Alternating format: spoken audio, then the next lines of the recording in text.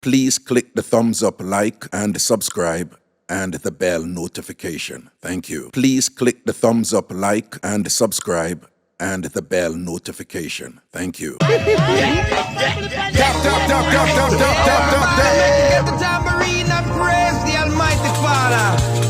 Let's go. All God-fearing people. Tap up his screen, tap up his screen. It make a difference when the show just start for who come in, how many people come in. Hey, Let's go. hey, Let's go. hey, yeah. What's up, what's up, what's up? Tap up his screen, people, tap up his screen. Shake your tambourine and praise the Lord. But the lead for me tambour mine. You can't stop in a revival time. Everybody shake up the tambourine and praise the Lord. Okay, well, I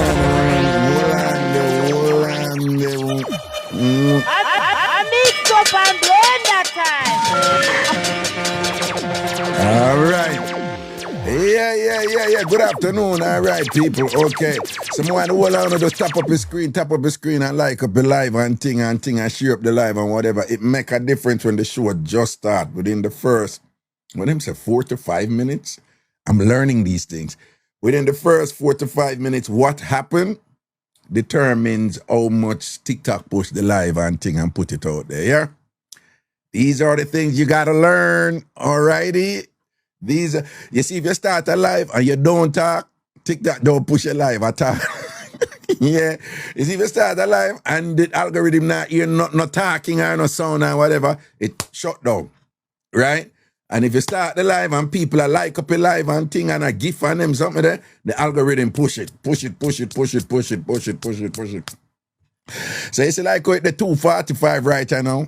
It means I need to tap up a screen some more and whatever, you know, if you jump up in another region the way, you know, things start going feet and all them. So, good afternoon, good evening, people. Good evening. Bless upon yourself. Everything is everything. Wagwan. Tap up your screen, all right? See, the Dan, big up yourself. And thing and whatever. As me see them post there, I want to respect you for them posts about it. Obviously, your bed not spread right now and thing, and your room chaka and all these things, but we still welcome you. At least you turn up and thing. Puggins, big up yourself, you know, seeing large up and thing, seeing. Everything is everything. Big up all who wear clean underwear. Big up all for bathroom clean. Big up all who not have no dirty dishes in them sink right now, large up on yourself and thing and whatever. Big up all who never go back in them dirty laundry with dirty clothes and take out back a underwear and put on because you run out. Big up all who can't ever run out of underwear because you have too many. You don't even know which one to choose and thing. Big up yourself in a bow. Raga loves you. All right. Big up all who wear socks and the socks no bad color. Big up all who wear socks right I know and the socks don't bad color large upon yourself and thing when I represent a foreign. Right? You can't say the same for everybody and thing like that. Armpit check. Everybody smell your armpit right you know. And if your armpit smell good, you say me good. And if your armpit not 100, even if it have a little whiff of greenery, we are Jamaicans. You know when we say somebody green, you know what that mean. We don't have to spell out that. So, smell your armpit, and if your armpit, it not have to stink, you know, even if it have a little whiff, you must say me shame. Post me shame. And if your armpit smell good, you post, me good. Me good, make me type, me good. Me type, me good. Right in our chat, me good. Okay, me good. All right, see it there. Ragashanti say me good. Watch out, me more than good. Me more than good. All right. Me good so. Me good so. See it there. Confidence. All right. Everybody who knows sound armpit confident right you know say that's me. Confident. All right. Yeah. That's me. Hold on, wait there. Okay, that's me. See it there? Confidence. You understand? That's me. I tell the truth. Okay. That's me. Right? I'm going to just start type it up. Me. Armpit. Well confident. My armpit well confident. Hello? Yeah, that's me. If you know say your armpit confident right now, yeah. So that's me. Oh, I'm not see nobody put me shame. Oh, the whole on the armpit smell good. I fool and I take my for down. Anybody who you do an armpit check a while ago and your armpit not smell good, you must say me shame. Even if you get a little whiff. Let me see if anybody ever say me shame. Let me see if anybody ever say me shame. Dr. Max. Dr.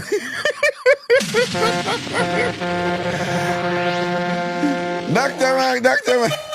When are they? Dr. Max, when you say you're shame, down. Sharon Rose, I look a whiff there. Tina, hey, that's why I'm rating her, you know. It's a Tina Lee, she keep it 100. She keep it 100. I look a whiff there. Dr. Mac probably come off of work or she come off of the road. And she keep it 100. I look a whiff there, you know. I didn't mean say you're green. I mean, probably won't have to actually a smell on the armpit to get the look a whiff and thing. And you can't say me shame. There are times when you make a look check and you say, John Wayne will say touch look a bit, so. Nothing wrong with that. You can say, yo, it touch look a bit and thing. People with a surprise mix up and me have one good one for you. Remember now, we're not going to call in and give it a mix up will result in a big surprise for you or a big surprise for somebody. Surprise shot. Move the phone here and I don't want to come fast in my business. We may run this thing here from one day. You know, so me like when the phone over there, so, but when the phone over there, so I see the whole of yasso and people like Kavi start get trouble.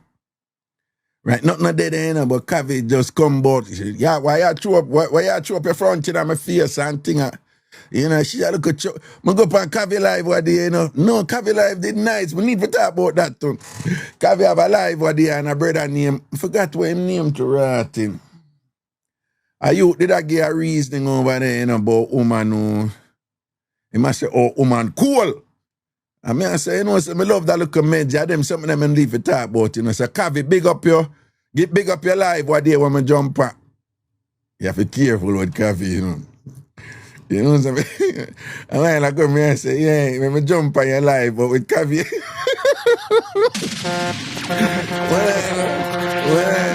With Kavi, you can't say them something with Kavi, you know. It's a good thing she not there. It's a good thing she not there, but me can't say them something with Kavi, like, yeah, remember me jump on your live. And you know, Kavi, I gotta take that and run with it and cause be a trouble down. So, you know, see me draw back a while ago. And think when me I go board for go say that thing. But anyway, I go up on our live, man, and our live, the jig is certain way and whatever, in terms of the meds and the reasoning, you know? And sitting. But all right. So, with a shock mix-up, surprise mix-up, any mix-up will involve a shock or a surprise and thing. Nurse Trini, big up yourself, you know. Trini Nurse. Which one sound better? Nurse Trini or Trini Nurse? I think Trini Nurse rolled off the tongue better, you know. Trini Nurse.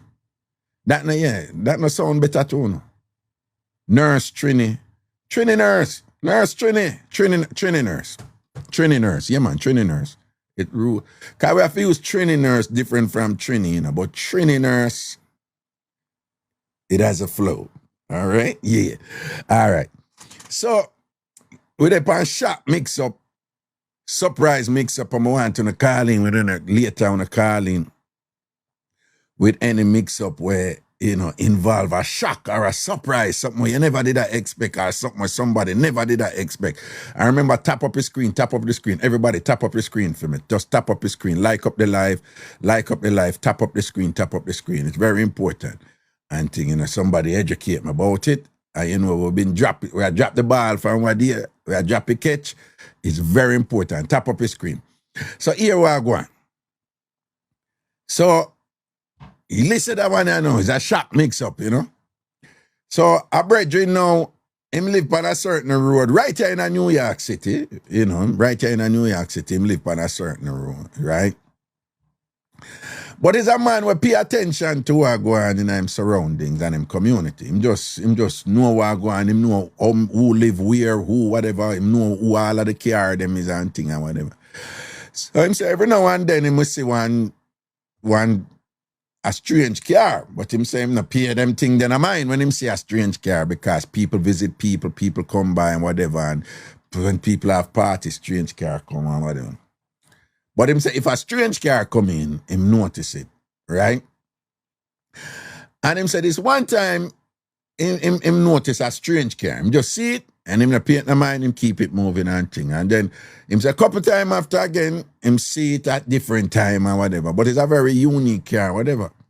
So him say after a while, him start pay it attention because over months, him say him keep on seeing this particular strange car. So him say him start pay attention to it. The other thing too is that him said the way the car bling out, him say is a young, flashy boy on the car. And you can't know, right? You can't know based on a decoration of a car. You can't know if it's a woman that drive the car or whatever sometimes, you know?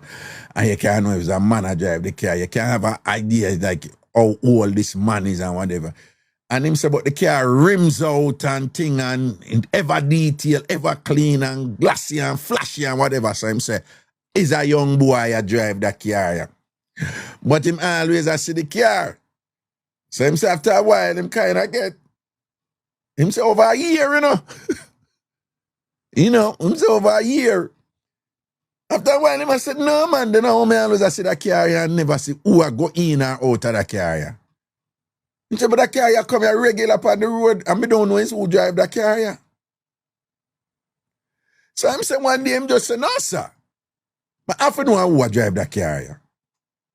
He said, I have to know who I drive that car here. Because I'm saying him over a long time he must see that car here at different points and him never see who I go in and it or come out it and whatever. So one day him decide say him I go sit down in a theme car and bleach. And him determined say he must see who are coming at that car here because, him said the car not dead at daytime. He said the car never dead at daytime. He said the car come at night and the car leave before day. So him decide to him bleach pan the car now for see how old it is. So him sit down in a theme car and I dark up and thing. She said, why one cookie, but why I need to know? I wonder if I ragga. No, man, I know me. I don't drive flashy cars. I mean, you know them something that for soup up car and them thing. Yeah, back in the day, me go to a rims phase when I get rims pan car, but me I one of them people that go buy the car and keep it till it's still. But anyway, so in my bleach and thing and whatever, and so I mean, I'm carrying him a chill and whatever, and him say finally when him see somebody a walk, but him say by the time him look and see the person and what the person dip on the sidewalk or whatever, and him see the person and him a say, who that? And him a watch the person and the person goes, so boom and go to the car. And him say, yeah, I'm a young boy for true. But him say, like say theme house there, so him down there saying a theme car, and by the time him see the person, him see where the person that come from. So I saw him say the person that come from him nearby yard. The person that come from him neighbor. So if like say theme yard there, so the next yard over at a yard the person that come from and go and care. And I saw him say, but me no know of that the boy they live over there, so. And if him a come here so long and whatever and thing and come them hours here and shoot out back them hours here and whatever. So I saw him say, John was some bunning and go on, man, with the young boy, you know. And he must say, look at that. So he must say, then hold on. Look how long this a go on. Then nobody no pick up. Right? Because him know the neighbor them, you know. Man. I say, him not going to get involved in it and whatever. But remember, say, I bleach at night, you know, and figure out what I go on. One night now, him a driving. But him never bleach or nothing, you know. Him never set out for do nothing. But him just happen for a driving at night there and thing. Now the boy him say, but him said like him a come down the road, so. Him said the boy a come from back a fame house.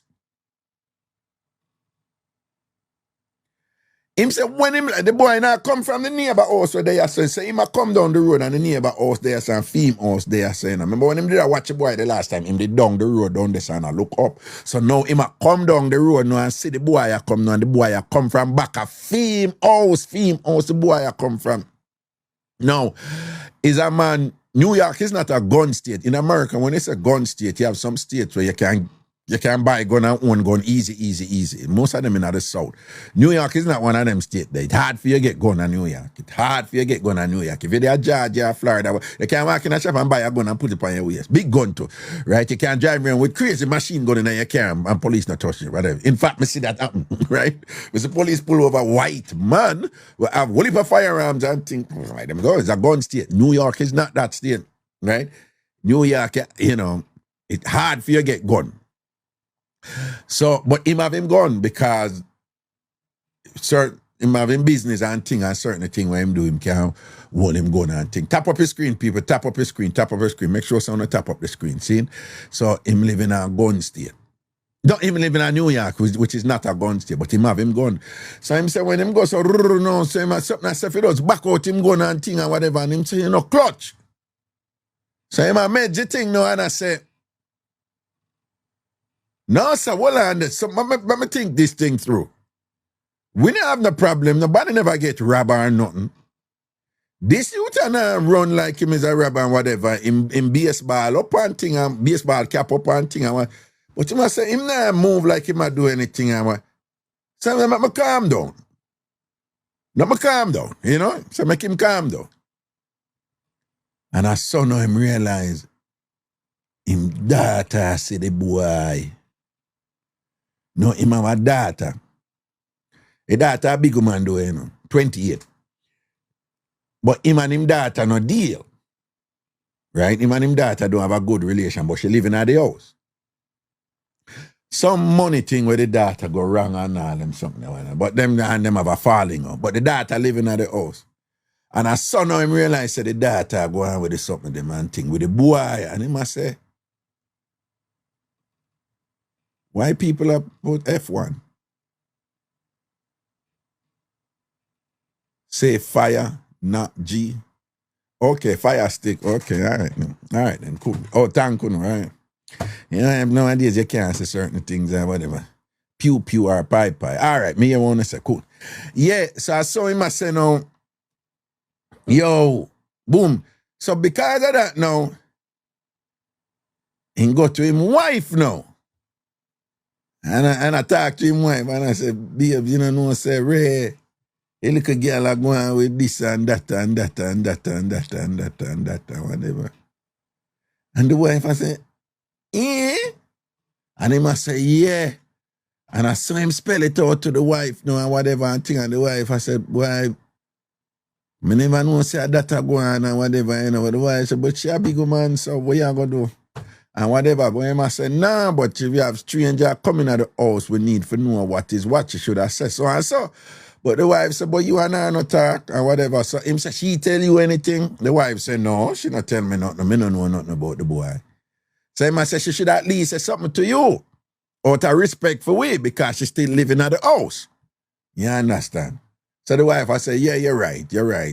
But you know she still, she have a woman, she not chat to you. She talk to me, but she not chat to you. So him say, all right then, cool. Him mother living at the house too, right? So him go to him mother now and him a tell him mother the same thing. Him mother say, boy, you never see smoke without fire, you know, right? And him say, what you mean? And him say, that all the while she just lock up in her house and she not chat to nobody, like she not no manners. And whatever, I talk to her about it sometimes, say you can't just lock up in the house, so you lock up in your room, so I'm not chat to nobody and whatever, the whole I will live here and whatever. So him said to him mother, say, so she not talk to you too. She said, yeah, we talk, but most of the time she just lock up in the house and thing, and she just antisocial and she not nothing with nobody and thing and whatever.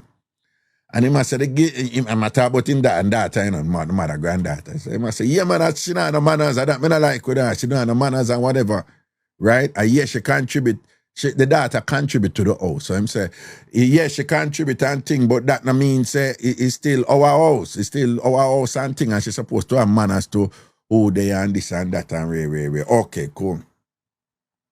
So he make the mother know, he make a grandmother know and thing. Some time pass after that. And then now, he might come in one night again and him have him car where him drive regular. But he might one sports car. It's not that, whatever. He might, I put him business out. He might have a sports car. But him hardly drive the sports car. You know them people who you have a lot of men up here. Not here, Jamaica too. Them have a regular car when them drive, but them have a little nice car with them baby up and thing, and the car they hardly come out of that. You might one of them person have that car there. So one time he might drive come in now, and the boy that him say a park. So him say, when the boy a park, and the boy bend down, right? And look over. But him say, the boy can't see him, because him have that little dark mirror, tinted mirror thing. But him say, when the boy look over upon him car, it's like the boy raise up. So it's like the boy I say, oh, I know the car where me I hide from, right? Right? You follow me? I say, him say the boy sit the car first, and then him instinctively hide.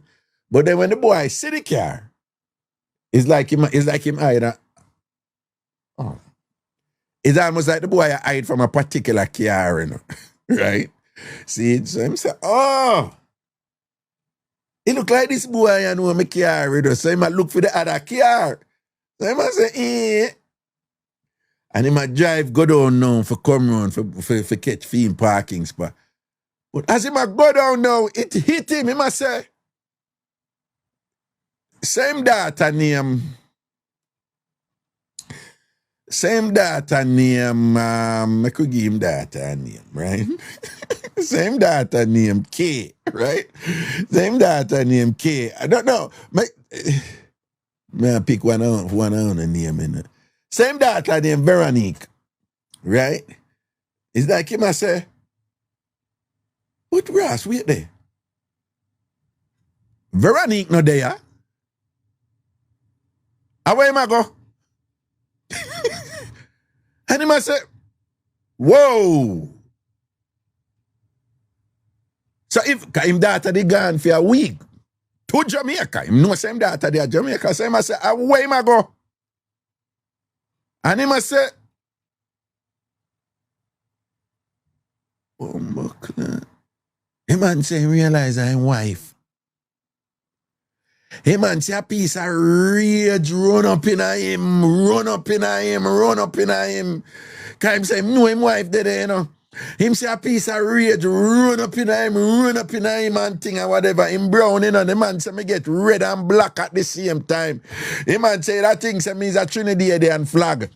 Him man say him red and black. Him say something I don't really understand, but I guess you understand. Him man say we brown people, we get red and black. And whatever. So he said, him decide, say, him not go in right away. Him a go clutch a little bit and thing or whatever. And him did it. Him and his wife got through some things before.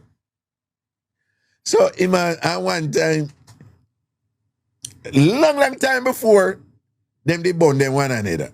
Right? Them they bond them one another. Him, but she did bond him first. So she did bond him. And then him did come back come burn her. But when him did burn her, fear argument was a theme bonded wicked sitting on it and chilling and it now go somewhat. But them get past that. When I say long time, I mean probably like 15, 20 years and long time. So him start think about that. And I said, then I decided to get back to when I think with the quits out that like this. So him start think up a whole heap of something why him wife I do this. And thing and whatever, and him say him clutch cause him say me determined me go catch her.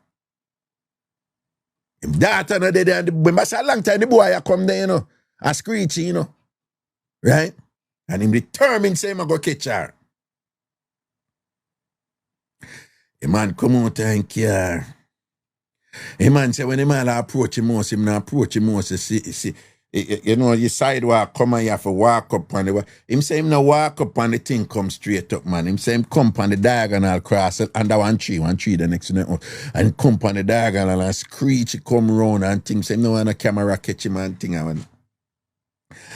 and but them have one ring camera, but him say him want by the time him reach the door him gone in, you know. So him go so boom now and go in and thing and him say him not check out him gun or nothing or whatever.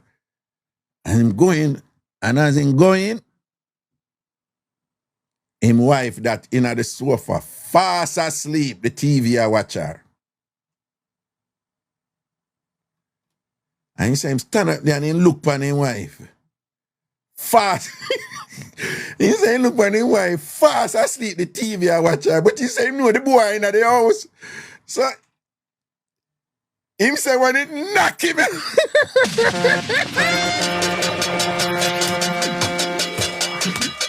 Him say, when it knock him, you know, him say, no. No, I can't.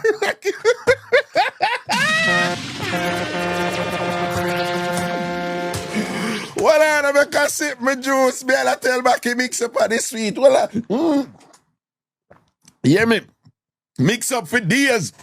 Him man say, when it knock him, you know, him say, when reality clot him and nine nastiness, you know, the man say, when he stand up there and see him wife fast asleep, he say, wife fall a snore too, you know.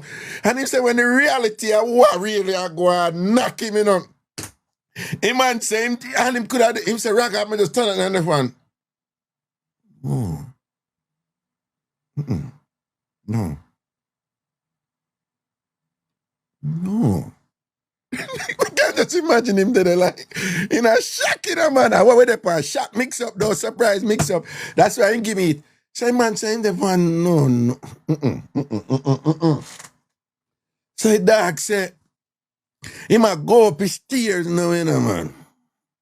And him say, Raga is like, may I float up his stairs, you know, may I step up his stairs, but he says like, he might float or go up his stairs, you know. And he take time go up, you know, man. And him go him mother door, mother door, him daughter grandmother, him wife mother-in-law. Him say go him door and him hear him mother. Him say she a whisper in a but him say the things them when he hear him mother say. Him say him never know say him mother could have said him so. And him say Raga, you know, understand my mother elder in a church, you know.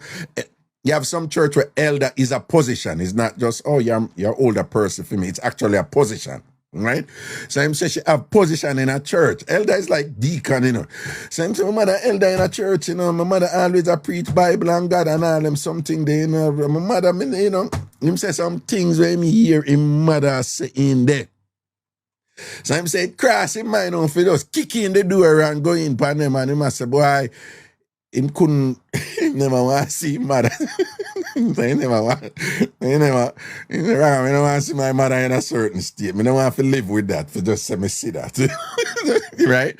And I don't want to see that. I don't want to see that something there, you know? So him say, him there at the door, you know, so him say, Mama, yeah, ma'am. Me know you the boy always a come to. And whatever you throw your granddaughter under the bus. Him say after him say that kurum, me all kind of thing, a tumble down and thing, tumble down in there and whatever. So him say when him hear the tumble down, him goes and run go downstairs quick. And him say go back through the door. Go under the tree and pose under the tree and whatever, you know, because he must say him want to see when the boy come out. So him go down now and thing and wall left for two and go back under the tree and dark and thing and him say, little after that, the boy that him see come out and a fix up and thing and whatever and him say, bam, confirmation. Yeah, I did in a mother room, the boy did. Right? I won't put this in there. Oh, you didn't put that. Okay. Right? In the mother room, the boy there. The man say him just have him stand up out of the tree for a while, you know. And him say after a while, him go in and him just sit down on the sofa And him sit down on the sofa down and wife foot and him saying, wife, wake up and ask, wait, you all right, what happened? And him say, I'm a good man. And I say, all right, so I'm a good man, I'm good and thing. And him sit down and him watch thing and whatever and him talk. And him saying, the wife I said to him, say, you know, look yourself, you know. I want to go on. I say, no, I'm good. He say next day, and see him mother, nothing was said. She don't say nothing, him no say nothing. The other day, him see him, nothing was said, them go through. No. So him say, one day, you know, when him and him mother alone there, you know, him said to her, say, Mama, you know, you have your life, you live, surprise and thing and whatever, but you know what I never like? Like him tell him wife too. And him wife, you know, her thing was like, yeah, well, your daughter a big woman, you know, you and her not agree and whatever, so she free to live her life, you know? And, you know, and she said, but you should have really make we know who come in at the house so that as a safety thing, you know? And him say, that my wife saying, but him say, you see you, when I say to you, you fling your granddaughter under the bus. And you put the blame on her totally. And Jim, I said, I never expect that from you. You know, as a church woman and as my mother and thing. I reason with you, you're living at the house here with me. Him say, mother look straight upon him in the eye and say, what are you talking about? And him say, you want the boy?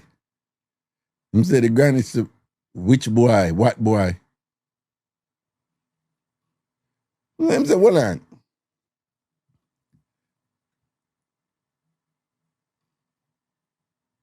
Mama, what you try to do? If you say, Anna, you want the boy? Which boy? What boy you talk about? What boy you talk about? Mama, me know say you the boy been a come to. With the boy where you did that talk to me about what they you know say, and him she mentioned back your daughter name. I would say daughter name Veronica. And I said, like I said, the daughter, like, you know, Akia, no care you the daughter, right? I said, no care yet, no you say Akia. So I must say, yeah, me this say Akia, can't I believe Akia. Then she said, oh, you didn't mention, remember you didn't mention that to me, but me not think that pass and gone, you still upon that, but you still think Akia. Then I say, Mama, wait, me not catch you with the boy in your room one night. Yeah. Catch me. You see me with boy. A man say, yeah, he full up of water.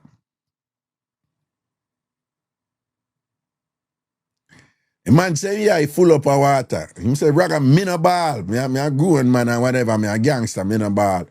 And him say, yeah, he full up of water. And him say, mother just brush it off and say, stop your ball and stop your foolishness. You're a big man. Where you a ball from? Move on some man and tap your ball. And the man said, Mama, you really are going to deny this thing to me and try to make me look like some mother and me eat it and whatever. And the mother now said she not do nothing, you know. Yeah, when him say the mother keep on, I said, the mother say, you never see me with nobody. And him say, I'm talk to the you never see me with nobody. To him say, to the reach a point, and him say, oh, so I should have kicked down the door and come in the pie and whatever. And thing, and then him say, the mother say, me live here, you know, but my door is my door. You can't kick down my door. After, you know what, I'm going to go police, go tell him, say, yeah, come kick down door and whatever. And him say that rock him, you know. Him say that rock him. Him say him never know say mother have them something there in her, you know. And him talk about it again after some time after, and him said him mother whole hard and see him and say, hey, she not do nothing, you know. She just keep on and say, you did not see me with anybody. In other words, the mother say, you can conclude what you want to conclude, you know, but you don't have any receipt, you don't have any evidence. Right? Me don't know what you are talking about.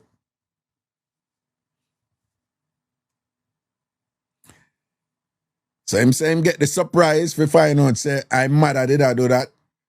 But him say the even bigger surprise. Him say, oh, him mother deal with him after. So him say, Raga, the woman I deal with me like me, I want idiot, like me a fool. And she just bare face with it and thing like that. Me just look upon her different. Right? So I understand, you know, the shock, you know, the salacious entertaining part of it is a shock. Say, the granny a take a boy from how long, and a screechy a take a boy from how long, the young boy with the flashy car and all these things and whatever, right? And the granny a take him long, all that. That is a surprise. But I know that are the big surprise to him, you know. The big surprise and the shock for him, how his mother deal with him. I must say, mother say, hey, you can't say what you want to say. Me don't know what you're talking about. I have no idea what you're talking about. Because right, I know you sound like a idiot. And for the record, it's like him mother make him know, so for the record, you never see me I do nothing, you know, so I know you're talking, you know. I mean, the mother never say nothing like this. I will him never tell me say the mother say nothing like this, but it come out like the mother say, don't even go tell people say so and so happening, you know, because if you do that, you know, the consequences could be unpleasant. I mean, lock you up for defamation of character. You have no proof. You never see me. You understand? So he must say, him and his mother no move, so. His mother, I'm confident. Him talk to her and all these things and whatever, and share things for him entire life. I come up, you know, from him a teenager. His mother was always that woman who can go so boom and hold secret for him and all them things. Them say him a prayer different now. That is a surprise. Yeah. Shock and surprise. Say a granny did a take a boy all along. But even bigger shock and surprise.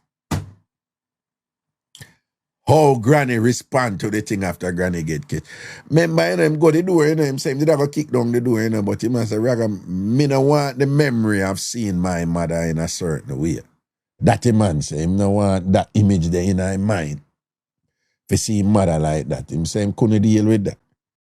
So a son of him say, Ray, mama, me know say you a take a boy where you claim say, Kia did that take her, whatever, and boom, bam, bam. And him say, right away here, boom, boom, boom, boom, boom, boom, boom, boom, at the house and whatever. Obviously, them frightened, and the boy jump up and I put on his clothes and I run out. Him no smart enough, he was and go downstairs and wings up and thing and see the boy I run out right after. Remember, you know, only him mother and his wife in at the house, you know. And him say, boy, him lose her farfish to her granddaughter and die boss him. Say, him say a cool side to her. Why go on, Jazzy? Raga. What's up? Good night, sir. What's up, boo-boo? Listen, Raga, let me tell you something. I just wanted to comment on what you just said. Yeah. And my comment is, honestly, if that's his place with his wife, he need to put his mother out. Simple. As long as it's his place or his wife's place and the mother staying with them, he need to take a step back from her and put her out the house. And the reason I feel so is because somebody like that is dangerous. A person like that will set you up and stand up in your face straight and say it's not them. So, you know, a lot of times we have this high respect for our parents, as we should. And as we get to be adults, including myself, I have my own story with my own mother. But not everybody, but some people experience it where you have this high respect for your parents. And when you get to a certain age, you realize nothing really special about them. They're just regular people like anybody else. And sometimes you get to realize these people are really wicked. You know, some of us have some wicked parents and we didn't see it until we became adults ourselves. No, here's the thing. I have a question for you. On one level, I totally agree with you. And I've been one of those people who have been speaking out with this thing about motherhood being a sacred institution that is not supposed to be transgressed against in any way, form, or the other. And many of us, not only in Jamaica, but in the black community, we are raised that way. Partly because a lot of burden was placed on the black woman, and the black woman carries so much and don't get credit for a lot that she carry. And thing. And then you know the whole thing that the thing set up and thing is the woman always end up with the pit them two and thing when the man is being irresponsible. Right. Even though you have some systematic constructs there that encourage that, you know, encourage the man not being there, you know, and so forth. But we're not getting that part, the technical part of it. But here's my question. And then I remember one time in Jamaica, a mother hold down her 15-year-old daughter and make her stepfather SAR, you know, big thing in our papers and everything and whatever. And then me I say, why don't I speak out against them something? They say, if this thing was exposed, then clearly other mothers are like that. So we need to be careful and whatnot. And I know about multiple instances where mothers move wrong and thing and parents move. Right. But is it not the case that this mother have a case for say, me never do you nothing. Me did I live my life with me never obligated to tell you nothing. Me raise you and you live your life and whatever, but me I live my life. Is you start fast. I'm not obligated to me never do you nothing bad. And then if you come to me now and I say certain things where, well on, you depend speakerphone or earpiece? No. Oh, okay. Something I loop back my voice. Right. No. So if the mother say, if you come to me now and basically I make some sort of something for me, tell you my business, I am not obligated to tell you my business. What if the mother make the argument then? This is the thing. It's not really the business part that got me. It's the part where you're dead in my face straight and telling me it wasn't you. All she had to say, honestly, was, I'm grown. I don't have to tell you nothing. Simple. Or she could have said where, listen, okay, so what? So now you know. And move on. Since they have that relationship where she's a confidant and he tell her all her business anyway, okay, you grown, she grown. If she want to do something, all right, I'm doing something. Leave it at that. We're not going no further. Remember, I'm your mother. You need to have respect. I have my own life to live. But it's the standing up straight in your face and trying to gaslight you and make you think you insane for what you saying is the part that make me look at her or anybody else who would do something like that like they're dangerous. Because you have to look at certain actions that people take with the simple things. And something simple like that, I'm coming to you and you in my face telling me, basically making me feel like I'm a jackass to the point where the guy have to start crying, second guessing his own mental health, fooling himself, telling himself, okay, maybe I didn't see that when he know he did. No. sir, he didn't do Let's be anything. clear about that because he was clear about that. He never for a second. Hold on. Check. My daddy want big up yourself. Hold on. This thing I never did a loop before and then it start loop now. You could hear me now? No, we hear you good. I'm just my voice is looping. Jones, big up yourself. I see you just subscribe. Now let me just be clear. Mm-hmm. Him not second guess himself or nothing, you know. Not No, him, he's not. He's not. No, The way hold she's on. He's behaving. not. What he's saying is that it hurt him to know that she is barefaced. What you just said, barefacedly, just like without any care or whatever. She Right. not, she not care about the impact where it have. You know, her intention is to have him a second guess himself and think say Right. him did wrong. That bother him.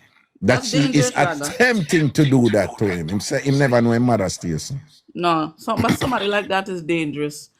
Even I could even take it a step further, Raga, and say somebody like that is all wicked. I'm telling you. I don't know if you agree, but I see it like that. So you don't think she have an argument for say, I wasn't doing anything wrong. Me I mind my own business. Me is a grown woman. Me I am mad about me is a grown woman. Me I live my life. Is you come fast in it. And you put me in a position where me have to respond. And I wasn't obligated to respond to tell you whatever. You know, think so she have the argument there. That's what I'm saying. Raga. She could have told him, listen, I'm your mother. You know, I'm grown. I'll do what I want to do. But don't try to make him think he's crazy. That's the only part that I have concern with. Of course, your parents is grown. They could do what they want. You can't scold her. If she want to sleep with who she want to sleep with, that's her business. And honestly, she don't have to have no long talking with him. But if it's his house and people is sneaking out the house to the point where he's thinking is his own wife and is starting to potentially mess up his marriage, I think she has a duty as a mother and as an adult to say, okay, you know what? Let me put a stop to this. Okay, it have nothing to do with your wife. It have to do with me, and we don't need to go no further. We're gonna leave that right there. Right. At least you know, she I wouldn't say own up to it, but you know, there's some kind of accountability, some level of something. But the gaslighting thing is dangerous. There are two things there for me. One is that he could have gone and done something stupid with it to his wife. Exactly. Think about that, you know. 'Cause it just never crossed his mind that he could have been his mother. And the second part is, even though she never said the daughter, and she essentially just acquiesced to his first accusation that it was his daughter, her granddaughter, for her to respond in a way to say, oh, yeah, I notice her behave this way or whatever, this and that and thing or whatever, by, you know, putting it on the dog.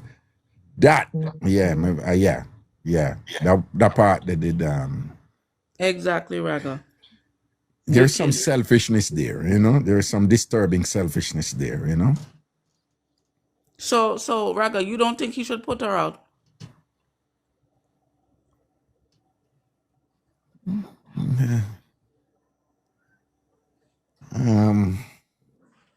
I think he has a right to be very disturbed about it and upset and thing. I don't know if it reached put out though. Okay. And again, I'm not one of those who believe that, oh, the sacredness of the mother is such that mothers can do no wrong. If the mother wrong, I can imagine multiple situations where you must throw out the mother. Is this one of those? Nah, I don't think it reached this. Will our relationship be the same? No. Okay. But because say you have to leave no because of that, I don't think it reached this. Okay. Manta, That's you probably fair. new over here. Don't tell me to cut off anybody and thing. Don't tell me what to do in the show. Manta, don't tell me what to do. Ragashanti don't like that here. Listen, watch, enjoy, analyze, and think. You don't tell me to cut off anybody here. We don't do that over here. All right? Don't give Raga any directions how to do that thing. It's me run the show. We don't do that over here. It's a pet peeve of mine. It's annoying for people I know, but it's my pet peeve. Don't tell me what to do with them, something there. All right. Cool. No, moderator, leave her alone. No, don't trouble her. In fact, moderators don't do anything like that without my permission. You know? But Raga, everybody's saying that there's an echo, so let me just come off because I don't know what's going on. No, but the echo come from me. Yeah, it did sound From good you? before. Me don't know if you have something else on, another phone or something. No, I don't have nothing else. Well, I don't have it to my ears. I'm talking in it, but it's not to my ears. All right. No, worry about them. All right, we're cool here. Okay. All right. Listen to me. You're a contributor to the show, yeah? You understand? Okay. You contribute and thing, you and that. Remember what I always say, the biggest people, them with the biggest mouth in the chat, who always I tell people what to do, the biggest critics them in the chat. If I them for call in one day and contribute, the people, you have people who call in and contribute, who hear things where them not agree with and whatever, and them just clutch, and them have manners, and I don't really like, this is annoying, but them just work with it and think. The ones them with the biggest mouth to tell anybody what to do and who judge people the most and whatever, if I them for call in and contribute to do that never happen. All right? So you just know, say me understand that. All right? Big up yourself. You are a supporter and an active member of TamFam. That's right. Me know that about you and many others. So when anybody come and want to criticize people like you, I will tell them about them rass and run them. Because some of them only good for criticize. That's right. All right then. Big up yourself, yeah? All right, okay, boss. cool. Mm-hmm.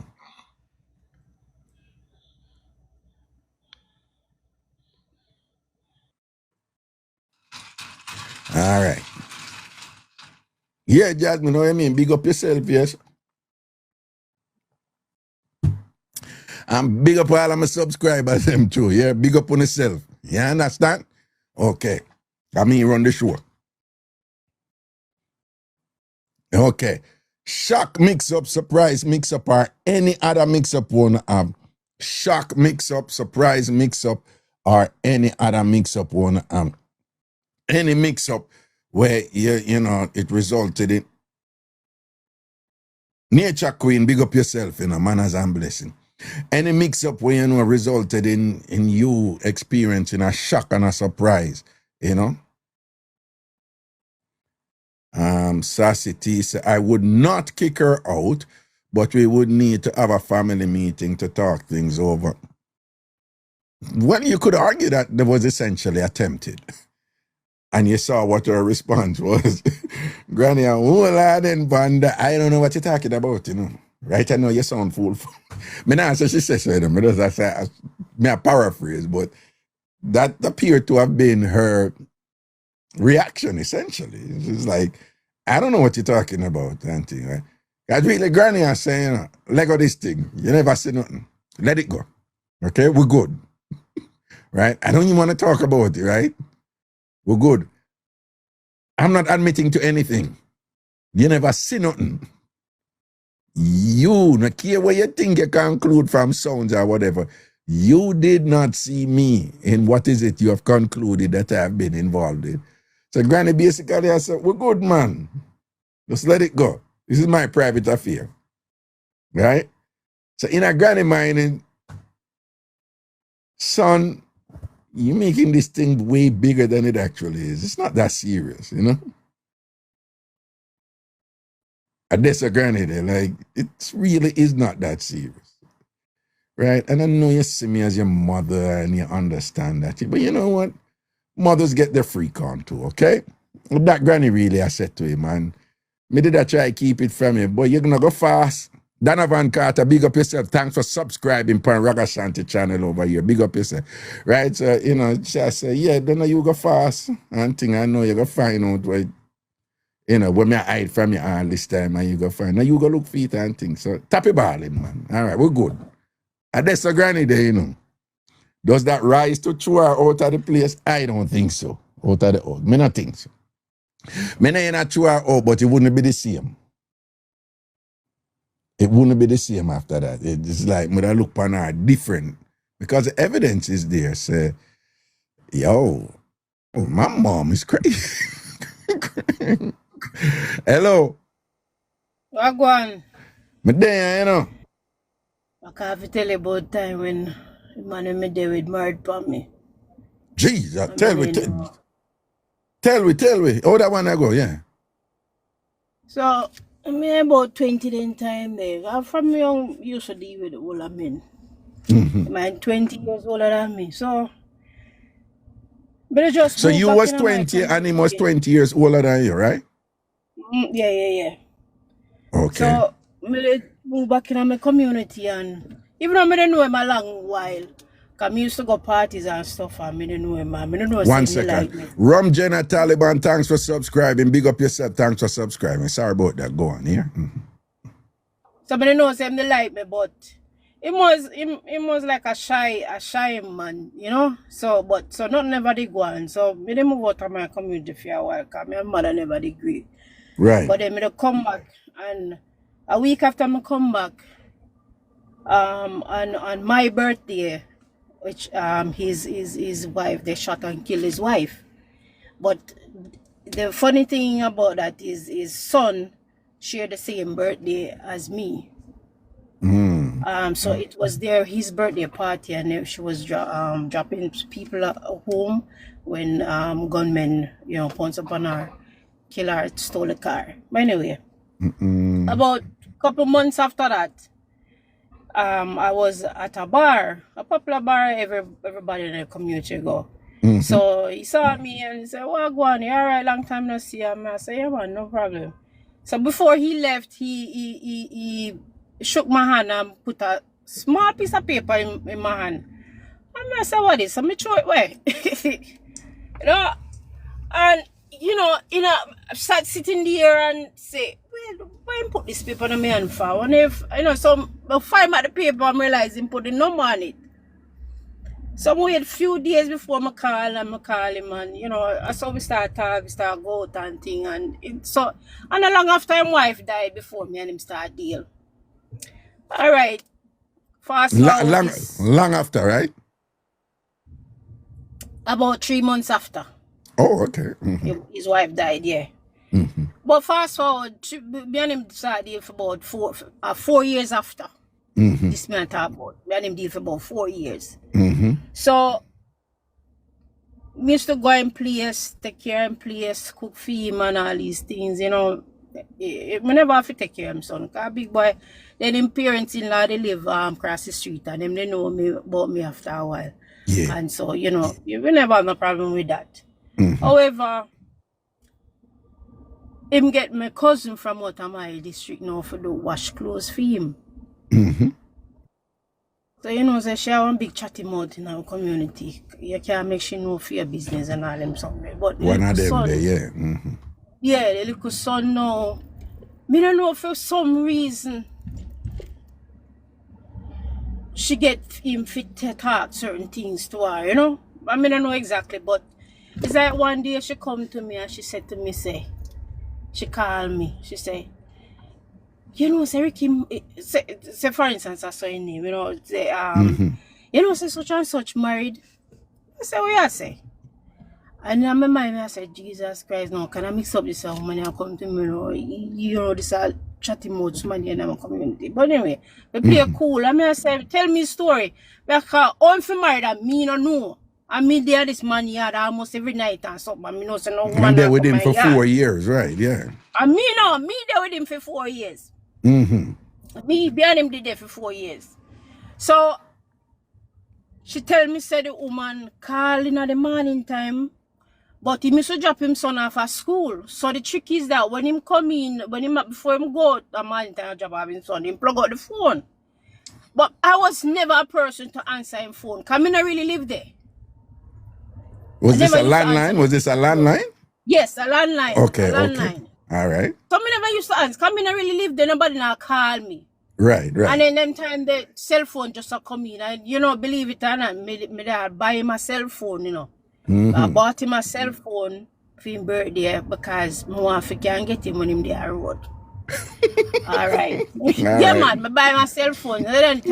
So when she had tell me about him something, I say, then he married, I mean I know about no woman. So when she had tell me now, say him plug out the phone before him drop him son at work and when him at school and when him come in back now we plug in the phone. But when me around him not answer the phone, keep the phone plug out. If when me not there now, him plug in the phone. And because him have the cell phone now, she have the cell phone number. So she call him too. Alright. So when my cousin tell me the load on I said, the little boy I tell her them something, you know. So the lady will call the X time and him plug out the phone. I say, okay. So one night I sleep there now. I say, alright, in left out of the house now. That time at about 6 o'clock in the morning if you drop the youth at school. So go and me hold and behold the phone plug out. Some plug him at the phone. You see as me plug in the phone for turn way, the phone go ring. And this is the very first time I answer this phone in this house, me I tell you. So I answer the phone. Yeah. So the person come on, hi, good morning. And like she asks you such and such, because she asks him full name, because like I would say him name Richard, we call him Richie.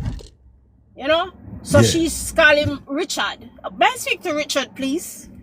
So I say, he's not here. Can I take a message? Could you please tell him that his wife called? I say, okay. So she said, who am I speaking with, please? I say, I'm his girlfriend.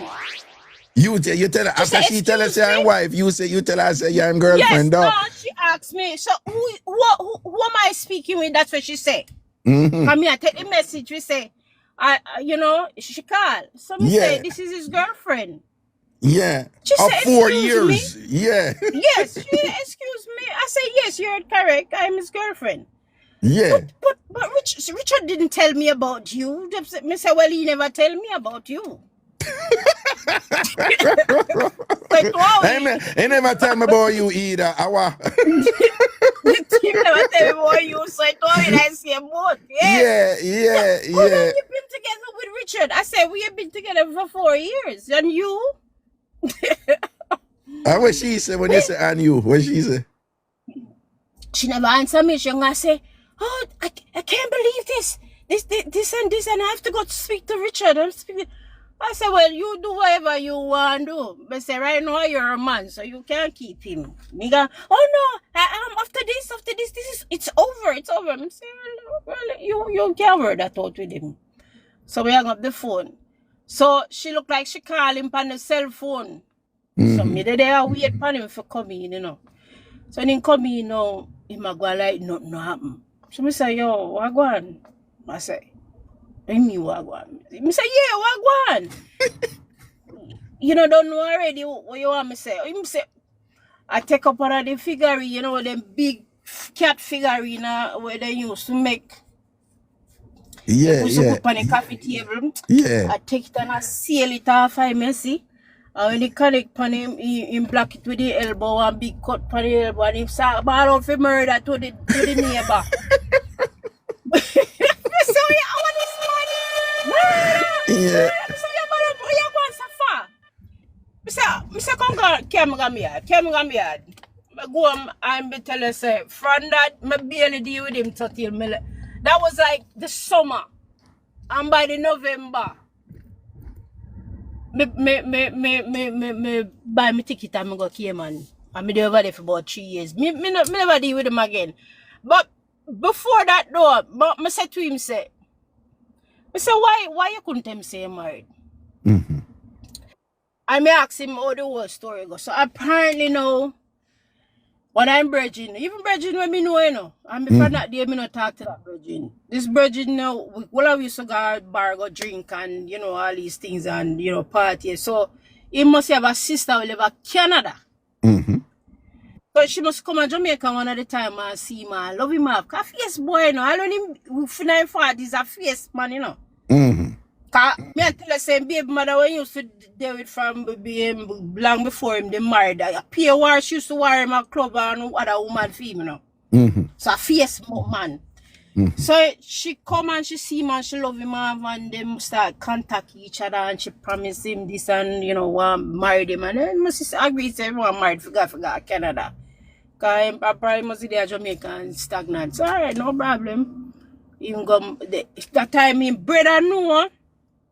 His mother and his father know till them all there and them witness the wedding and that. I say all him something, yeah. Damn. Imagine. To me I say, if you don't look for go foreign just to get, you know, paper. Me say you could have talk to me and tell me. You that work with it? Yeah, man, do your thing. You that work with it? Of course we not work with it. Of course. Me say I said, do your thing, man. Do your thing. Remember, you know, me young, you know, and you old, you know, I mean, if you don't, I didn't tell me to see no juggle a thing, but me not think about long term anyway with him. Right. I mean, if it didn't work out, it would have worked out. You could have gone a foreign and then you could have helped me afterward. Who knows? I mean, I said, but you don't do me that.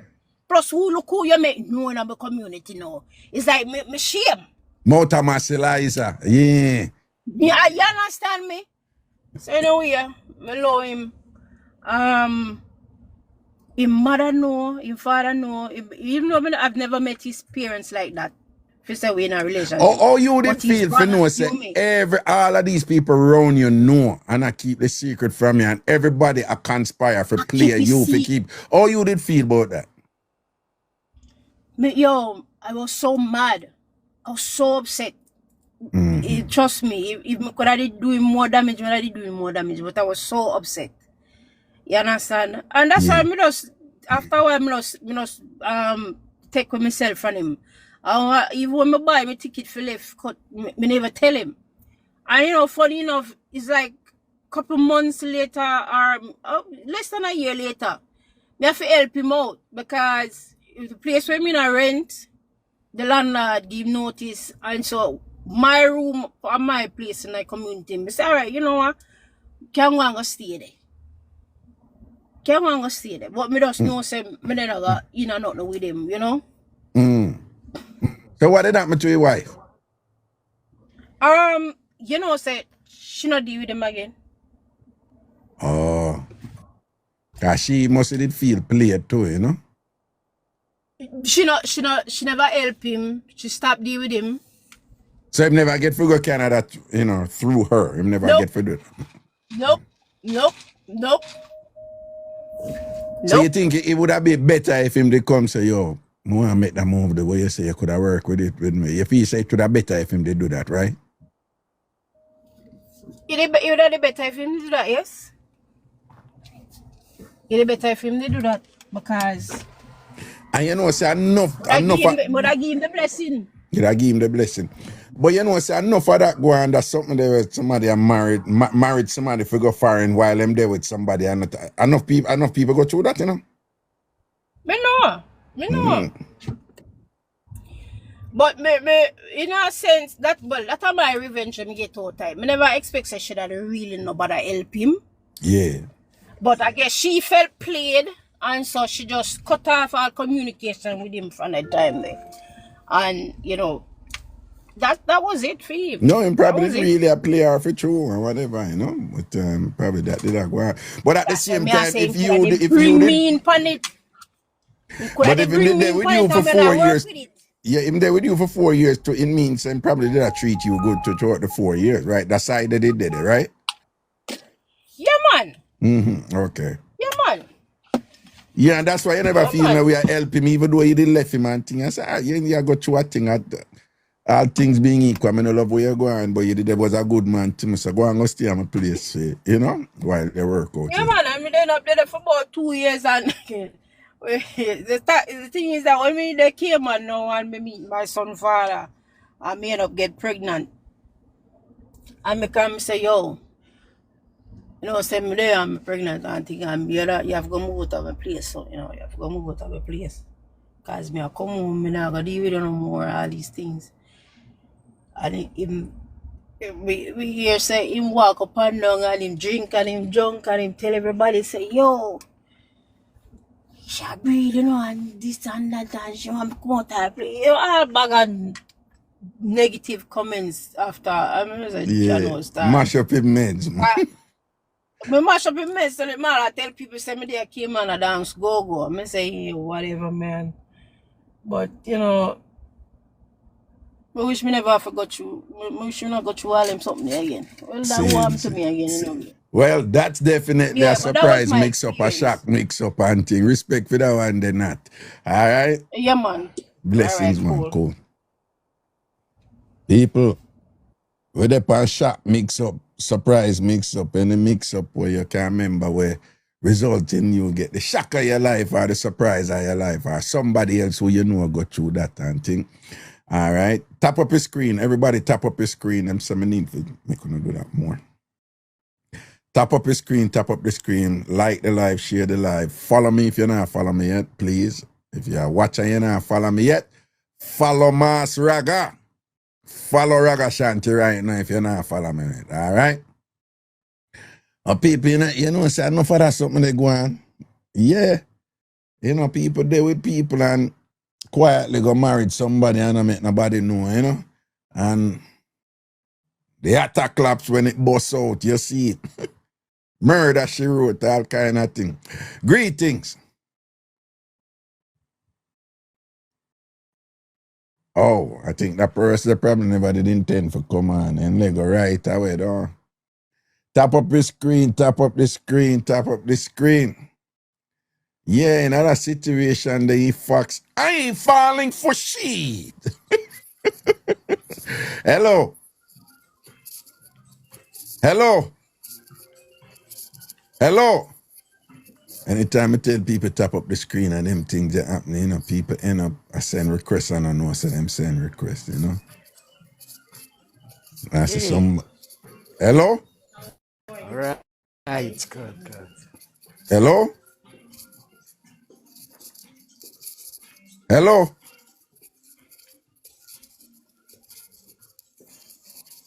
Hello? I want to tell you about Tap Raga Lips. You see how she mix up.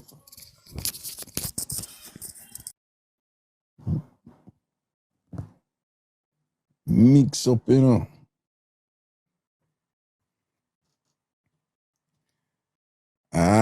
Surprise mix up, shock mix up, or any other mix up one have. Greetings. Hello. Hello. Hello.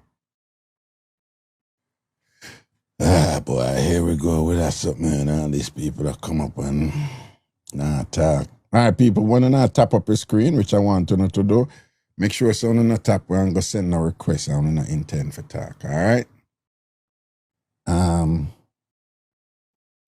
Oh, okay.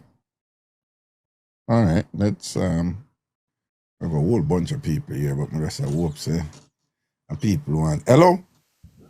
Hello? Hello. Yes, hello? Yes.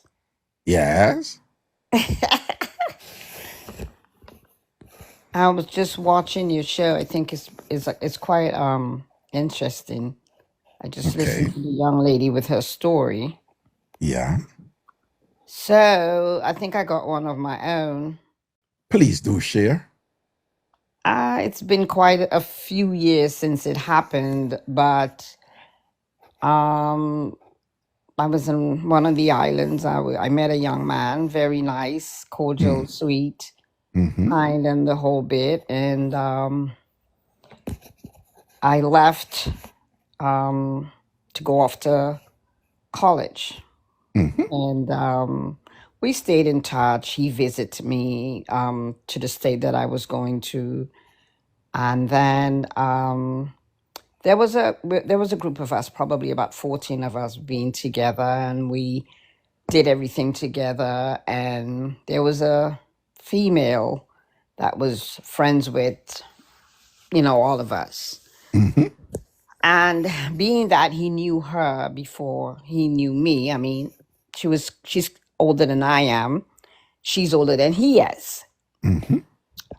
And when I left to go off to school, they were friends, and we had a place together, and he started having problems with the place, flooding with the apartment and all of that. So she said, being a friend, that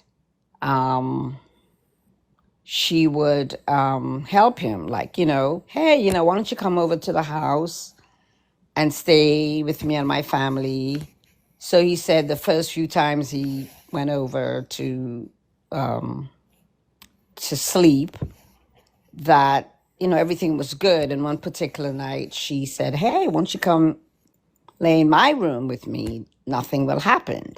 Hey, just come in my bed with me and think, whatever. Yeah. We're friends. That's gonna happen. We've been friends for quite a bit. So You know what? Come lay with me all night. And so I said to him, so did you? And he said yes. Now I was actually 18, so I really didn't know anything about life at that time. So I said, well, okay, I took it for what he said, because he'd never lied to me or whatever. So I had no reason not to believe. Right. But as time went on, we called each other, we wrote each other every day. 7 days a week, I got a letter from him. He got one from me. We wrote each other all the time while I was in college. So the time I went to visit after my first year, I got break, so I went to visit, and the visit was really nice and all. But I noticed that there was just a few things different, but I never questioned it.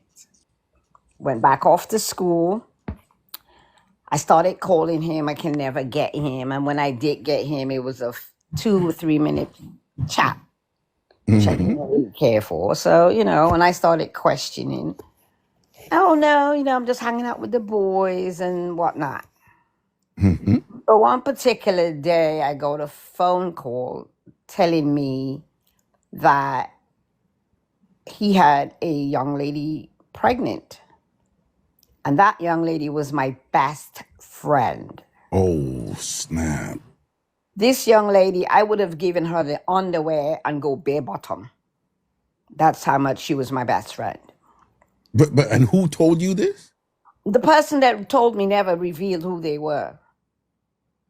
The person that called and how they got my number, don't know. So when I got off the phone, and immediately I got sick, I started to to vomit, and I didn't know what to. So I waited a few days and I called and I said, but hey, this is what I heard, and is there any truth to it? He said, no, there was no truth to him having that young lady pregnant. So I said, okay. Then once again, I believed him. But then I went back a few days later and I called. I said, wait a minute, I just need to know something. Why the person that called me and said that this young lady, well, she was pregnant, but not there long after that. At 7 months, she miscarried. So I said, well, if she lost this baby, and I know Wait. She miscarried at 7 months? At 7 months. Yeah, she miscarried at 7 months. And even in that moment, I had sympathy for her. I felt badly and all that. So I said... But to be clear, all this time, this best friend who you would have done anything for, she knew that you and him were together. Your best friend. Good. I just want to be clear on that she knew that he was with you. Go on. That was one of the one's house that he slept at. She's not the one that got pregnant. This is the actual best friend. The other one was just a friend. I knew her through him. But the best friend got pregnant. But in the end, I found out it actually wasn't his baby. But I said, if the person called to tell me that means you'd been having something with her, because there was no way they would put the two of you together if you weren't having some type of relation with her. Because clearly whoever called you, knowing that he's not the father, but the person who went out of the way to call you want you to break up with him. That I get. Later, I found that out. But it didn't happen. We didn't break up. No, we didn't break up, right? No. Right. So that happened. I let it go. I'm like, whatever. I don't care. But that best friend stopped having conversation with me. She stopped talking to me. Talking to me. Never told me why. And I guess because she probably guilt. Maybe she thought I found out that she was, going over to his house. They were having their little rendezvous here and there. So I don't know. Never cared. No, but hold on. But did you have definitive proof that he wasn't the father of the child that she lost? Because it was because the guy that fathered the child, he stepped up and said he had to sign the death certificate, give the child a name before they buried the child. So that fella was part of our group. He was one of the boys in the group. With it's about 14 of us. There was a club. It was a club, and we all belonged to this club. And it was one of the guys. He stepped up and he said to me, "Yes, it's not your guy. I am the guy that fathered this child." So I said, "Wait a minute. So that means the both of you might have been having relation with her all at the same time." Exactly. So what I'm saying, all this time, but so even though he wasn't the father, how were you able to ascertain with certainty that your boyfriend was indeed intimately involved with her? Because I asked him and he admitted it. Oh, okay. Yeah, this is why I said we even after that we didn't break up. He admitted. He said, honestly, yes.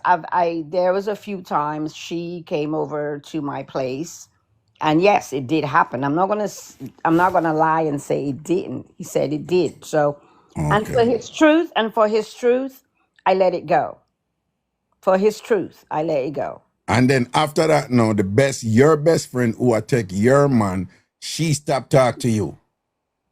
Well, she slept with him, and that was over with. His friend, the woman that he ended up that got him, was his friend, and we became friends because she was my beautician. She had a hair salon, so she was the one that did my hair. That's how I met her, because he introduced me to her, being because I had my hair. I needed my hair done every 2 weeks, and she was her salon is where he took me, and that's how I met her.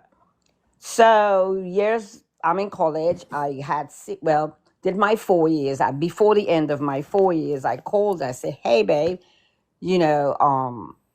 I'm going to find out whether I graduate or not. You know, I'm going to check I've taken my exams and all that.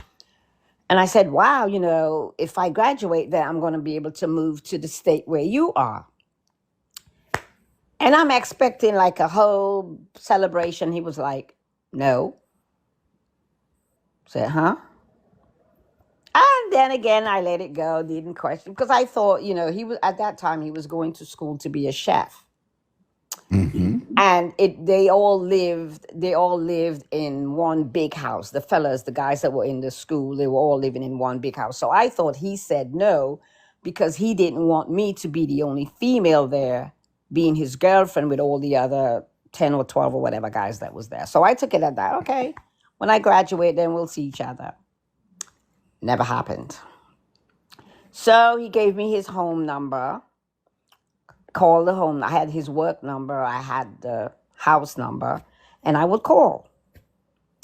And a few times I called, a female answered the house phone. Yeah. So I said, okay, didn't think anything of it. And then one day I called and I said, why is this person always answering the phone? Yeah. I didn't say anything to her. She knew who I was, but at that, it didn't click who she was. So one day he called me back and said, oh, you know, I got a message on the answering machine and whatever. And I said, I said to him, I said, hey, let's call her Lucy. Lucy, yeah. Yeah, I said, wait a minute. That sounds like Lucy. Is that Lucy? And he said, yes. I said, okay. And I said, what is she doing there? Gave me her side story. Oh, she moved to XYZ state and she lost her job. And so she called me up and asked me, can she come, you know, shack up at my place until she finds her own space. So do you think at that age, you know, from 18 up to 22, even all those years leading through college and whatever, when you look back at it now, would it be an accurate characterization to say that you were incredibly naive then? To say the least. Yeah, because you seem so forgiving and understanding and accepting of any story, of an explanation.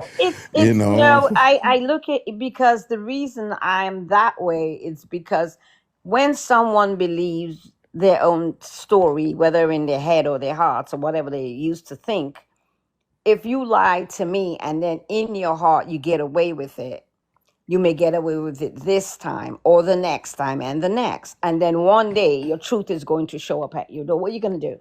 That's true. But I'm just curious here for the purposes of a show like this. When you reflect on this, is it that you really believed everything he told you? Or when you look back on it, is that you wanted to believe it? You preferred to believe it? Which one was it?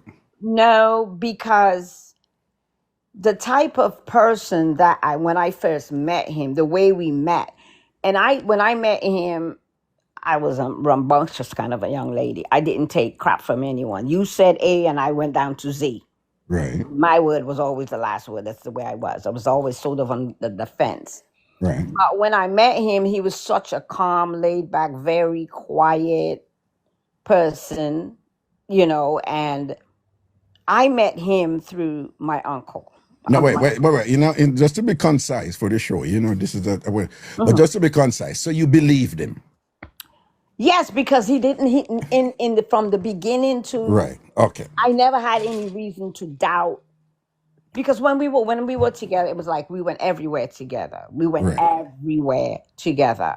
Right. Because my parents taught me, hey, if you met a man with 3 eyes and that's your taste, bring him home before you do anything. Right. So because my parents approve of the situation, you know, and my mom's like, you don't do anything. And the thing about it is the way that he respected me. Never, I didn't do anything until I was at an age where I thought I was ready. Even though I met him at 18 and I called him my boyfriend, nothing happened until, because he said that to me. He said, that I was getting ready to go back to London, and I said, "Hey, I went and visit," and I said, "I'm leaving. I'm going back to London." And he says, "Well, I've got something I want to say to you." And I said, "Okay." He said, "Look, I've been around you, and I like you, and I want you to be my girl." I said, "I'm already your girlfriend," because not thinking in the sense of being together. I said, "I'm your girlfriend because we hung out, we did things together, and all No, that." okay, again, let's be concise again. How long, at what point did you and him get intimate? At what age? I would say about 19. About 19. 19, almost 20. And I would was a this late be bloomer. after you went to college and came back to visit, Yes, something like that? yes, Okay, yes, all right, yes, then, good. yes. So how did this end up? It ended up that the story, that the way this whole shebang, okay, I didn't go when I graduated from college. I stayed in the state that I was in. I worked, I did my whole thing. And then I called him up one day and, just chit chatting. And I said, "Well, what's going on?" And then he proceeded to tell me Lucy was pregnant. Lucy lost baby. Lucy got pregnant again. And by this time, they bought a house. And I don't know, decades they were together. And then they got married. And I thought, well, I'm an adult now. I'm 30, whatever. So I went to visit just as a friend, and apparently things was going bad, and he wanted me back then because he started thinking about what a good person I was, and I had not dated too many other people after him, so he wanted me back. And I thought, I stopped thinking about it. I said, yeah, it could work because he's a good person. But he said something to me that didn't sit well with me, so I blew a gasket.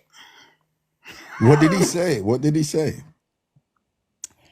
Well, it was he and the missus. I guess they were going through whatever they were going through with their fights and disagreements or whatever. And he said something to me, something concerning of some financial situation. And I said to him, "This is what I believe is going on." And he chose to ignore what I said, and I didn't really care. So when I gave him the truth, and I said to him that he was a wuss, he didn't like that. And then he showed me a side of him that I had never seen this man angry, never heard him raise his voice, ever, never, ever. When I say never, ever, never. And that particular day when we were having, and he raised his voice at me, and I thought, And that's it. said what? And said what? No, he was just whatever he was talking about, like, Yeah. you don't know me, and this, that, and the third. And I'm like, listen, it sounds to me you had oysters, and the oysters are not acting up with you. It's giving you a reaction. And so you're bitter because of whatever is going on. And I said, and then I said something to him, while you are with her, do you know she was also sleeping with your cousin? Every time she traveled, she said she was going home. So I threw some things that I knew about her in his face, and he didn't take it very well. Okay. So I Lucy. stopped talking to him. I didn't hate him. I just stopped talking to him. And we became friends again during COVID. He started calling and checking on me and making sure that I was okay, and just chit chat every day. Oh, So I want. There's a bunch of people, so I want to go to them and think. Did you and him get together? From the COVID thing. I thought about it. And then I said to him, and I remembered something my father and even my mom, I just lost both my parents, one behind the other. My dad had always said to me that it is wrong to marry someone that has been divorced. And, they divorced, they did get divorced. So I said to him prior to going to see my father, listen, you're saying you want to get back together. It sounds good, but I have to talk to my dad about it, see what he says. And he says, "Oh, you're a grown woman. Why would you have to ask your father if you can marry someone?" I said, because I am understanding it's in the Bible. It is not It is not, if she is passed, if she passed on, yes, I can, but she is still alive, so I can't marry you. And he got angry and he was upset. And I called my uncle, he's also my father's brother, and I asked him, and he said, "Go read Corinthians. If I give you the answer, it's best you go read First and Second Corinthians XYZ, read it for yourself, and then make your decision." And I made my decision from there. That's it. From there and then, okay. I'm going to take some other call. But yo, there's actually a lot to unpack there with you and him, the why things evolved the way they did. But we don't have time for that and whatever. But thank you for I sharing, mean, though. I don't. Thank For me, I've moved on. I'm happy, and Okay. I've never been married. And I'm happy. I mean, I'm not bitter over it. If he calls or texts, "Hi, hello, how you doing? Hi, hello, how you doing?" and keep it moving. I'm not unhappy. Okay. I'm All not right. sad about it. I don't want to go back All because right. the chance he had to fix it, it's unfixable now. Because if he had done all of this and not gotten married, he probably would have had a chance. But what broke the spell or kept the spell is the fact that he got married and then they got divorced, and then I can't play second best. Don't want to be second best. I don't want to be somebody's leftover. Yeah. Okay. All right. Then thanks. All right. Appreciate you sharing and stuff. Okay. You're welcome. Yeah, man. Thank you. Yeah, I get that. There's a lot there. Even at the end, when she said she can't be second best, but she said she refused to be second best because he had gotten married, which implies that had he not gotten married, but everything else that happened, he would still have a chance. Which, for many of you, you will say, really, that still get a man there a chance after everything we're going on this and that or whatever. So, and that, would stir up another debate, and there be meat there for discussion. Because, again, she said the main thing is him to go get married and then go get divorced. So for her, it's kind of irrelevant that you got divorced. No, I'm second best because I wasn't the one you got married to. So I would be marrying you after, again, consistent with the doctrine from her father, which is religiously based. It's a huge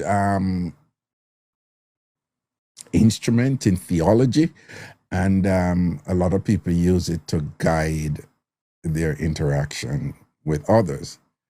It's very controversial. But for those of you who don't know of it, here is the gist of it. Somewhere in the Bible, it says, I'm telling you, somewhere in the Bible, it says, essentially, a woman is not allowed to get a divorce from her man. I'm just telling you what it says. But the man can leave the woman. After the man leave the woman, and him go get, after the man leave the woman, that woman cannot remarry. Oh, God, that woman can't remarry unless the man who left her tell her so she can't remarry. Something like that. Or she can't remarry unless the man dead. Something like that. I happen not to agree with it. It came up on the show in Jamaica. But again, no, Empress, something when I talk about, the controversial part of it is that the woman cannot remarry. And it's in the Bible somewhere. That me just I tell you what, some of these devout Christians they live by. It came up on the show in Jamaica. We were on it for like an entire week when I was doing the show in Jamaica. Again, the man can leave the woman, but the woman, you're not supposed to get divorced, right? But if something happens and the man leave the woman can't remarry until the man drop out. And yeah, it applies to the woman, not the man. right? The woman cannot remarry. You can imagine a man left you and you can't go find somebody else until a man dead.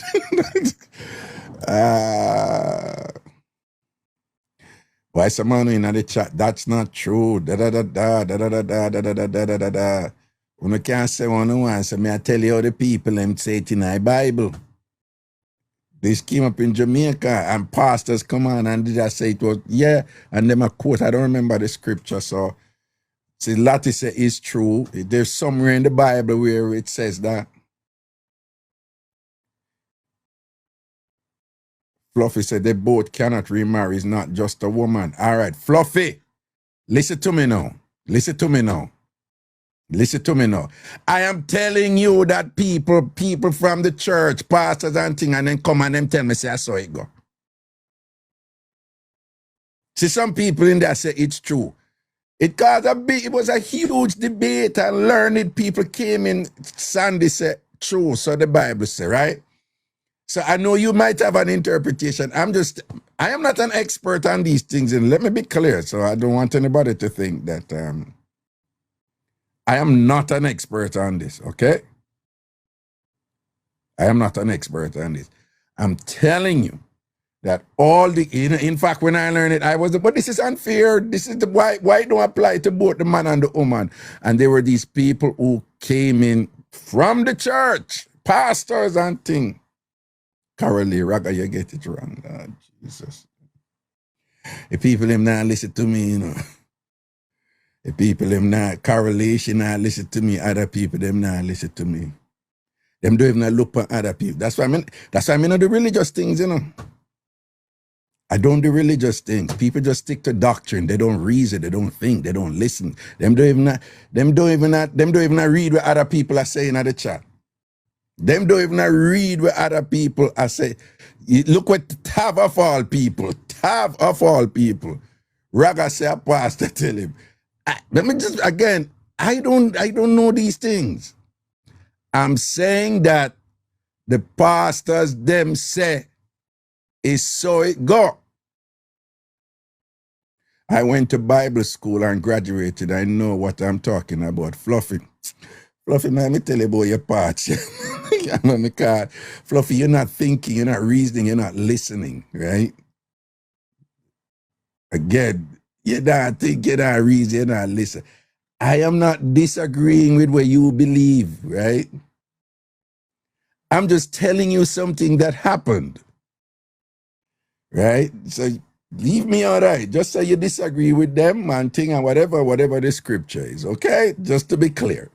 But people may say, why I don't do, it's a religious thing and politics and religion. If you want to hear where people are not rational and they're just slave to specific interpretations, and here's the rub. You see, anytime me talk to somebody about religious thing, and if them preface what them I say with two phrases, me slip in a different zone. I'm not against them, or whatever. I just know who me I talk to. You see, once you hear somebody say one out that starts something with one out of these two things, the Lord said or the Bible said. One thing here, the Lord said or the Bible said. The Bible went through 4 different translations, right? The Bible that went through 4 different translations, with the translation that most English people use is a King James version. King James, who was gay and engaged in heterosexual relationship to create a front, but public knowledge that the people whom he loved were men, and that his greatest lover was a man, right? And that is a version. Right? The same Bible go through 4 different translations. The same Bible that when I grew up, I hear about Maccabees Bible, and I was raised in the church.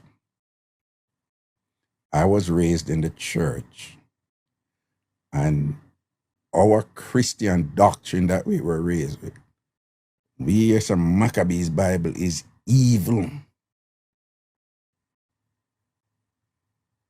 It's not the real Bible or whatever. I mean, grew up. Anytime you bring up them something to me, I was just like, yeah, you're evil, you're the devil.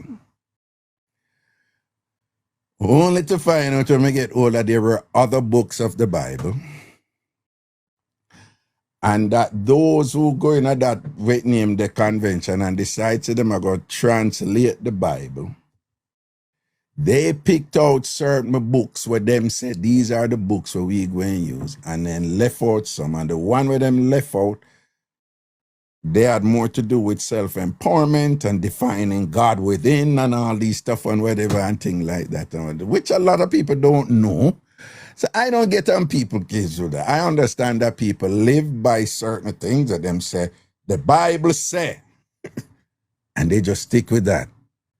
And unfortunately, a lot of people who once them say the Bible say, 99% of the time, it's not about reasoning and thinking. Once a year, God say, or God spoke to me and told me that if you are talking to somebody who tell us that God tell him something, and then you're going to be using reason with that person, you are the stupid one. Because reasoning involves a give and take towards a desired end where the thoughts of both people can lead to a conclusion from which both will benefit. And so, so the point that where you make so and so, if me incorporate it with the one, so I disagree with it, so and so, but me see the point where it didn't make over there, so, and you know what, I'm going to amend my belief about so and so. That is what reasoning do. But with most religious people, it's not about reasoning. With most religious people, it's just telling you what you're supposed to know. This is what it is. You have it wrong. This is what it is. And it's rigid. It's inflexible. It's not about reasoning. It's about telling you what them know God said. And don't touch that.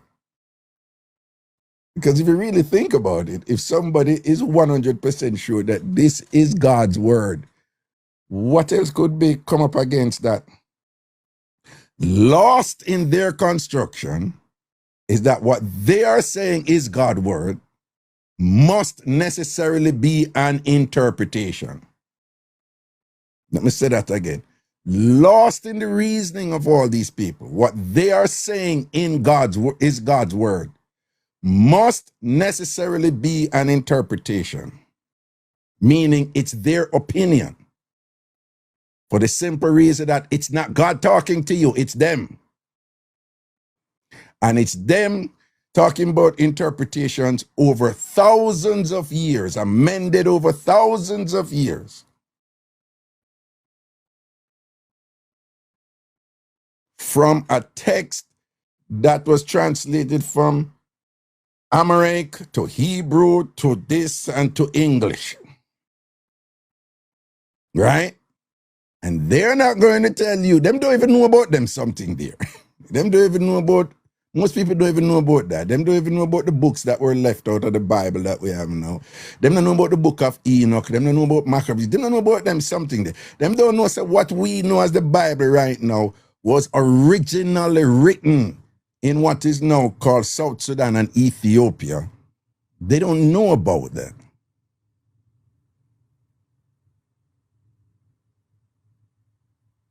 They don't know it was reconstructed, amended, this and that, take out and whatever, repackaged. And when him was the Roman somebody, the whatever, this and that, and him bring out theme version. When he bring out theme version, which was grounded in the Catholic Church, and the Catholic Church that run the world with their interpretation of God.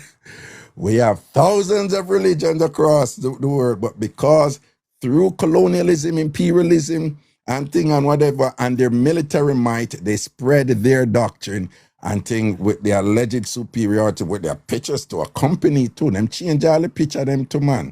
And get all these white people, them and thing, and them white angel come out of the sky, Hosanna, and below their long sitting and whatever. And that is what I grew up with too. They don't understand that. So it doesn't make sense you argue with people on that. If you give thanks, whatever. In fact, they will condemn you and tell you, say, you go university and things, so then go tell you that time, well, it's the devil. They will burn you out, whatever. So I just leave it alone. You see what I say? But they can be very aggressive and they can be very unflinching. They can be very grounded. And it's not about reason. So, I learned that, when people, they come at me in that still, me no argue. I say, okay, cool. Because you're not going to reason. They're just going to tell you what they know God said. They're just going to tell you what they know the Bible said. Without understanding that the Bible went through 4 dramatic translations. And once you translate something, it's lost in translation. There's a lot that is lost in translation. And that the people who translated it, they translated it and changed up the word to fit their European superior doctrine.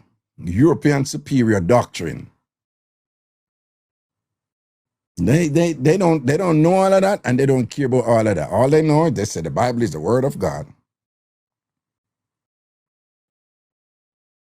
And they would tell you, oh, it's written by people who were, God spoke to these people and tell them what to write.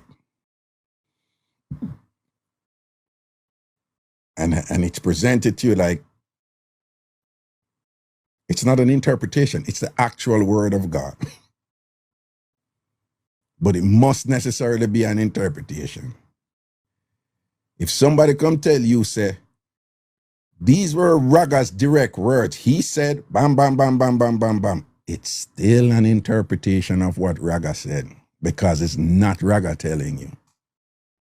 If somebody come tell me, say something, say, and you know what she say? She say, yes, so and so and so. It's still an interpretation what she say. But if somebody now come to you and say, this is the actual person speaking to you,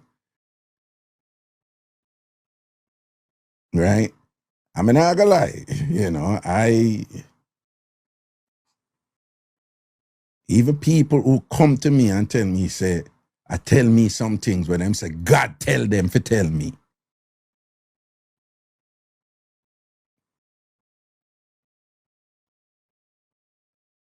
And again, some people you say this, them think you're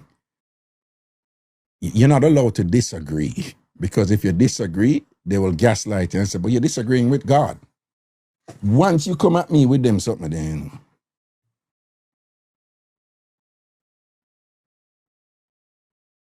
that's something I say reason. Somebody, I'm going to talk to people at Jamaica and them are going to tell me where a woman is unclean when she see her period.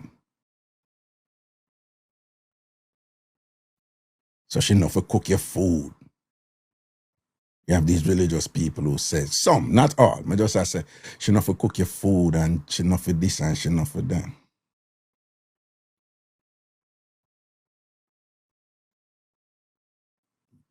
I'm a thinker. I'm a reasoner. Something I go say to you, well, what if the reason why somebody said that back then is because, you never have tampon, you never have pad, the hygiene thing was a little different then and whatever. So, women had to be using cloths and all these things and whatever. But now in this modern day, what you think? Women, in my opinion, this actually happened, with a religious person, So I said, in my opinion right now, again, I'm a thinker. We're a reason, though. So I'm say, the irony of that, is from my observation, in these modern times now, women are actually at their cleanest when they're seeing their period. I said, most women nowadays, when they're seeing their period, they are extra clean. Bleach and thing, clean up and thing and whatever, they're extra clean. So if cleanliness is what you're concerned about, according to you and your interpretation of the Bible, about situation from thousands of years ago that you're comparing now, isn't there a credible argument to be made that you might want to move away from that type of thing that women are unclean when they're seeing their period, because practically it is untrue, just from observation. But if you're locked into this thing what the Bible say, you not even can't think from, you don't even not, I get data from your observation to say, but it's not true. This is, you know. So if I'm talking to somebody and I'm saying that, and then after me set that to them don't even say, let me think about it and think. But if their response is, no, the Lord say, and whatever, I shut my ass right away, because you don't make sense you talk to that person. Eh? Them get an interpretation from them pastor, and that is it. And you need to learn it. And if you don't get it, you have the devil in you, and you've been led astray and thing, and then you get this interdenominational thing that they do. Because a lot of the denominations, they don't get along with each other, And we all know that. Ragashanti tell you that. Yeah, people, women are like what the Jehovah Witness them say, and I don't know the witness them say. But the witness them convince them 100% right about what them are doing and everybody else are for. Me not like what the Seventh-day Adventists them, what them convince. The Catholic them have this to say about the Protestant them. The term Protestant, you have all these religions that come under Protestantism. Anglican, Presbyterian, Church of God, Baptist, all of these that come under Protestantism, right? And what is Protestantism, right? The first two syllables in the word Protestant is what? Protest. Right? So miss a man over England that the king they know. When the Catholic Church it tell him say, God say you can't remarry and thing and whatever. And him did one other woman. Him pull we now and create theme thing in protest against the Catholic religion. So in protest against the Catholic religion because him one other woman. So him not go with where the Catholic people him say him have to get other woman. So him create a world for himself. And what is that word? A reinterpretation of the word of God. And frame it, house it in a school, in a theology called the Anglican Church. And that the Anglican Church became the Church of England. And England, through imperialism and violence and wickedness and cruelty and whatever, spread themselves all over the world to the point where at one point it was accurate to say the sun never sets on the British Empire. And them spread that all over the world, and then all over the world and things like this. Then these different people start come up with Mormonism, with Baptist this, with Presbyterian this and that and different. And so you have all these Protestant religion that came out in protest against the Catholic Church. Everybody have for them interpretation, and all of them say for them one right, and everybody else wrong. And each people, everybody who convert to each one of them burn out them because them don't know what them do, and we know the right thing. And if you get caught up in that thing, that is not reasoning. That is just rampant indoctrination, you understand? So, and each group, once them say, God say, forget about it. Forget about it. And you're talking about somebody who believes in God. I do believe in God. Not like you do in terms of, I believe in God what the Anglicans say. I believe in God what Rasta say. I believe in God what the Catholics say. I don't get caught up in that madness. Because each one of them said them right. And if one right, the rest of them have wrong. And they can't even see where, in many instances, they're all right. Right? If me and you, if we go over, go Jamaica Avenue, and you walk on Springfield Boulevard, and me walk on Merrick Boulevard, and then somebody else walk on Farmers Boulevard, and somebody else walk on Guy Brewer Boulevard, or whatever. And we do, well, we are walk different places, but we are go by same place. If me walk on Merrick Boulevard, no, I say, but this is the right way. Everything else wrong. Oh, my way to be exclusively right when the person who walk on Springfield Boulevard reach Jamaica Avenue. All these people, they believe in God. They believe in the deity of God.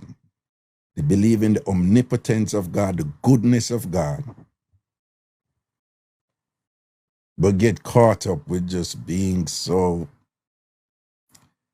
disrespectful and living these fervent disagreement with others and whatever who believe in God too, whatever, because them right and everybody else wrong and them need to come over to we need to convert. I don't get caught up with that stuff. It's stressful. All I'm saying is it was a shock to me to hear these people of the cloth, a term used to refer to religious people, some of them with their qualifications. At the time, again, I'm not an expert on this. You don't need to argue with me on this. I'll be the first to tell you, I'm not good at this.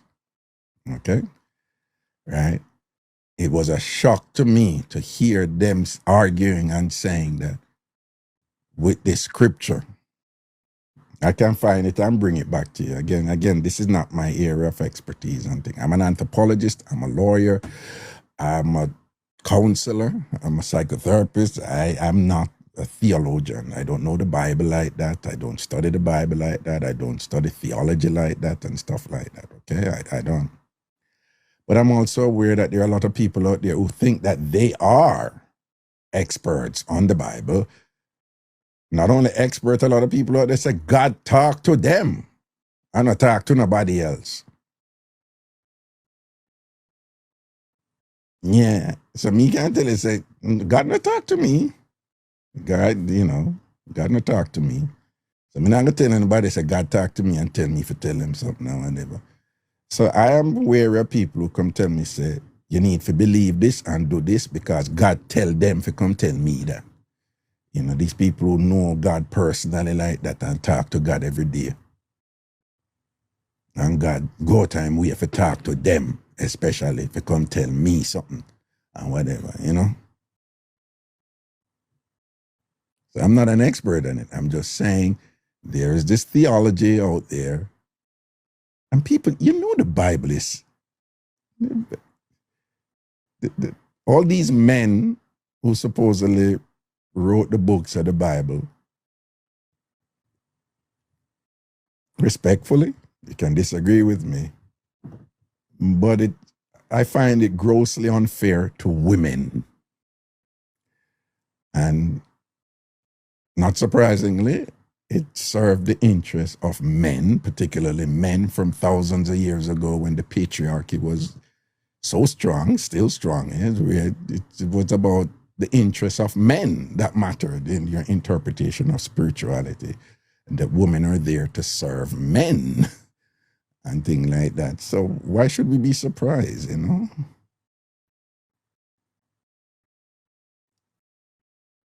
You when we're growing up, you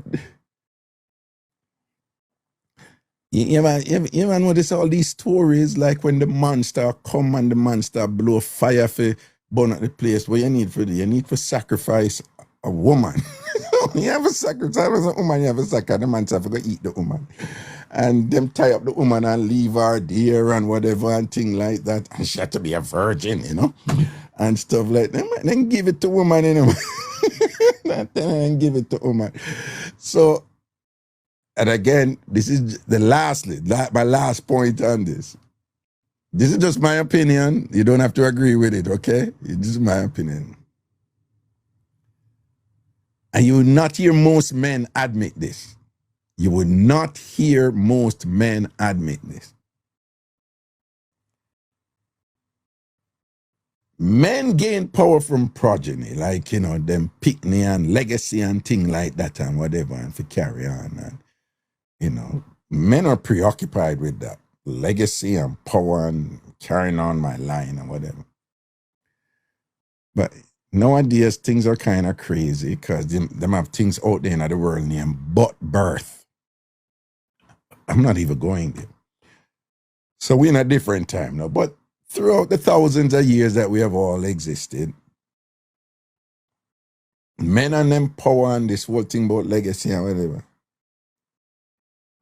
they have always had to depend on women for that. Because who get pregnant? Woman. Who carry that child? Woman. Who can get pregnant and run away with your youth? Woman. Who can refuse to get pregnant for you? Woman. Oh, so we need woman. Yeah, but how we have the power? Now we man have the power. Okay, we man have the power. So if we man have the power, we want to keep the power. But we need woman. Then we must control the woman them then. That's one part. The second part, sexual pleasure. There is no other pleasure in the world like sexual pleasure. No care what, there is nothing you do. You may like ride a bicycle, fly a kite, whatever, run, exercise. There is nothing in the world is comparable to sexual pleasure. And where is the nucleus of sexual pleasure? The vagina. It follows then that men, heterosexual men, love the vagina. Because there is no pleasure like the vagina. And this is the part men will never admit. Most men never admit. Men love the vagina so much that they give it power over them. Men love the vagina so much that women know they love it so much that women exercise vagina power over men. Men know that the vagina is so powerful in its pleasure and in its portal for the delivery of the thing that we value so much, more than anything else, life.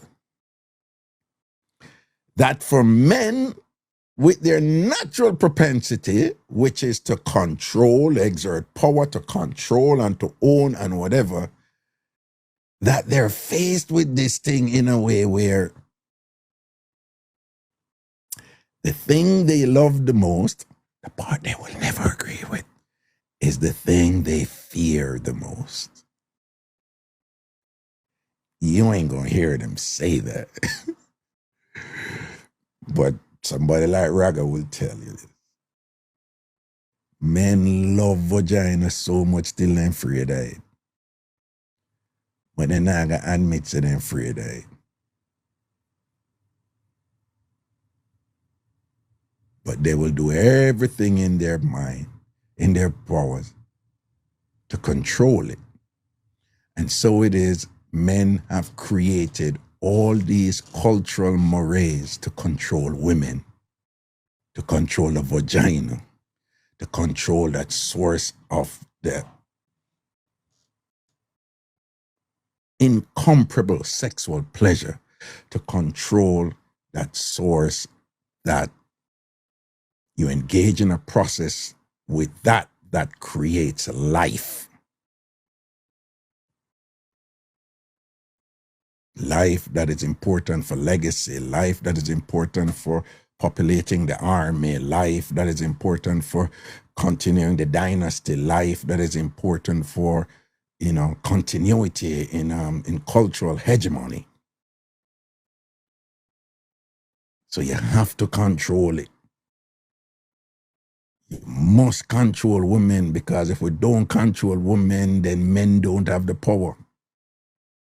And the extreme versions of that is over thousands of years, is cultural practices that say, for example, in the Middle East, woman must cover up them entire body. And the only reason why they don't cover them yaya because them have to see where them go. That mean I want nobody else to see you. Come on, control your thing. Another extreme instance of it. Oh, we have a cultural practice now where you're only a real woman if you go through the process of cutting off your clitoris. Female circumcision, the fancy name for it. What is the purpose of that? No, we don't want women, that is the source of their pleasure. We don't want them being too in tune with that, We need to control them, so I could cut it off. It's always men wanting to control the vagina.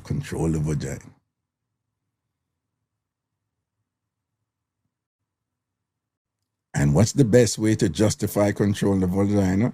What's the best way to justify anything that you don't want people to do? Frame it in a religious context, and then you can say you have the justification of God to do this, and that will last, because nobody goes up against God. Just put it in a God context and you win. We have a huge war now in the Middle East that has been going on for thine kingdom come. Why? Because all these groups say that God gave them the land. And we have a situation now where tens of thousands of people are being killed and whatever because certain people say God gave them the land. Because once you say God say, you can't do anything. Once you say God say, and you make sure that this doctrine is expounded and put out there, and we want to control women, then that's fine. It can work. So, once you say God say, then we are the chosen people. And they're animals. Because God said it. So we're justified in treating those black people and whatever. Right? And that is why, for example, anytime me carry my group, them go to Ghana, I make sure them go down to Cape Coast Castle or Elmina Castle. And I show them the dungeons where they kept our ancestors. Women and men living in their feces and their urine, rampacked in these dungeons, tight, before they go through what is referred to as the door of no return, onto ships to be sold into slavery. But those dungeons where our ancestors were held, right above the dungeon, anybody go Cape Coast Castle, my people them will bring you, they can't tell, is their church.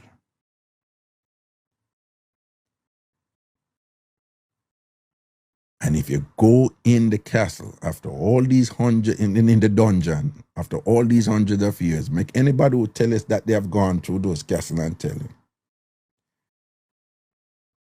The feces, the urine, the menstruational blood, everything and whatever this and that, they can show you, like this at the ground, them can show you where it rose to. And that is where our ancestors were in for hundreds of years and things. They were in that, living in that dark.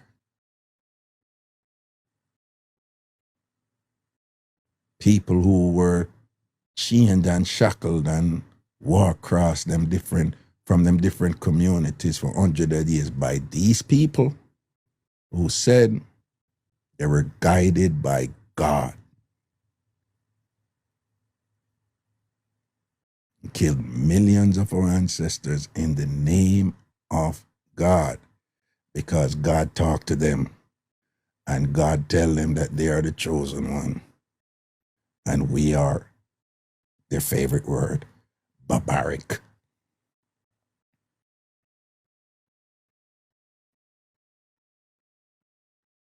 And thankfully, many of our ancestors were so strong, they held on over hundreds of years. A lot of them lived their entire lives in slavery, depravity, unmitigated cruelty by these people who right through were avowed Christians, who said God talked to them, the Lord spoke to them and thing. And when they're worshiping in them church, right below the church was our ancestors.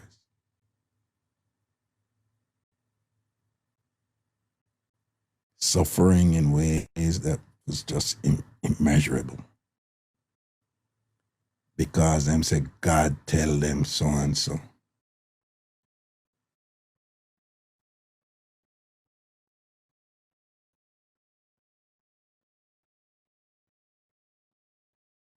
So we can't talk about white people and black people.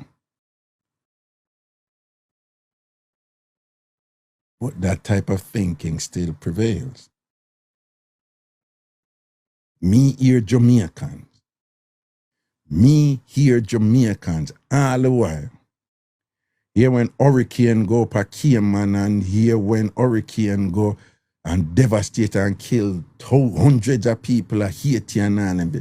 Me hear Jamaican justify it and talk about, oh, we more blessed with God and thing like that, and them not blessed with God and whatever. It's the same damn thing where them same people let it do to our ancestors and come up right now. But this is how them use the God thing and the church thing, because God talk to them. Them interpret God and whatever. You know, many time me and Jamaicans going like, say, we superior to other people and all them thing they with them someday. They do the same thing.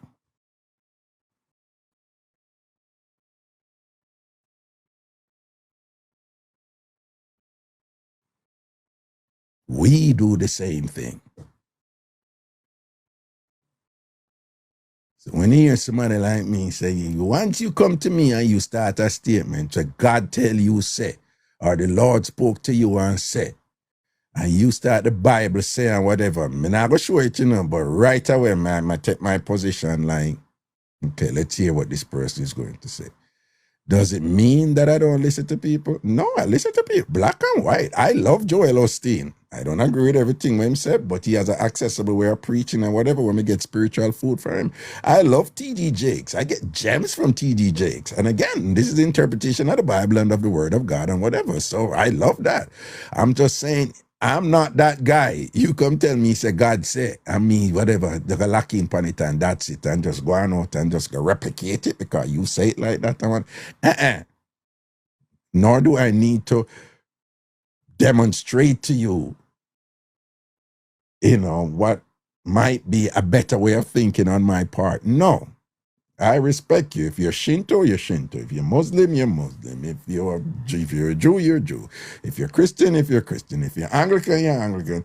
And if it works for you in a way where you're happy and contented in your religious space, and that works for you, I am happy for you. I will defend you. Leave her alone. That is what she did. And whatever.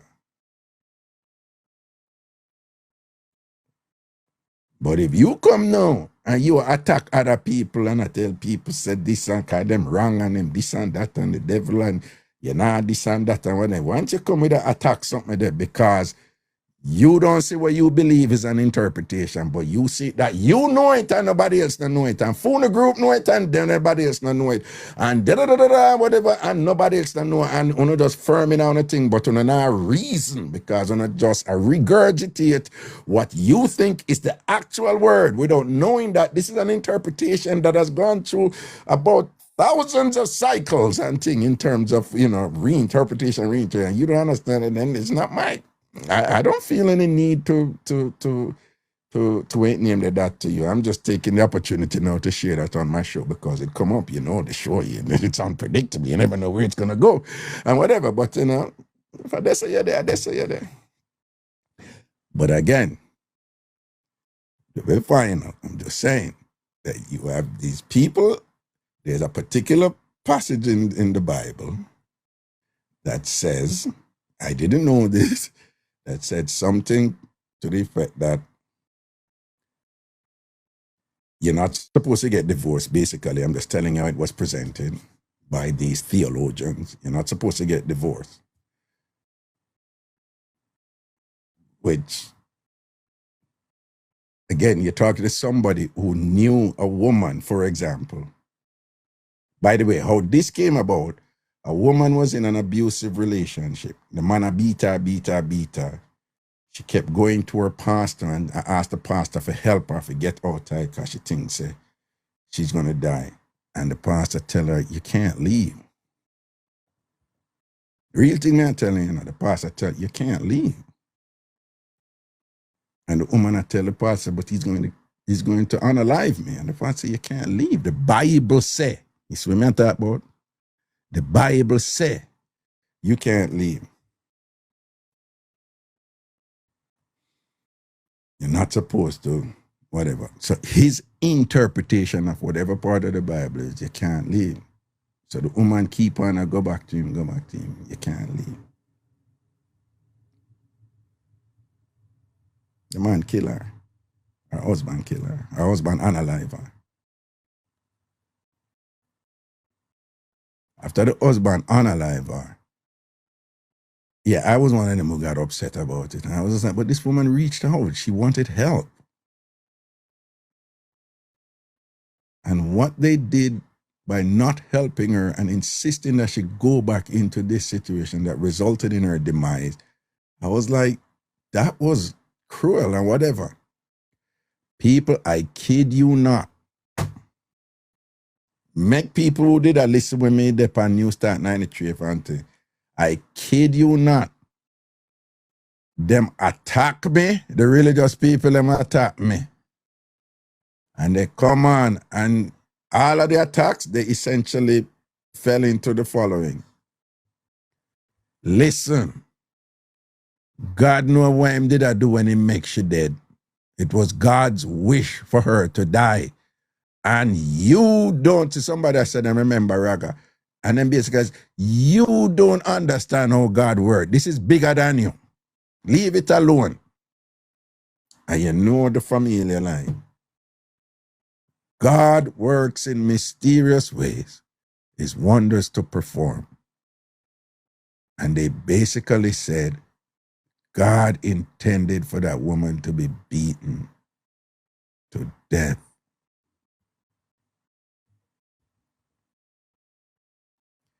And me don't understand the ways of the Lord, and I must leave it alone. And that woman was begging for help. She begged, please help me, mama, kill me, mama, kill me. Never did it fear. These religious people come and tell us that God intended for the woman to die. Until this day, I am pissed off about.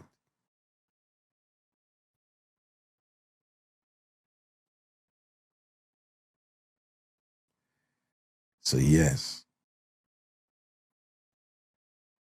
if you come at me with your rigid, inflexible, one-dimensional, firm, steadfast, granite, religious doctrine where you are telling me, say, God said, excuse me, if the minute you start that way, this man right here is going to be wary of you.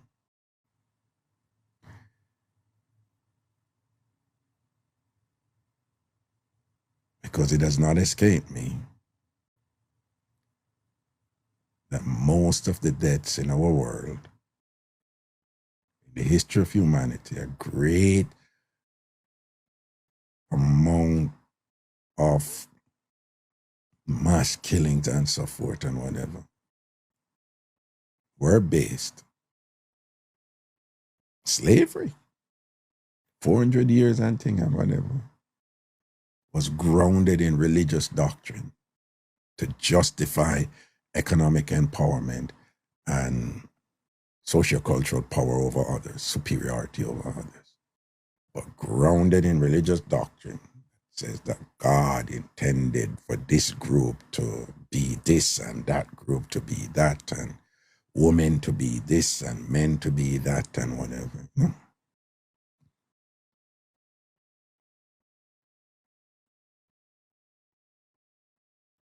Yeah, and sadly, a lot of our people buy into it. And you know,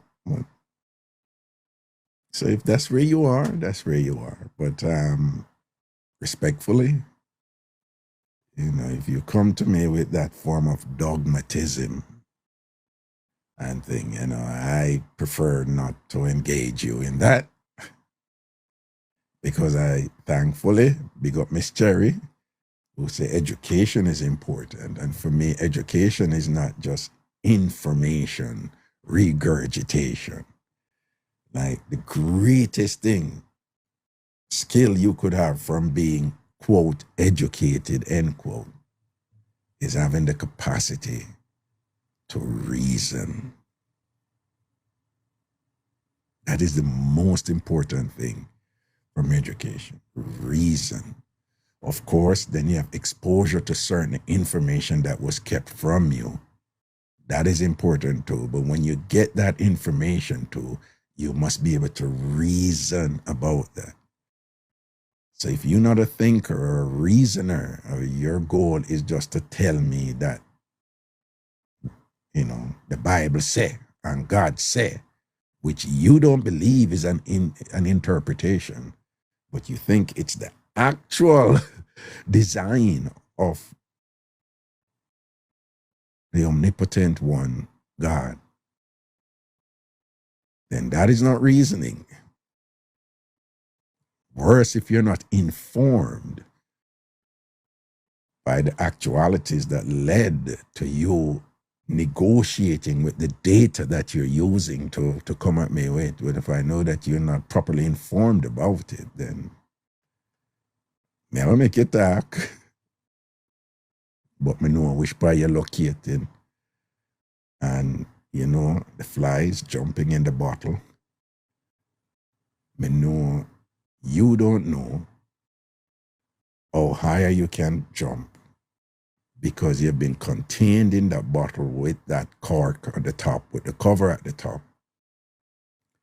And through generational transference, you believe that it's only so far you can jump as a fly. To the point now where when them open the bottle and whatever, you still only jump so high. I understand that about many of these people. And I don't blame them. I don't curse them. I don't condemn them and whatever. I just know that they're limited in the knowledge and information to which they're exposed. And unfortunately, severely limited in their capacity to reason.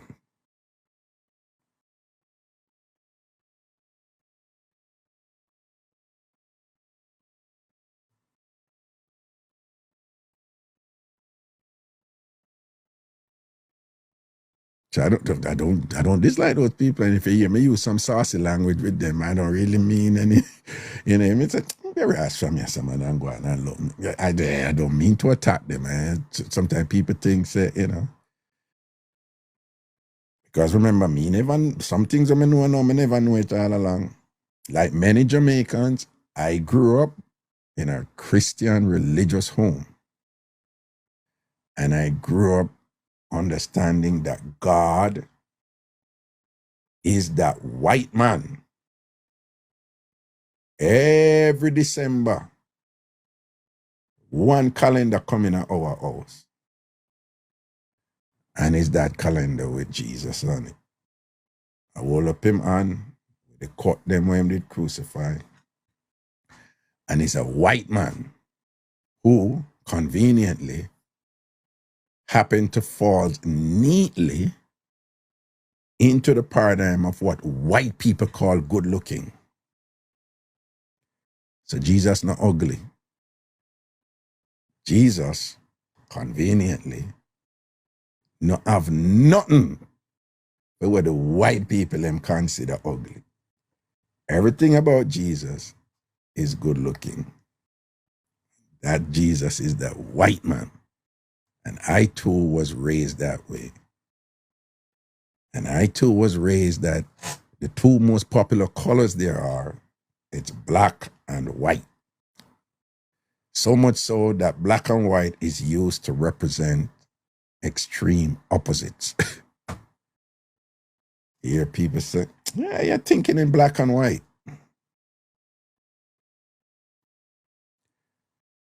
So this white man, who is not actually white, but referred to as a white man with one of the two most popular colors,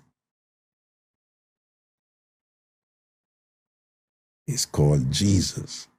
And if Jesus is a white man, and the opposite of white is black, then those who are white, by definition, subliminally and overtly, they're closer to Jesus than the opposite of the color referred to Jesus, which is black, which makes them farthest from Jesus.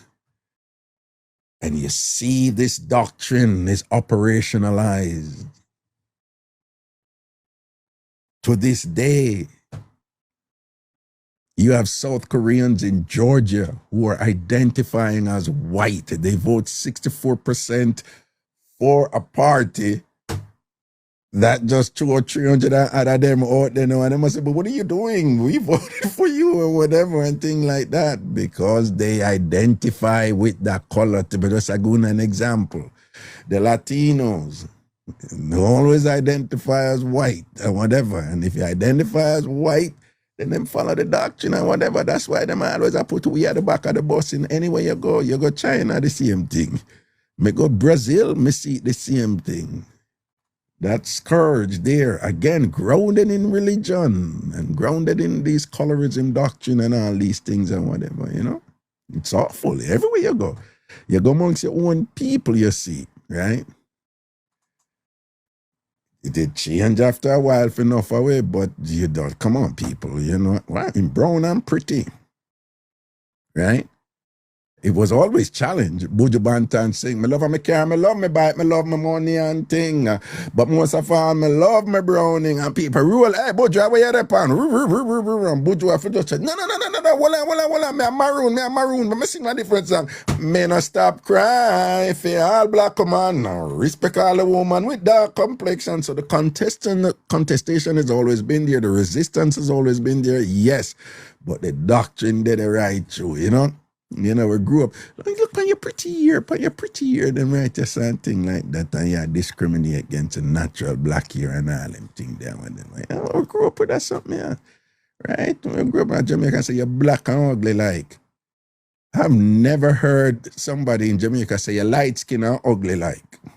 You're fair and ugly like. You're brown and ugly like. I never heard that growing up. Can't tell you how much time you're black and ugly like.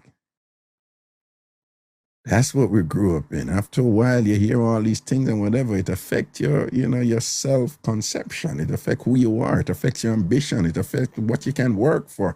It affects where you think you belong. Grounded in theology.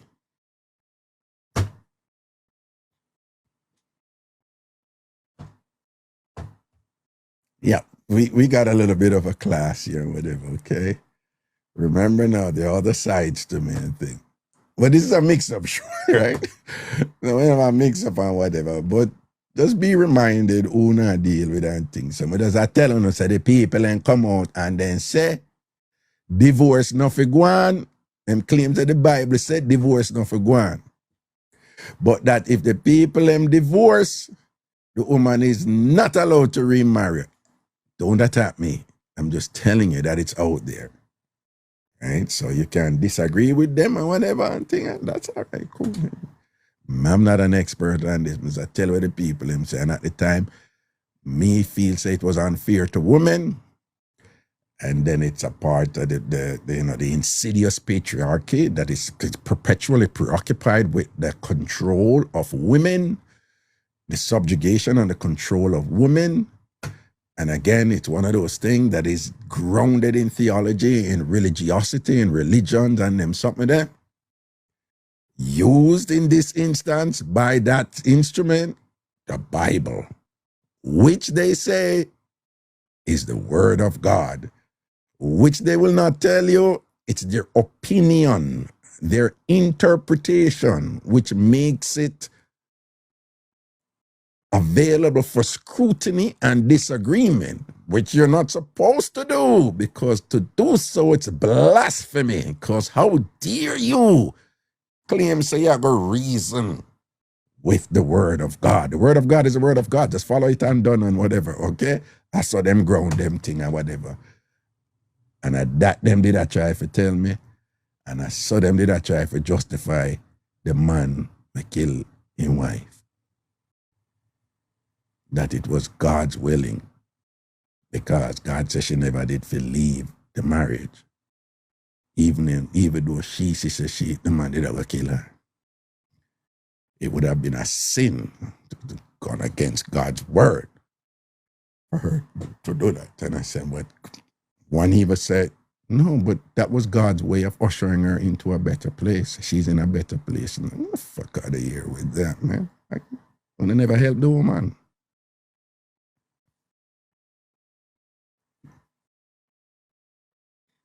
You know, we failed the woman there. And she wasn't the first. And a woman go through it with them sitting there.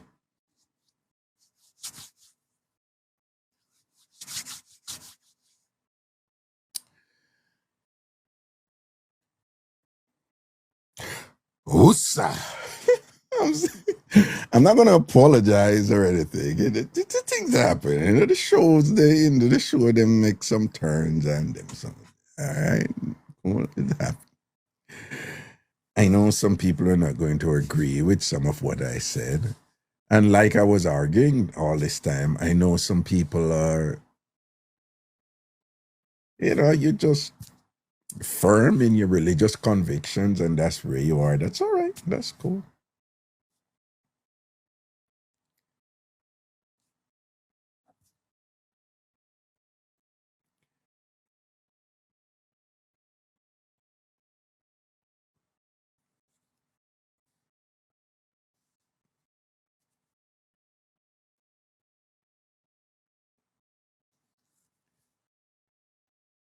I don't know it all. I'm just thankful that I've lived this long and I managed to learn some stuff and I've managed to change some things that I was raised in. And yeah, and I'm happy that I'm at a point where I'm comfortable that not only as a man, but as a Jamaican man, you know, and secure within myself to say, no, that's not right. That's not right for women. You know, I feel good about that. No, that's wrong. And, you know, and for somebody raised in a religious home to be able to say, no, I don't think God intended that for women. And then when you can say, but you're going against the word of God, I am equipped, cognitively equipped with the tools to logically and objectively hear your counter arguments and say that they do not in any way debunk my present concern, and that it still remains an unbalanced doctrine to the detriment of women. You know, I'm very thankful. Big up my mother. You know, yeah, I grew up in Jamaica. Education is the key. Even though she was about credentials and not about reasoning capacities at the time, but nonetheless, you know, I'm just thankful that in my imperfection, Because just like how me, I say some people don't know it all, me don't know it all either. You understand? And there's always room to learn. I'm just glad that I can engage in that process. And at any stage now, I can say, I can reason and think and be like, nah, that's not, whatever. And then hopefully I'll be able to pass this on not only to my sons, but importantly, to my daughter also,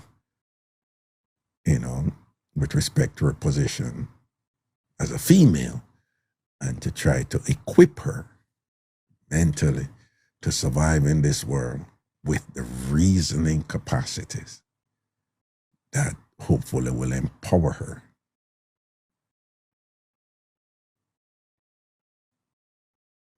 And that she would be, and my sons will be, a massive improvement over what I have been.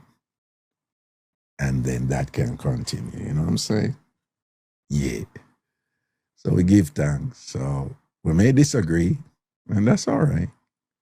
As long as that disagreement is grounded in a mutual respect for our humanity. And say, as we say in a Jamaica, or Jamaican, we are saying, like, everybody has somebody picnic, don't? So everybody is deserving of some respect. Indeed. Yeah.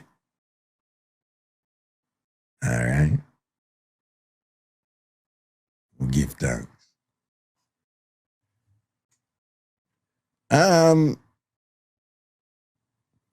When these things happen, I go back in a mix-up show, it's like, it's kind of tricky.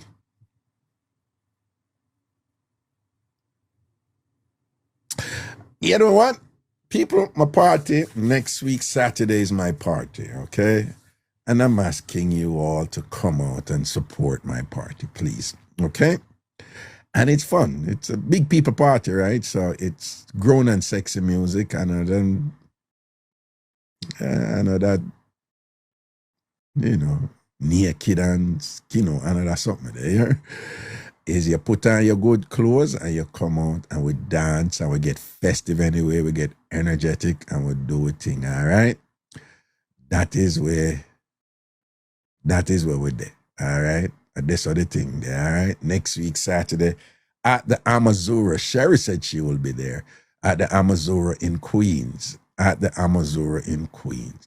And once I big up to all of my church people, my church TamFamers, them, who every year when they come and I say, well, Rag, I'm going to go them something here, I'm going to go them something here, but I just come because I hear something, I'm going to come for support you, I think. Every time I have Ragabash, you have a bunch of people who say, no, Rag, I'm a church, and thing, but I know I say, I'm going to go on with none of the things that I can't manage, and I'm not a problem.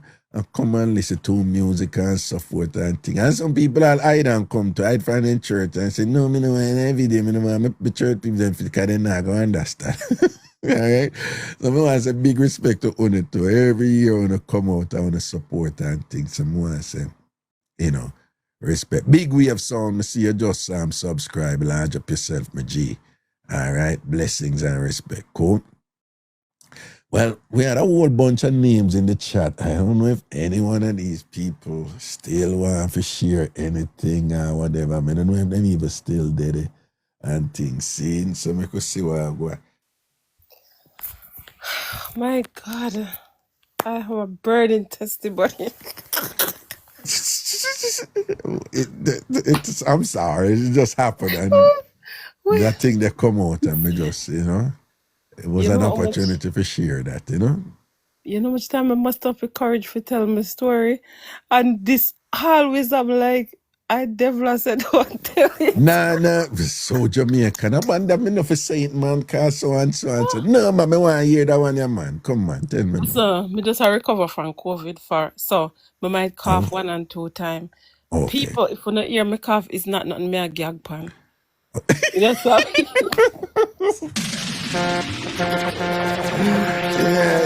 Yeah. Right. I don't like nobody a tree in your throat. You remember that phrase, a tree in your throat? Yes, my throat not trained tonight. Yeah. I there's two things I want to say before I get into my mix-up. First thing with the lady, where they did it before, maybe she keep going back because people go back to what them know. And them don't necessarily want to go into any adventure, no new things. So they will keep going back, especially women. Them love just to feel safe in a certain way. And maybe the man didn't make you feel safe in a certain way. We're not there. You understand me? Do him look at thing them, but there are other aspects of him, our personalities where she must like. It's a very good point you're making, you know. You know why? She repeatedly said the thing when she said she was a rambunctious woman and whatever, but that when she met this guy, he was always calm. Right. And she said he was just always calm and cool and collecting and whatever and thing. And she said she loved that about him. And if you recall, she said when she really started pulling from him is when he lost that control that she had always admired. Is when he lost the control and whatever. She was just like, wait a second, this is not the man who... Because that resonates with her. Right. That will resonate with her. Anything will resonate with you, it make you feel good, you tend to gravitate toward it. Maybe I call some Jamaican dumpling and ackee. So you always want to say, set up yourself in one position to make sure, say, no matter where in the world you live, you get your ackee and your dumpling. Ackee and your dumpling, no, yeah. Yeah. And the next thing now, with the religious thing, see, me, I have a Pentecostal background. But me learn and me grow, me read and me study a lot. And me share your sentiments in the same thing when it come on to religious things. And I don't really get into it because my other reason I don't is because if some people in a church and religion and religiosity contain them and then wicked, so imagine if something did if it hold them back. But you ever hear about that something there when them talk about, you know, if the man and the woman left the woman not first. She can't remarry till the man drop out. You hear it before? Yes. And as a matter of fact, did you hear it any different from how me say it? I mean, I see him so me hear it, and I because of that, my mother never divorced. Wow. And trust me, that's our next topic for another night. Yeah. No, but just imagine if a woman is in a position like that and it's an unhappy situation, but she accept the unhappy situation because somebody taught her, right? That and again, it's a man interpretation and a male interpretation. And it's not woman bring this up. A man taught her that you're not supposed to leave the man, but you as a woman don't. Exactly. Right? And so it's not by accident. There's some parts in the Middle East where a man can divorce a woman by telling her, I divorce you 3 times, and that's it. Yep. And she can't do the same, you know. Yes. You think that is by accident that the man them can do that, but the woman them can't do that? I saw the things set up. Let me tell you. That's why in my studies, I have come to realize you have 6 forces and yet still a 7th one will control the world. And religion is one of them. It can make you rich and it can make you poor. Be careful. But Raga, if a woman cheat under Sharia law, religion again, she must be stoned to death. But the same not apply to man.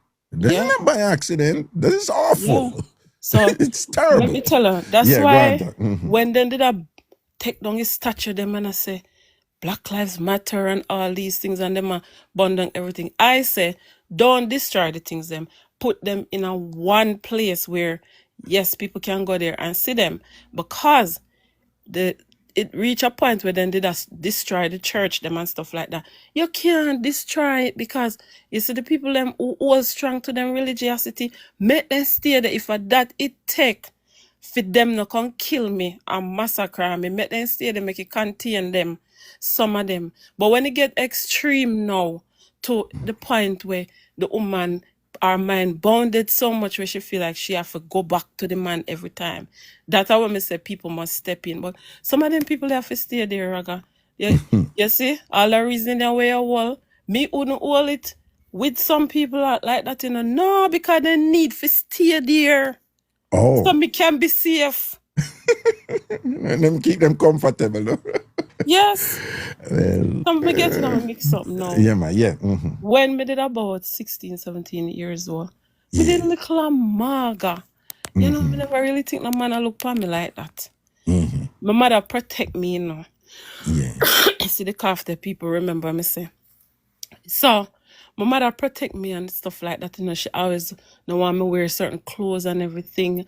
And you know, as a teenager, sometimes you never look by yourself certain way. One night me decide for go. Me walk down the road, come them always send me go a shop. And me way to the shop, me see my cousin baby father.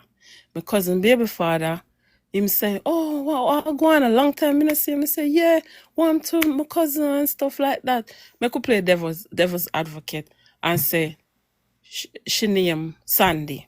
You know, say a long time me see. Me I say a long time me see her. And I say, yeah, she dead down a yard, you know.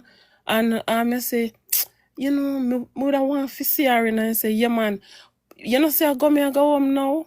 So I say, all right then, me I just come with her and say, yeah man, come with me, and him coerce me and make me feel safe. Say, okay, for me go with him.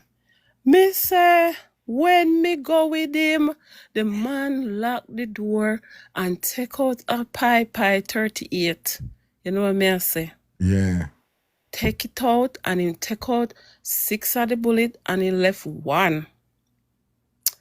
And me tell her say, when him say take off your clothes, you know, what heap of things I go through me, and me I say, God, but me can't forget myself to that man, yeah. And then me I say, when I say, maybe if me give me can't save myself, but then me I said, but oh, me I gotta look for me. Me a reason on my mind, you know, cause my life will flash before me. And so I make up my mind and I say, you know what? I've always been a brave girl. He might forgot take my life. He might forgot analyze me. But now I give it up. Him fight me, you know, man. Me I tell us, tear up my clothes, all kind of stuff. Cause him fit him thing is me forgive him. You understand? So, you know, like him fight me and me no want to give him. He say, all right, he might put this on my head now. And I must say, you have to get up now. And he click and I say, jeez. And I say, you saw him click. Well, he did it? Yeah, him click it. Yeah, cause him take out, remember say a 6 hole in a 38. Right. So him take out the 1 and left the 5. So him keep on a click and a click. No, him take out 5 and left 1. Yes, him take out 5 and left 1. A Russian. So you're sure the 1 is still in there? I'm just in there sights. No, me see him left the 1. Me not tell you. Him left the 1. And I say him a click. And I say, nah, take it off. You not take off your clothes. Eh? And stuff. And I say, no, me not take off my clothes. You have got take my life, whatever. And him click up. Me say, may I tell you, say, the powers of God, I feel one power, I feel something. Cause it finna go off. You see when him say it not go off, him drop it and go to the door. And when him drop it and go to the door, no, I saw me get fin take something and lick off the door, like, cause the door did weak, and kick it off, you know. And then me run out now, and one taxi driver see me, and me tell him, say, please, me I beg him a ride. He never ask me no question. He just pick me up and let me off. And God was so good to me. When I walk down the street, much people never did it. Cause my clothes rip up, you know. And me barefoot, cause me left all my shoes, everything. Reach home now. I say me reach home cause me want justice now, you know. I go tell my mother, you know, say in call and tell me cousin say, me I try to be with him. And then she called my mother. My mother now say, oh, what me I do when me did gone the whole night. And me have to explain to her and tell her, I said, the man try to take me and stuff like that. And me tell her everything. And me say, Mom, look at my clothes. Me not tell you no lie. Why would I tell her this lie? She call the cops. And when she call the cops, him did gone and run go hide.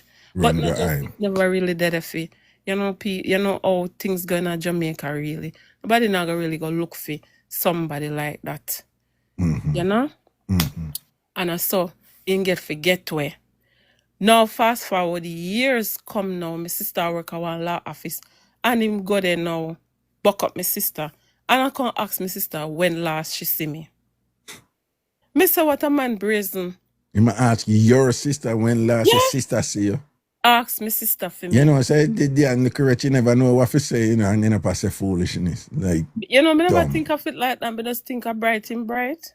No man, him feel say him have to say something and thing or whatever, but you know, end up as a foolishness, you know. Me don't know. Me never think of guilt. Me just think of brazen. You know? Yeah, embracing, but it's a stupid question too, you know. When last she see me? It's your sister, you know.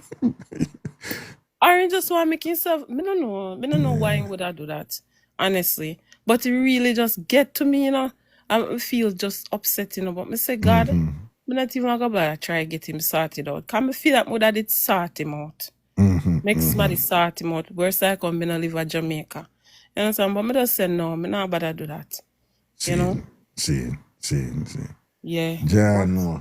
That's terrible. And, you know, 16, 17. I mean, it's terrible at any age. But Me even know some man that look for me. Because me mag. Let me tell you, me have 5 kids, you know. After the 4th child, me start to put on weight and look like a woman, you know. When I see me look like a stick. Me don't know say man look. Man say a long time, he might look for me, a long time, he might watch me. No, man, you have enough man out there, you know. The cure the woman look, you know. All him see is a pum. I don't me say. I saw some man stay. It opened up me eye. Me tell me have one daughter, believe me. When me think about things like that, me have to protect her with my life. See it there. Yeah. See it there. Well tight still, you know. Blessings, burning man. Cool, testimony man. that. Yeah, man. Respect. Here, Lati cool, man. Blessings, man. Cool. Yeah, some man out there, you know. Woman is just, any woman is just, it's just a walking chun. You know, then turbulent way there. Alright?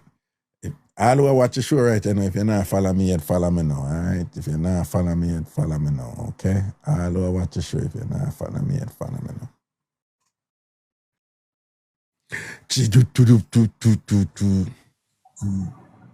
Greetings.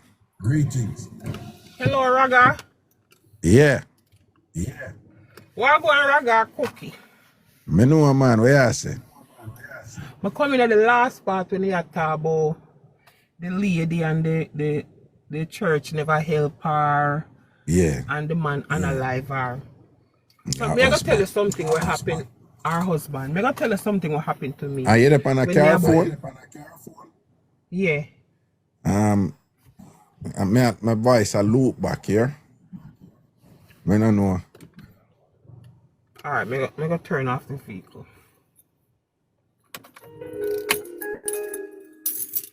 It better? Check. You hear it better now? Yeah, it's still a loop. Yeah, me still a hear, but it look a bit better though. You have it up on the Bluetooth? Oh, it's so now. Check. Oh, it's so now. Oh God, it's worse. It just get worse. After me turn off the vehicle. Alright. Me call back next time then. Nah, man. What? Wait. Talk. So, me about 13, 14 them time. Them just tell you what happened to me in the church. Call myself Christian, you know, because I grew up in the church the next door to my house. So, a bus lit down a lady and unalive her. She come from the community, but she never Christian in the church. Single mother with about 5 or 6 kids, all girls. So the Sunday, probably about a couple days after the bus unalive her, the pastor preach. The pastor, he might preach and he might say, it was God's will. So me as a teenager, me confused now, you know. Because me I say, how would God want the mother to die, leave our kids to suffer? How can that be God's will? But at one point, I'm afraid to ask because you know, pastor stay in a church, your kids, then we shut you down. It never rest. It couldn't rest with me. So when time I reach the part where I say, you know, who have testimony or who want to ask question, I put up my hand. And him call me up and him give me the mic. I say, Raga, me a shake like a leaf. Right. Because I know what me I go ask. Right. So I say, So me say, Pastor, me not call him name. Me say, Pastor. They said, God, you preach to me and say, God is a loving and God is a kind God. And you also say the devil, the only thing the devil cannot do is blow breath into man. So why you never say, the devil make the lady die? Why you say it's God's will? Why would God want her to die and leave the kids to suffer? Why would you say that? You know what the pastor said to me as a teenager, as a child? How dare you blaspheme against God? Mm-hmm. Brother, me have to kneel down on my knee the next day at church. Yeah. He said when you come back at church tomorrow, yes. You know the little cushion where them always have at the altar? Yeah. When they make altar call and that cushion, there you go for yeah. Brother, me have to kneel down upon that. Yes, and pray man. to God and ask forgiveness. Forgiveness. Me forgot how much time. Me have to say over and over again before me could have get up. And one of the church sister they I listen for make sure say me say it the amount of time when the pastor said me have to say it. Yes. And that them do me in a church. Yes. You remember when festival go around and we have float and we go to stadium go dance in a way, folk sing a dress in a way, plaid and white. Yeah. Festival come past as a Ricky and go as teenager. Aki and Saltfish we go they go sing, you know, carry me Aki go a listen. Yes, man. The pastor said we cannot go. God tell him say you can't go. You can't because go. if we go, we backslide. The backslide. It is a God tell him that art in a scripture. You know, if you sing carry Aki go a Linton market in the Jamaican cultural costume, the plaid. Cultural costume with a basket on our head with the green Aki they when open and leave at that at a part of the float there we are going to enter, you know. Yes. My mother tell me say, don't make them stop you. Go if you want to go. God never tell them nothing. Big up God your have mother. a message for you. He would have tell me, I would have tell you. You say all the way. When your mother say, if God did have a message for you, your mother, God would have come talk to you. Why God I go tell them to come tell you? Yes. That my mother said. Yeah. So you see, your mother is a woman of God, but she's reasoning. Right? She reason. She believe in her God. Your mother reason and say, somebody say, why God go tell him that for come tell we? Why God didn't want to know God no could I tell me himself or whatever? You see, when the pastor did tell me say me blaspheme against God and me have to say me have to go at the altar, my mother tell me say don't go back. She said don't go back, you never ask anything wrong. Don't go back. See that? But to me love go church and me call myself Christian and me want go to church because all of me and my friend they we in at the church. So me just go. When we end up go at the festival, all of the young people that were up on the street end up go at the festival. So no more young people not in a church. So them say the whole are return back. And in order for we start come back at church, we have to go back at the altar and ask for forgiveness. Kneel down here on the altar chair. Look, you never get backbench to here.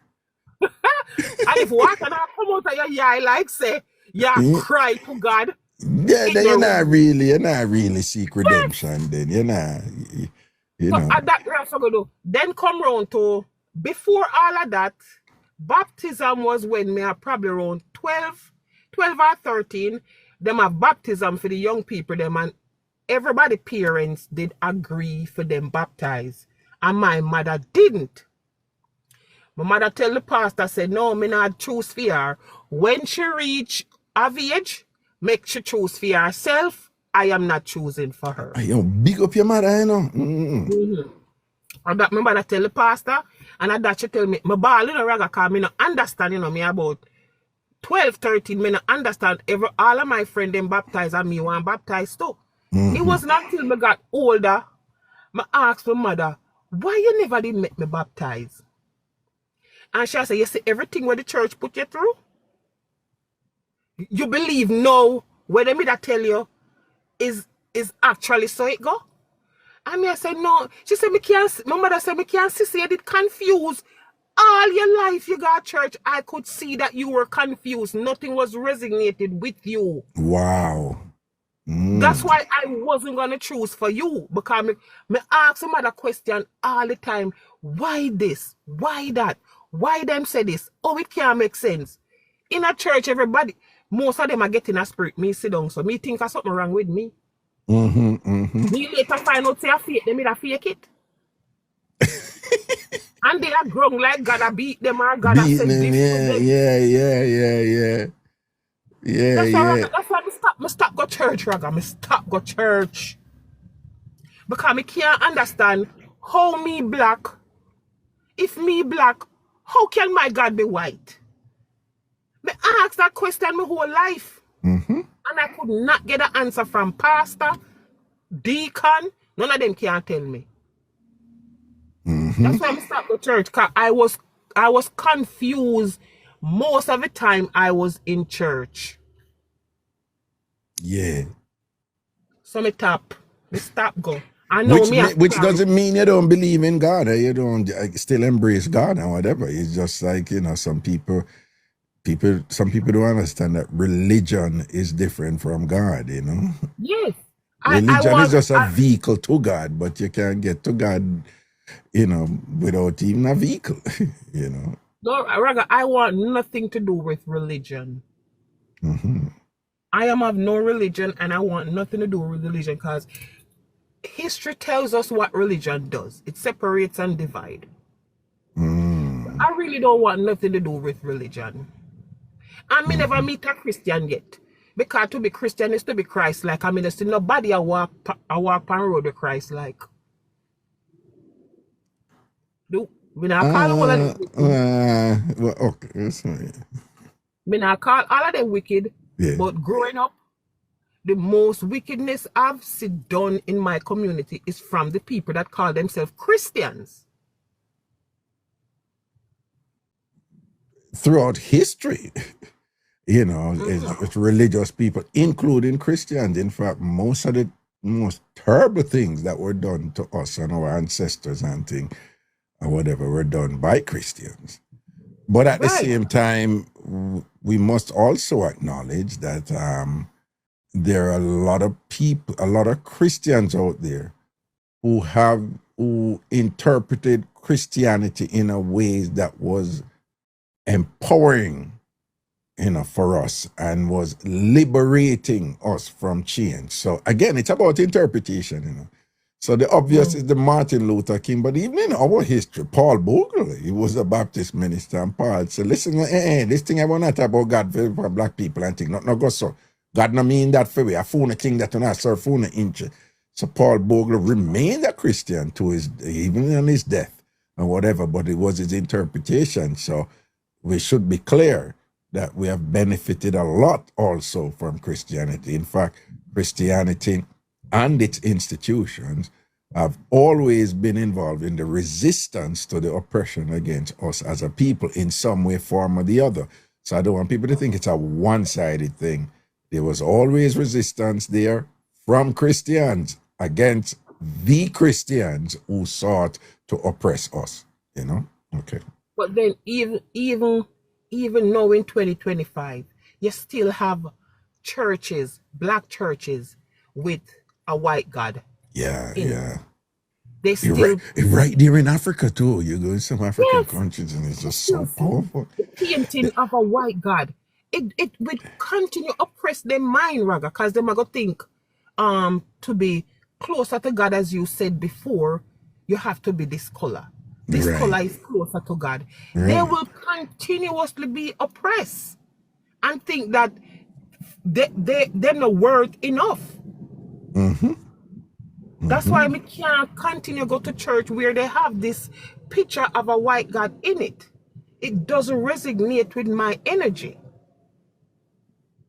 I don't, you see, well, first of all, and this time I don't know who could come bring that to me, but to your point, I just saw a video of a church service in Africa or whatever, and you know, the ministers and the deacon, them in their robes and things like that, and them they're holding an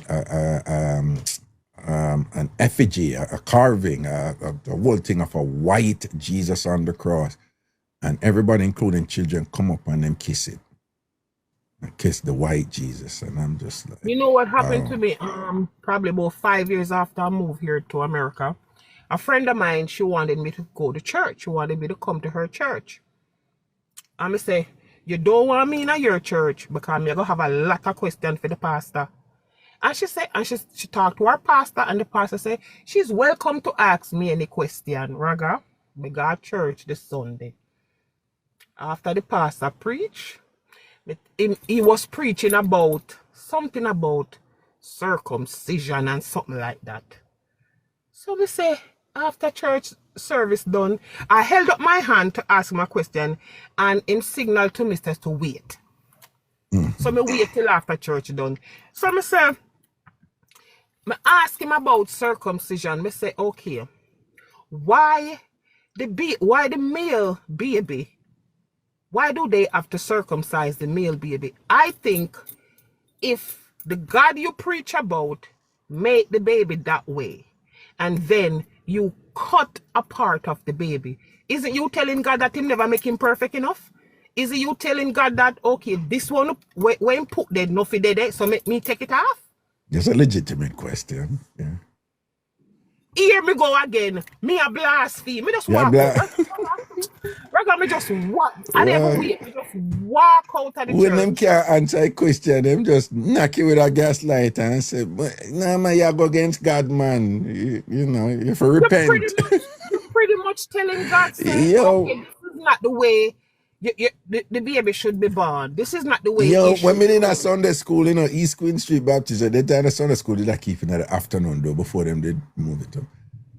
It's a simple question. I didn't even mean anything by it. I look a pitney, you know, because you know the Adam and Eve too. So all the teacher said was like, yeah, and God made Adam and Eve, and Adam and Eve were the first people on earth. So because she said that, you know, it just came out. I was just like, Mr. Who make God? Pop, you know, asking question and look a boy, I think, or whatever. I'm going to tell Miss Cherry about you. You're not supposed to ask that. Okay, nobody asked that. And what all she had to do was to say something simple like, oh, come on, son. Nobody makes God. You know, God is the first of anything. You know, just say something or whatever. Do man box up on my mouth. She ain't have a box up on my mouth, man. Yeah, I understand. But when they can't answer something, them resort to violence. The amount of time you say me a blaspheme and all me ask a question, you as a pastor, part of your job is to teach. And if me come to you confused and cannot make sense of what you just preach to us, if you cannot answer why it have to be me a blaspheme? Huh? Me never go back. Yeah, let me take a couple more calls before I cut the and thing. But nice to hear you cooking. Nice to hear you, man. All right? All right, big up yourself. Big up TamFam. Long time. Blessings. All right, cool. take me down. People, next week Saturday, my birthday party. Next week Saturday, my birthday party. I'm just needing enough for forward and come enjoy yourself and things. See? Come in and come enjoy yourself. Big respect and thing. Good evening, Raga, and good evening to everyone listening. Been a huge fan for years, so it's good to have a conversation with you. All right, blessings, man. Cool. All right, I don't have any mix-up, but I do have some views. Yeah. And everything that everybody's been saying is something we think about for years and years.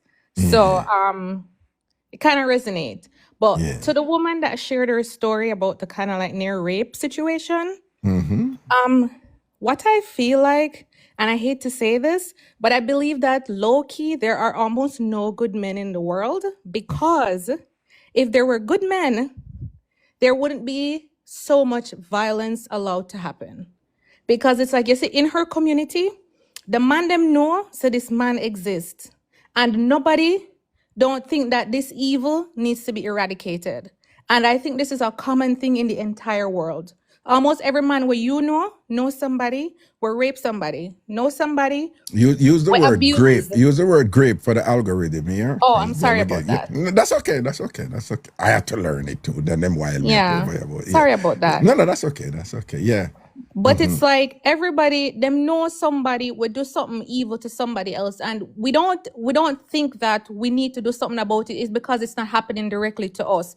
So how is it that we can say that we're good people? And that's why when I think someone said that there are shouldn't say anybody that's Christ-like, and I don't necessarily agree with it, but I understand in some like context, because to be Christ-like is to know that you can't know to somebody or do something like that and ignore it because it's not happening to you. Jesus would have never known that that's happening in the community and just make it go on because it not happened to him family. And I think that this is why, most of us are, as people, I don't think we're good people, even though we want to say that we are, because all of us individually, we know somebody we are do something bad. Them could have been with friend, with family, somebody in the community, and we not do nothing about it. I see what you're saying, and I agree with you to some extent. In particular, I mean the part about people who condone knowing somebody is doing wrong and they condone it. That happened on society level. You have people who know say for them uptown people engage in corruption and them condone it, but them must speak out against people from ghetto. To this day, I am incensed about a situation. Many Jamaicans remember it when two little girls from Westmoreland, I think it was, I remember their names, Shanika Shakes and Shanake Legister. One was like 8 and one was 9, and they were essayed, sexually assaulted, and unalived. And I remember talking to somebody about it in Halfway Tree Square, and him did say, when the gay people them a come march, him a go unalive them. And then I remember saying, but how you hear about the two girls, what did happen to the two girls, Shanika Shakes and Shanake Legister and whatever? I mean, whenever I see her get mad and angry, the man them unalive and, essayed two little girl. And I will never forget him say, but them a woman. And I said, no, them are a woman, them a little girl. But a woman or a little girl, oh, me never hear you get angry, so mad about it and whatever. And him say, yeah, but them a female. So I'm saying no matter if them a female, it's wrong. Why you not get angry off of them too and whatever? And I remember him say, Raga, you're going like you're a bee man. And you know what the bee mean.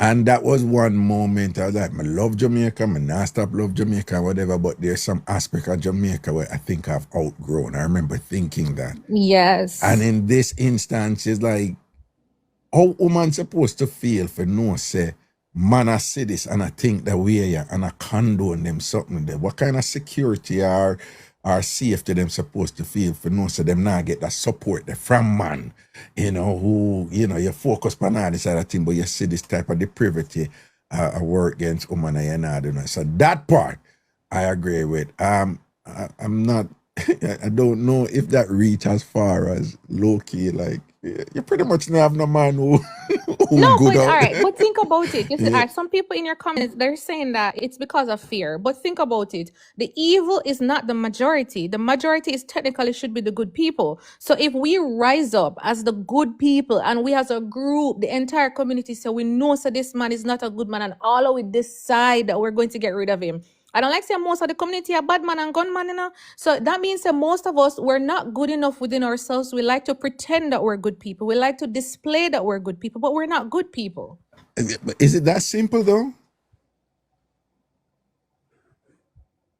All right, think about the US right now. If everybody in America, if most of us really and truly don't support what happened, if all of we decide that we're just going to get up and we are going to say, enough is enough, change would have to happen. But it's just, and the same thing will happen with the war over so. It's because most people, it not affect them directly, and we just don't care because I we're know, not but as good as I we could think go we into are. the Kanye West syndrome now. Kanye West he simplified slavery by saying, them never did not whatever, because in every instance where you have the slavery that exists, the people who were slaves vastly outnumbered those who weren't. Why you think them never just overpower them? Why? Well, it's control, and I understand that. There is a high degree of It's control what? It's after what? It's years of what? indoctrination. I get that. So then you start getting to the complexities of it, you know?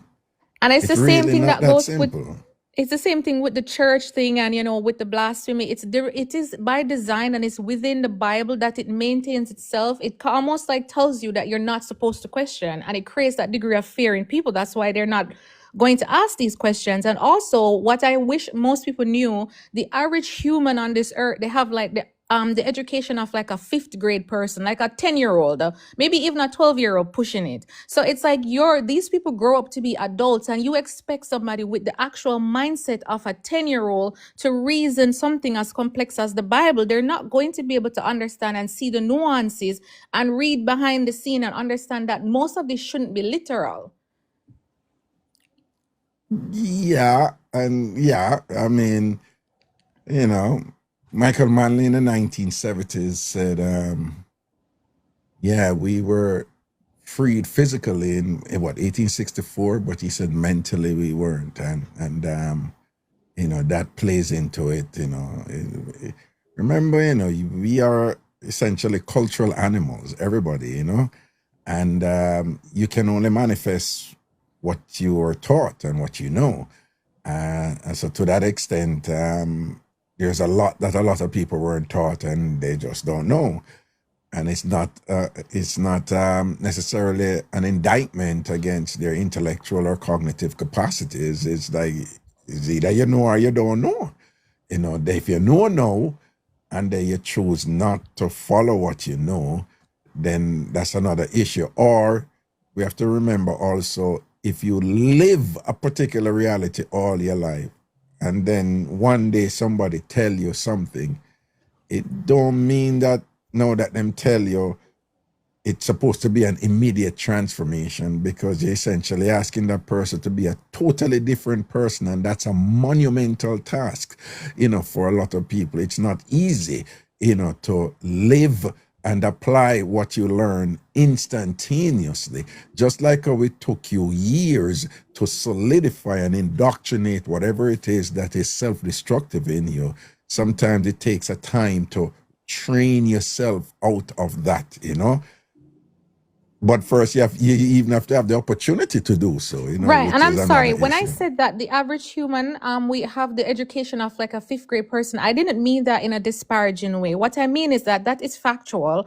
And what I mean is that most people don't go on to read more. They don't have the opportunity to read more and learn more, interact with people of different cultures, different backgrounds, people of different religions, to realize that their knowledge is very, very limited. So I don't mean it in a way to, denigrate, but more so to kind of say that them actually don't have enough information on board. So it's like you can't use their logic and their way of like reasoning things out as a be all end all, because them lack all of the other faculties of life. Okay. Right. Yeah, there's some Yeah, argument and there. just my final, because I also like went away from Christianity and religion, because the more I read, the more I saw the world, and I was like, most of it to make sense. But I'm trying to find myself back to a spiritual sense, and I'm looking into Buddhism, and I think Buddhism aligns more into what I would want to, and it's more like the Jesus-like teaching. Yeah, and Buddhism, a lot of Christians misconstrue Buddhism that it's about worshiping Buddha.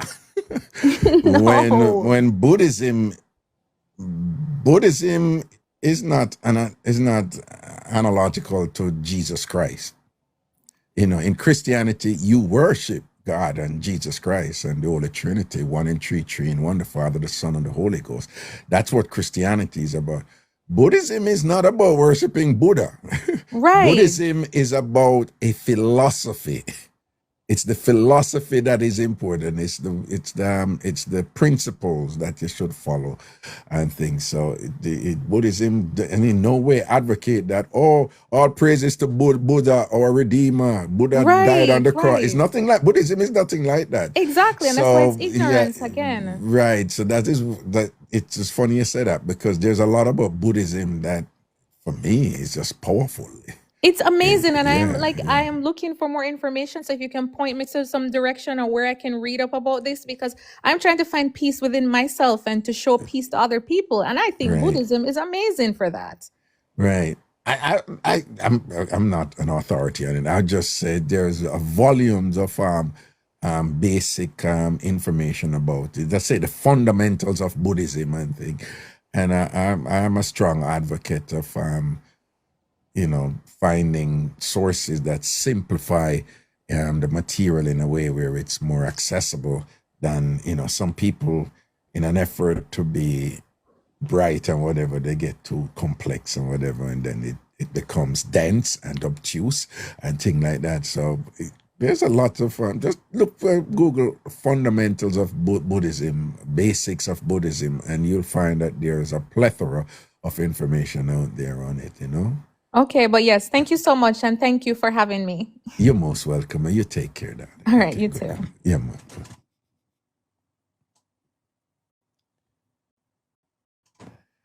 I want to say big respect to you all here, because some of you're okay, because you know that my shows, this is not unusual for on occasion my shows to take a sojourn as we have been experiencing tonight.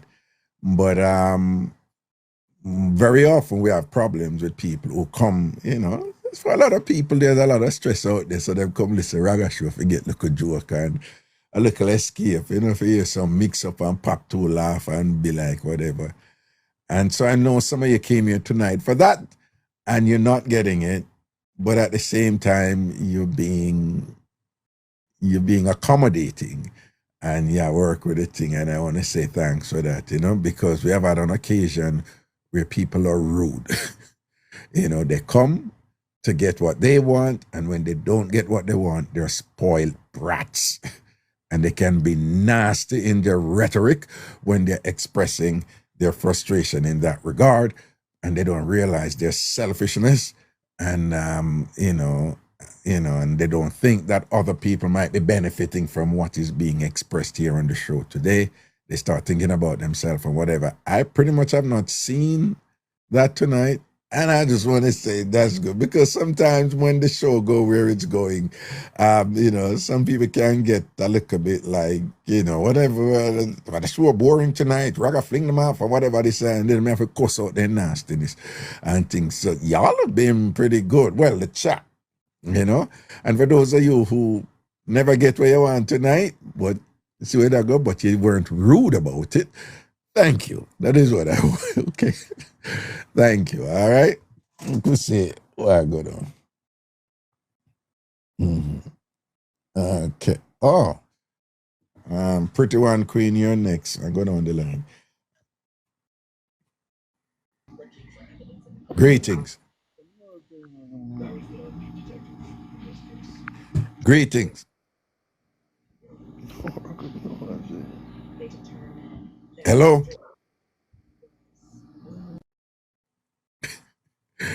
Yeah. I never mean to come on, man. I never mean to forward up the night thing, you see.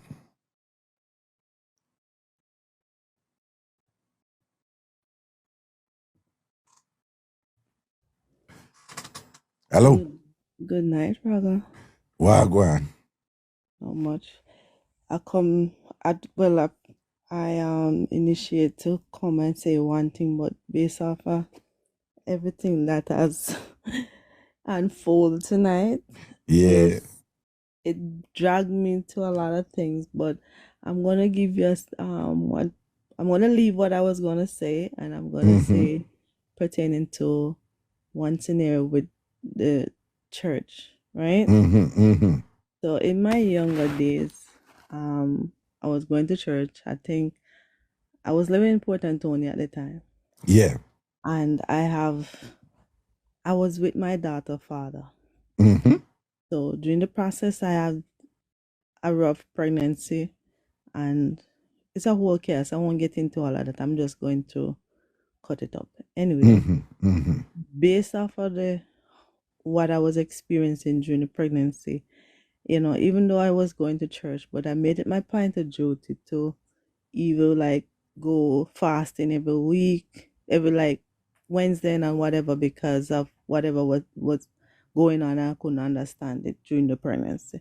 Mm-hmm. Anyway, I have the baby, everything, and one day I decided, going to church. You know how you go to church, and they said, and you feel the need, like you need to baptize. Right.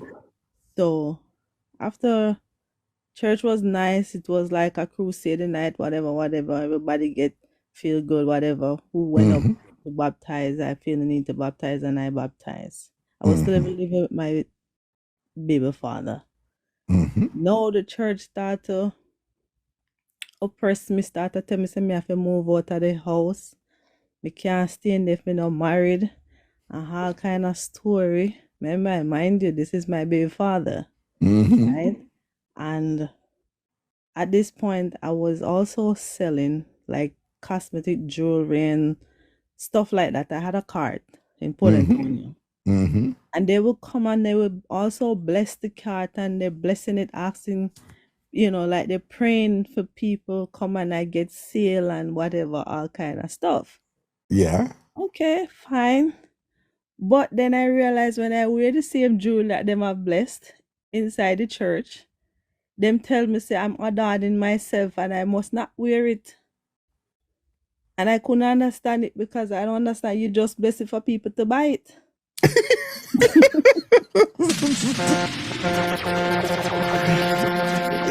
Yeah, but you can't wear it, You can't wear it, you can't and wear it. therefore I could not get right on a fellowship, because Yeah. I was not complying to the church law, or the rules of the church. You couldn't get a what kind of fellowship? What? Right on a fellowship, meaning that like it's a promotion to say you're a certain level in the church or whatever they call it. So I could not get right on a fellowship.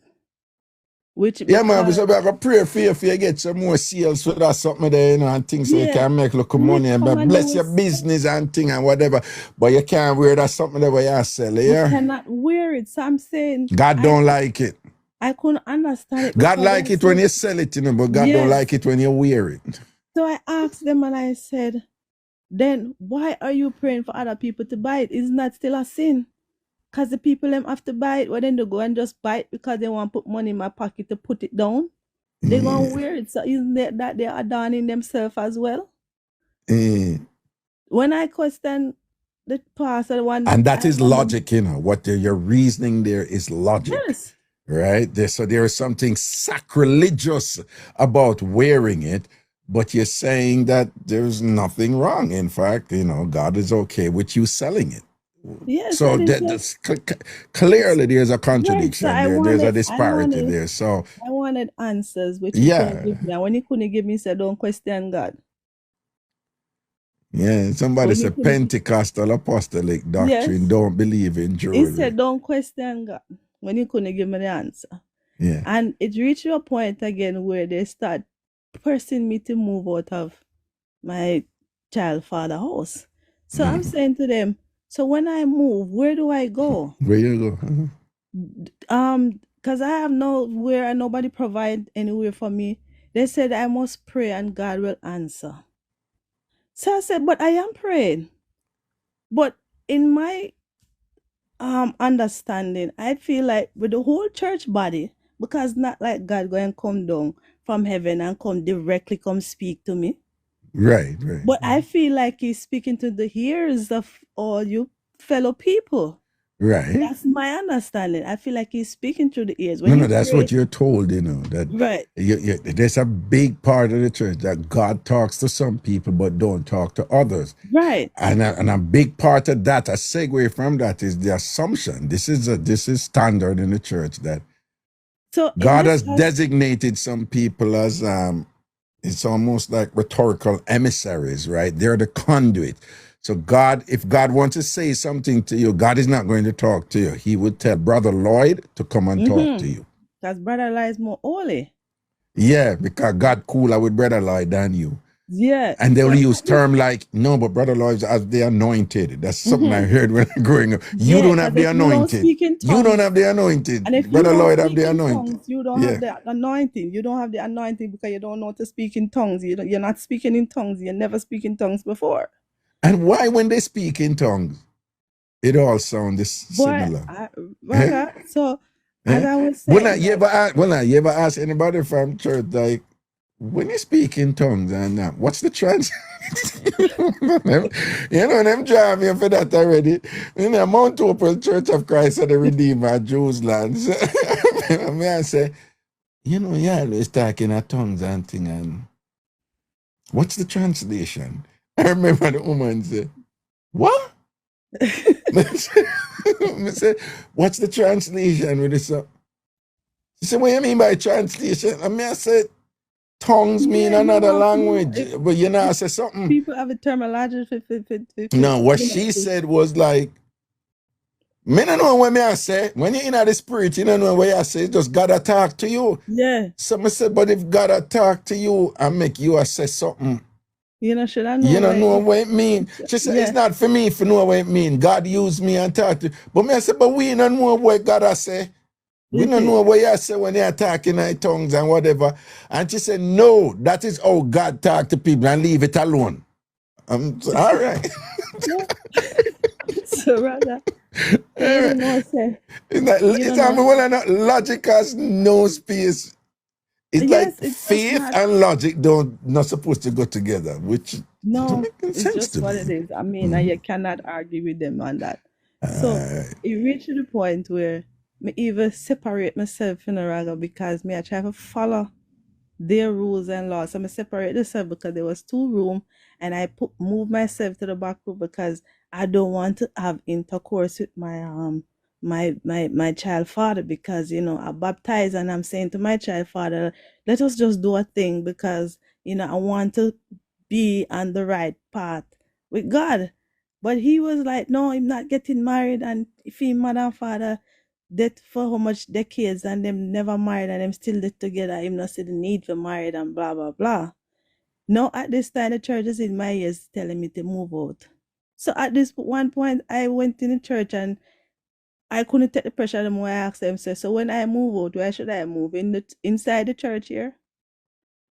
I don't know if it's inside the church I should move because nobody's providing anything for me. Guys not coming together and say, you know what, let us put a little thing together and try to say we'll get a room for her or whatever. But you're telling me God will answer and pray and God will deliver. I don't get it. Listen, Jesus was a man of action. Jesus used to do road. Jesus was a street man, Jesus out there make it up now, whatever. Jesus never in prayer. The gardener just send me and prayer and everything, but Jesus never just pray. And people tell about prayer without action and thing. It don't make no sense. But big up yourself for your blessings and respect. Well, I know, me give a look party. Say the first time me remember speaking tongues and one pastor come to church, and the pastor have a piece of red kerchief. And the pastor decides, them say every time that pastor come to church, everybody get the Holy Ghost, everybody get in a spirit. I never understand why, but me did want to experience the night, so me make sure say me go to church the night when the pastor, that specific pastor visit the church. Raga, the man start from the back of the church and him have one kerchief. I don't know what's in the kerchief. I don't know if him wet it or what, but me know say from him start lace people with the kerchief. Raga, everybody start jump up and people just start speaking tongue. One you they sit down beside of me, and when he get the first lick, him jump up and reach up at altar and start speaking tongue. Raga, some follow back time before me get to the lick and just start speaking tongue. And that, you see that falla baka, you see that something there? That is very instructive because I can't tell you. All right. And church people don't think we're beaten or anything. All right, them have this thing, and when you have these passes, them touch you and you jar and then you drop, right? right? You know about that, right? Yeah. It's Yes. regular in our church, them, right? All right. There were some things about it where me never know. Okay? But okay, fine. But I was just amazed by it as a young person when I see. I was just like, whoa. You know, can touch and thing and the people them up and them job.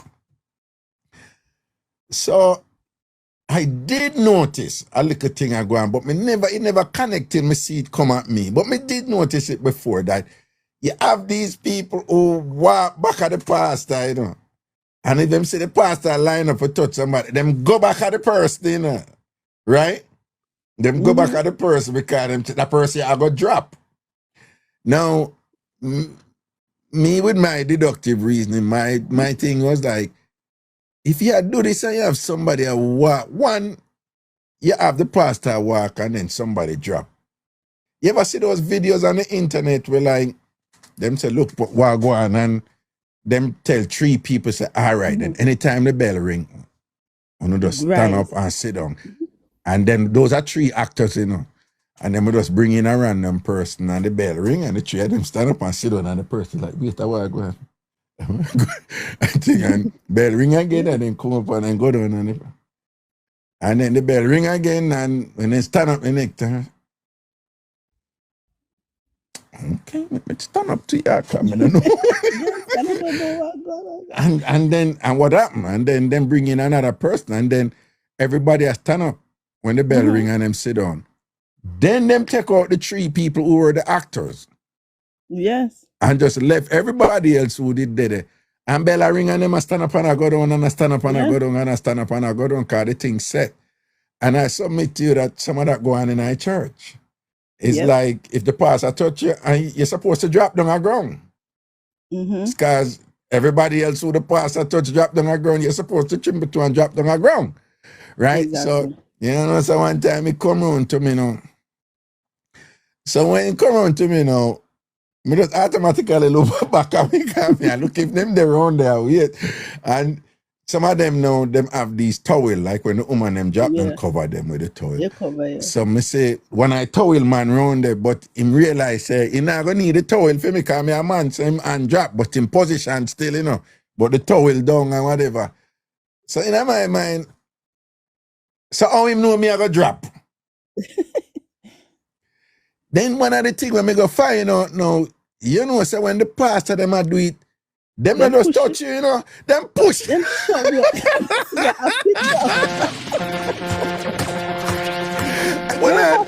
No. All this time I thought it was just a touch, you know, and then the spirit take you and whatever. It's them push it down. So when me say the pastor and strong your frig. So when the pastor comes and push me on my feet, me I go back on my brace, no, I catch back my right foot and whatever. You know, so the 2 of them run on the back. The 2 of them run at the back, them I hold my shoulder like them I try put me on.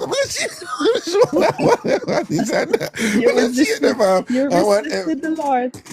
No, you know, not. You see, why you doing this? Why you doing this, brother Stewart? Why you doing this? Relax, man. Relax, man. You're resisting the Lord. You're resisting the Spirit. And I say, I'm not resisting the Spirit. I just don't want nobody push me down the ground. And that never go over too well. But it's funny, it's a technique, you know. Me look like them a touch, you know, but I push them, I tell you, say the man and strong and they push me. And shove you, get one shove you. One. Me see somebody post in the chat here earlier, say, they must say they put, but me see somebody post, say them, they push them down and they nearly broke them back.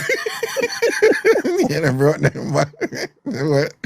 Yeah, when the person pushed them down, they nearly broke them back. Me see somebody put, yeah, man, somebody post it, man. I think at the world I come from something like so they post and say them push them down and nearly broke them back and whatever. You think they easy? God, man. Anyway, big up him. One thing I must say though, I read a lot, Raga, and I reached to the point where I kind of stopped stating myself like, oh, I'm this type of part of religion or whatever, because I read so much. And you see, with even that same pastor thing when they said people, if you're married, you cannot divorce. Well, I read also where it says that God says one thing he hates is is divorce. But because it's one thing he hates is divorce because it shake the throne. It shake the thrones of God. But if you're in an unhappy marriage where it might even lead to death or anything, you must remove yourself from there. Mm-hmm. No, God give you intelligence and God give you the capacity for self-preservation. So why shouldn't you make choices that would protect you from your demise? Exactly. If God is a God of love, why would God want you to choose to stay in a situation where you will die or suffer incredibly? Exactly. God said He does not put the burden upon man. He said sometimes it's because of lack of wisdom and knowledge. Sometimes why we fall short in so much hardship because we don't really have the knowledge to think and to do certain things. And sometimes the blessing is there.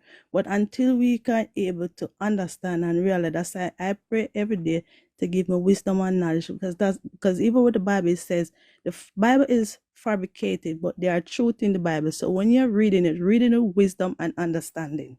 All right, man. Blessings and respect, man. See? Yeah.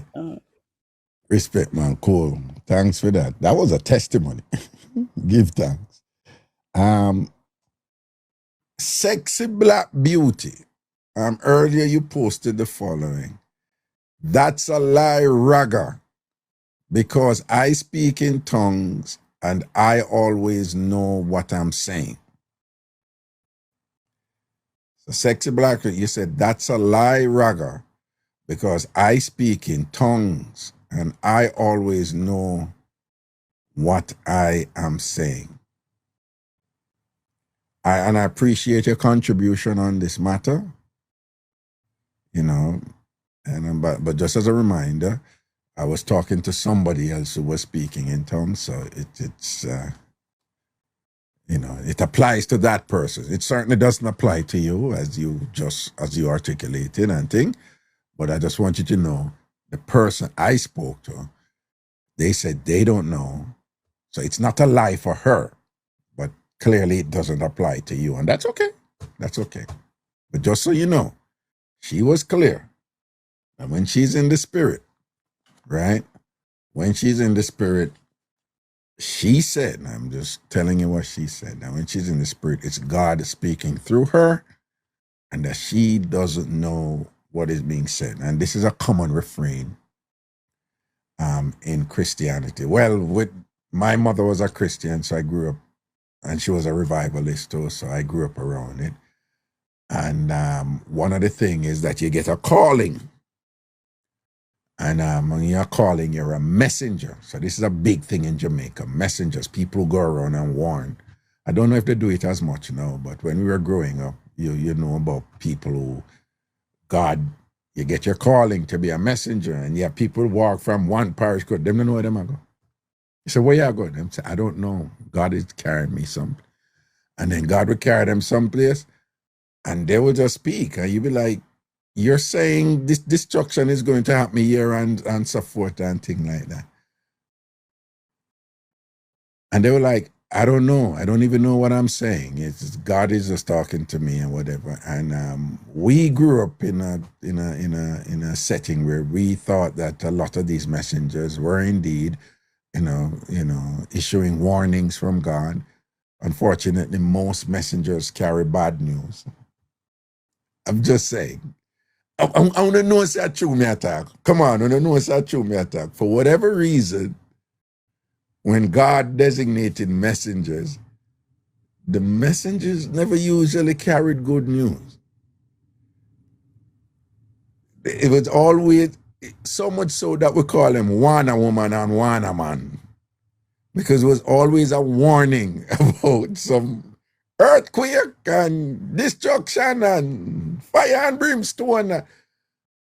So I have never heard a messenger from God walk and say, I come here for make you know so prosperity I go follow you. Somebody going to do something good here, so, and the good is going to be multiplied, and the good is going to be replicated. I don't know, go and grow in the Lord in prosperity. God tell me for telling us that we're good people. We never heard God send any message like that. All of the message them where God sent, it was always negative. So again, if you're thinking about this stuff, which I didn't do back then, which most of us didn't do back then, we just follow what people tell it. Jesus Christ, the one woman said this and that and re. And as soon as something happened bad, we say, you see it? And she did one about it, you know. And then we fit it into the narrative. But we never, God no send a messenger with good news.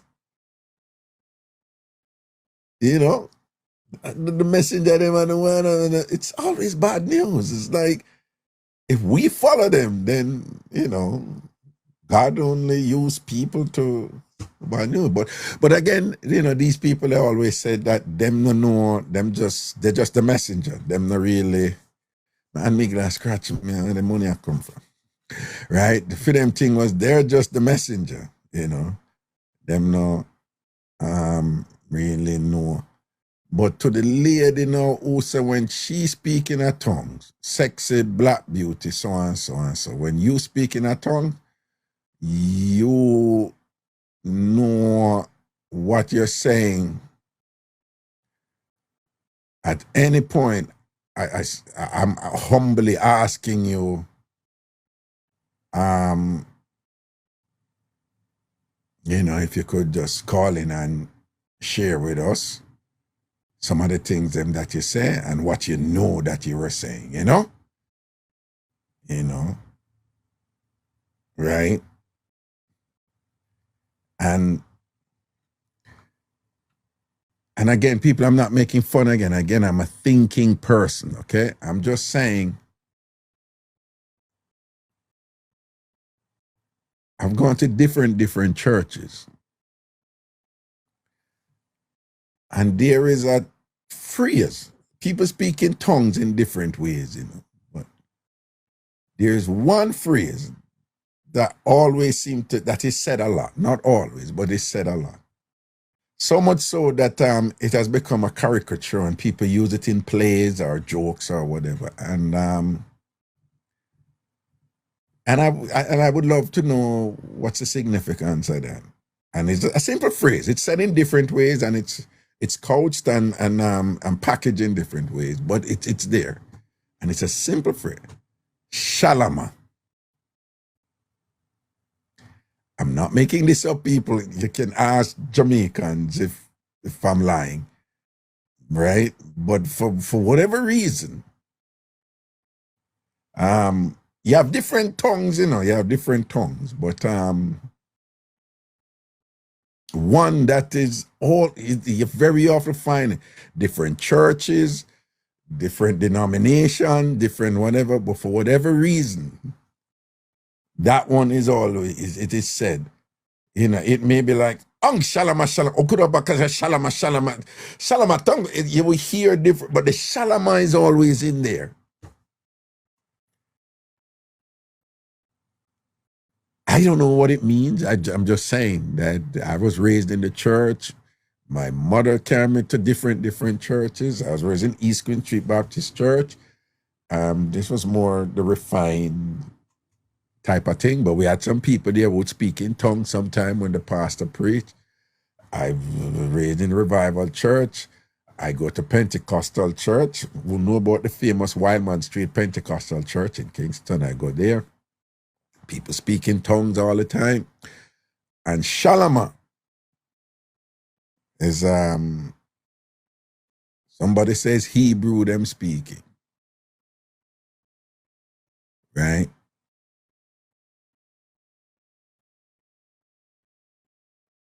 Right?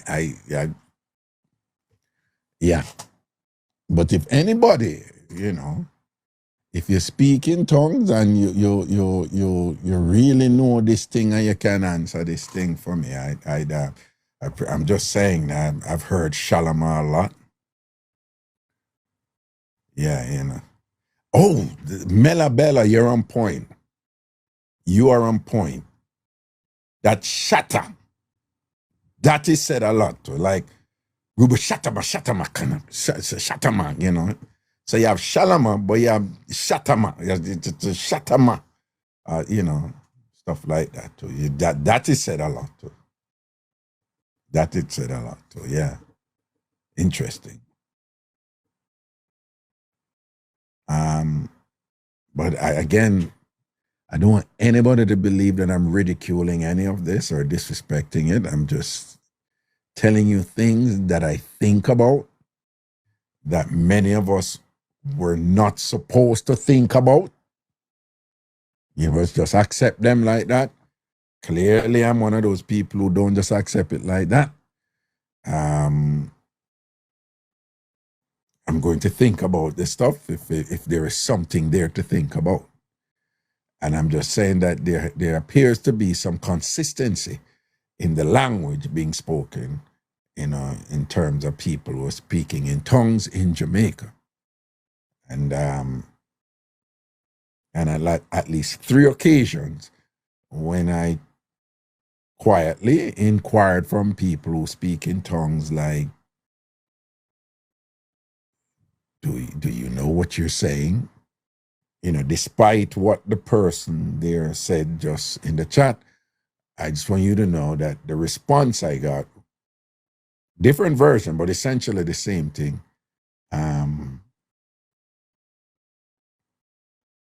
Is that when they speak in tongues, it's God speaking through them.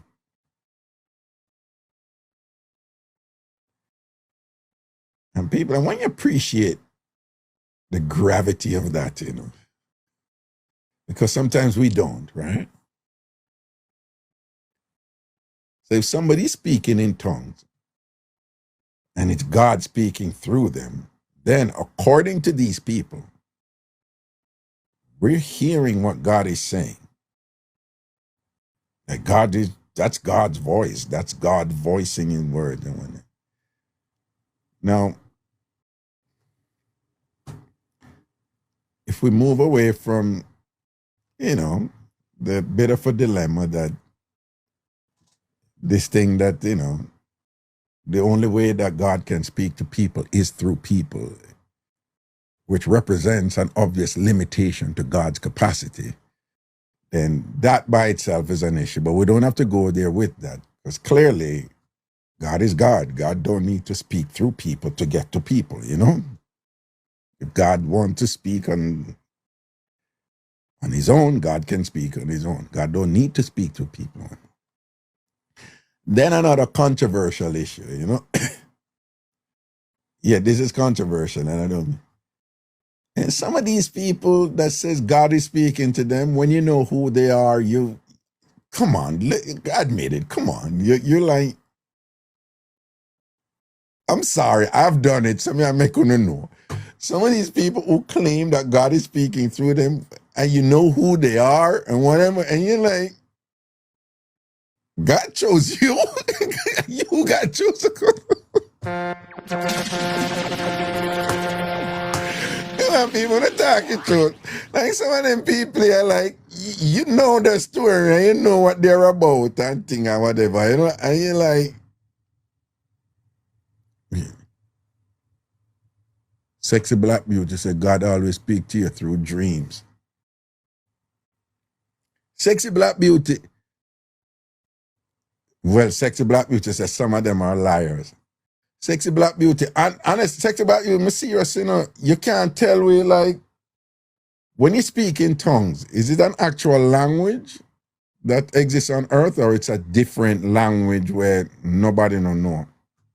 And when you speak in tongues, can you write what you say in tongues? Can you write in the language? Can you write it out, or you can only speak it? And what are some of the things where you speak in tongues? Right? Sexy Black Beauty, right? What are some of the things where you say when you speak in tongues? Right? I'm serious. I'm asking these questions. So if you can answer those questions, I'd appreciate it.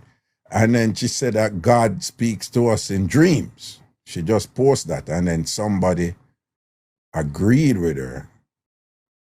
Right? Chan says facts. So Sexy Black Beauty say, he always speaks to you in dreams, right? Sexy Black Beauty and thing. And you know that thing, when you hear Jamaicans are talking about dreams, they would say dreams, but the more common terms when it comes to spirituality and God speaking to you is the word vision. When you hear Jamaicans use that word, God give me a vision, or I see the vision, or I get a vision.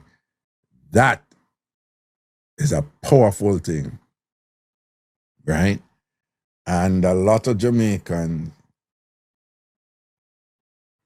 they treat dreams, vision, as being predictive, as opposed to dreams being reflective.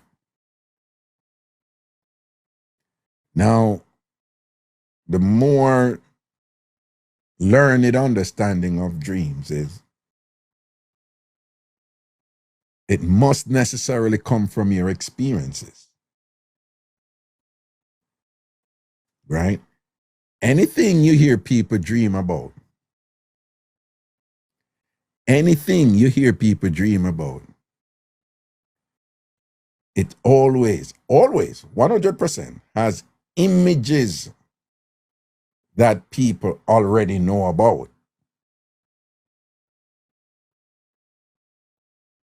Anything somebody tell you, say them dream about, whether it's just a dream or whether they say it's from God or whatever, it always has, which it must have, images that we already know about. But so snake, water, me did a drop off of one mountain, me did a go up in the sky, or me did slide on so and so.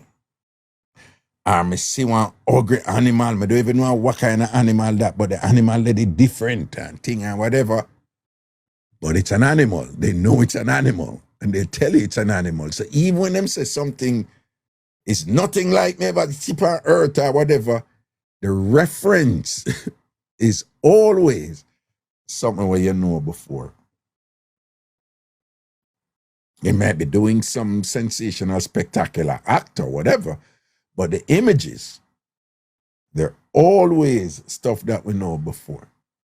But even though all the images is stuff by nature, where, because you can't,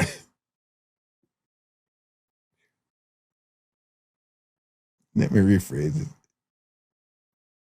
But even though the images are reflective, before, most of us relate to dreams as being predictive. So the way we are raised in Jamaica is that dreams tell you what's going to happen. In some instances, you will get Jamaicans, not just Christians though, with dreams, it's not just the dreams and vision thing in Jamaica. Let's be clear here. It's not just religious, even though we have, what's the name, say, God speak to you in dreams. I'm just saying the way Jamaicans use it, they'll just come and say, it's the last time I get a vision, I say so and so and so. But sometimes Jamaicans will use dreams to explain something that happened before, so it won't be predictive, right? So for example, Jamaican will get a dream and say, yeah, you look like a common one. Somebody pregnant, somebody pregnant in our family, somebody breeding in our family. It's explaining something that happened already. Or, say somebody over the yard unalive the man. Over the yard unalive. Last night, I tell him a dream, one big snake, in one breadfruit tree. There's only one breadfruit tree up on the road over the yard, and the snake. And the poor snake, them always get the bad name, Me say, me say, snake. By definition, snakes and sharks or whatever, they're not cruel or any more evil than any other animal, But for whatever reason, I want to know where the snake thing come from. I want to know why snake get a bad. I am convinced that snake have meetings and say, so this garden and evil thing, it just never go well for we and whatever, because from then we've been and go through it, When Bina go through it, you know why everybody thinks that the whole of we wicked and thing because the Bible talk about the snake and thing and whatever this and that. After me, you never did it. After me, I have nothing to do with this. This garden and evil thing, man, it a give you a warm time. Hey, the snake, they must vex, you know. Because snake just represent evil, you know. All in the movies, you know, and you see the snake, and people, I'm afraid of snake. And thing and whatever, you know. But dreams, you can't argue with enough Jamaicans about predictive dreams, you know, man. Don't even try it. And you know what is I think this is cool culturally, right? Right? Them always have somebody in them family, you know. Like a one person, you know, like Mas Joe or Uncle John or Auntie so-and-so or my mother. But they're convinced, you know. No. Anything him say, it come true. Anything him dream, it come true. Remember me tell you know, anything Uncle John dream, it come true. From Uncle John say it, I can't just carry that by the bank. I know it a gonna happen. Or from Auntie Joan say it a gonna happen. Anything she vision, it come true. Jesus got anything she vision, it come true. And you can't tell Jamaicans otherwise, you know, when them have that something there, you know. Right, Bella say, I am the auntie. Yeah. All right. Yeah. Yeah. Oh, me say, but the Bible tells us about vision and dreams. It's played an important part in our lives. So you see that statement there? But the Bible tells us about visions and dreams. It's played a very important part in our lives. And this is a part now where this is a practice. The Bible is the authority. If the Bible says it, it's automatic credibility. So you see a statement like that now is saying, but the Bible say it. So if the Bible say it, which again is an interpretation, then it is so.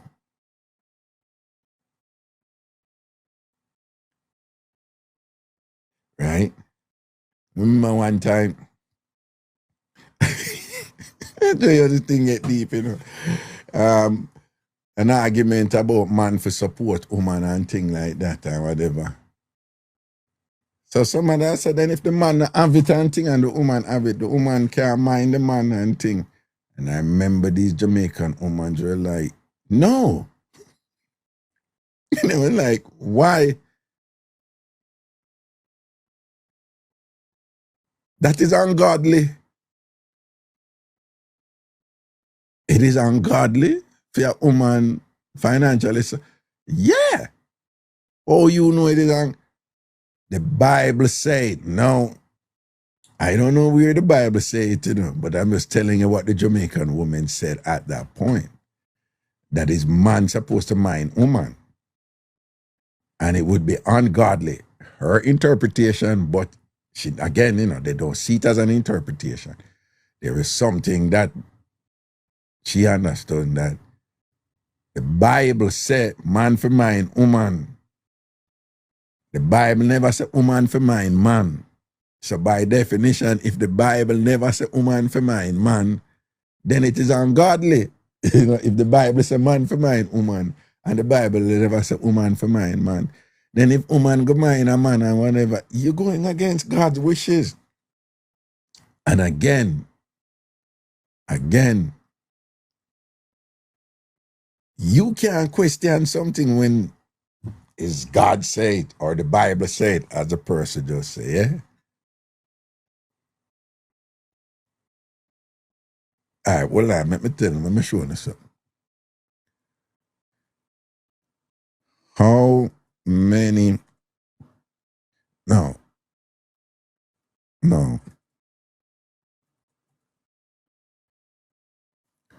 Wait.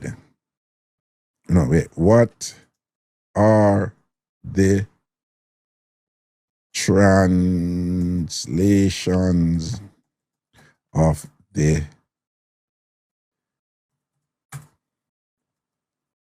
Christian Bible? Did I ask that question right? The Christian Bible has been translated into numerous languages from its original Hebrew, Aramaic, and Greek texts, with popular modern English translation including the New International Version, the English Standard Version, the New Living Translation, and the Christian Standard Bible. So you have all these translations, but I want you to understand the four. Hebrew into Aramaic, Greek, and then English. Hebrew, Aramaic, Greek, and then English. Those are the core main old translations. And a lot of this is contested, that the original was really the Aramaic. For those of you familiar with the area, a big part of the area now known as Ethiopia, and also South Sudan, and part of Kenya, and another area over there, okay?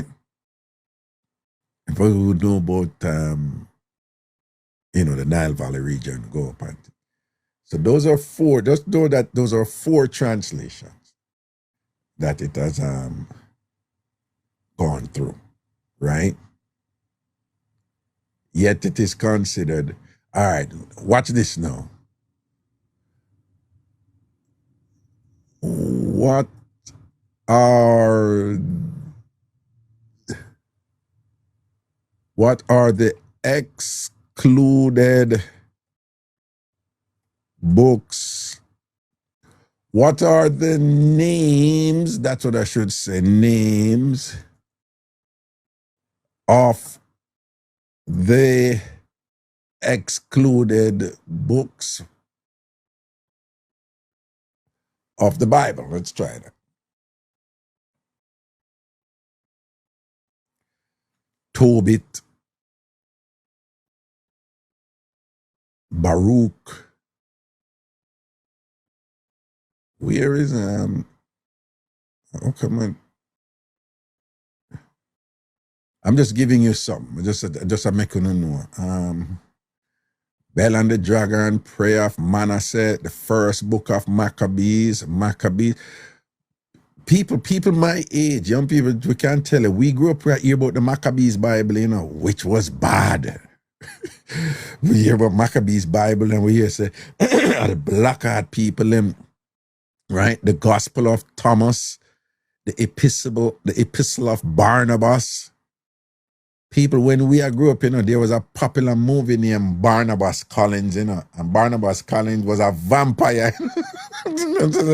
So Barnabas is demonized, Make anybody tell her we grew up. There was a dopey show named Barnabas Collins, whatever, right? The story of Susanna.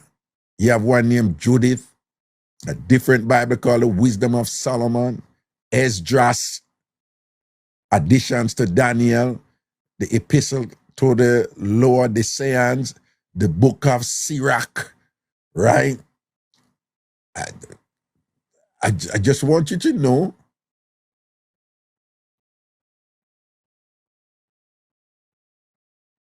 the book of Enoch, the Gospel of Thomas, the Gospel of Barnabas, the book of Jasher, the book of Baruch, the book of Sirach, the book of Wisdom, the books of Maccabees, there's more than one, the book of Judith, the book of Tobit, right? Then you have the book of the Covenant, the Wars of the Lord, the book of the Anna, the book of the Chronicle. I'm just letting you know that there's a whole bunch of books there, and for the people who deal with these things, I don't. I just want you to know that they had a political motive when they decided which books they're going to leave in and which books they're going to leave out. And it was to bring Italy together, Rome and whatever, and to unify them under a particular doctrine that will serve the interests of a particular set of people who I guarantee you were not Africans or Asians. All right. But again, I'm not here, whatever. Yeah? I'm just saying, but this is the book that people, them born and raised, and they said they must see this as the authority. Not the ones where them left out, right? To see this as the authority. Not the original intent, which was Hebrew.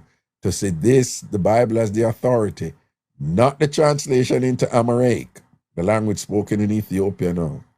To see this as the authority. Not the Greek translation, to see the Bible as the authority. The English version. Watch this. Was King James, I'm not causing problem here, I'm just showing you something. King James gay? While it is impossible to definitively answer was King James gay due to differences in historical and modern understandings of sexuality, a majority of historians believe he was either bisexual or gay based on his intense romantic and likely sexual relationships with male favorites like Esme Stewart, why am I for name Stewart? Robert Carr, and the one that was pretty much perhaps his favorite, George Villiers. His public affection, which was considered unusual before his time, is well documented, and modern biographers generally agree these relationships had a sexual component. James had several prominent male favorites. They use the word favorites. What's going on here?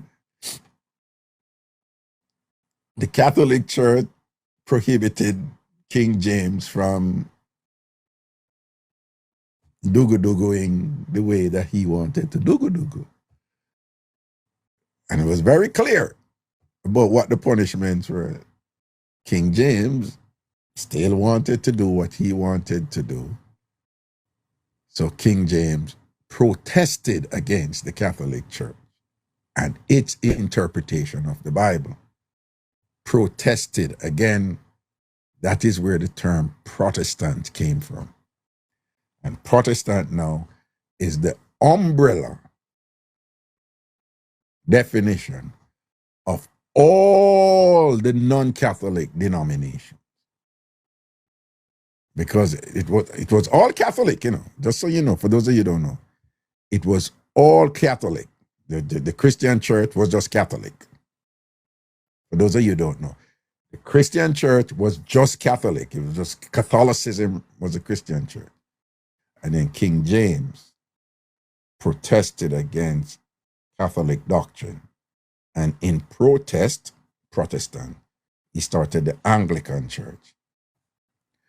And then other men and people protested against the Anglican church, and they started the Baptist, they started the Mormon, they started the Episcopalian, they started the Presbyterian, and they saw all these Protestant doctrines came about, with each saying that they are the right interpretation of the Bible and Christianity. Right? I'm just giving you some context with some of this stuff here. I mean, not telling you this figure for no mash up on the thing and thing. Right?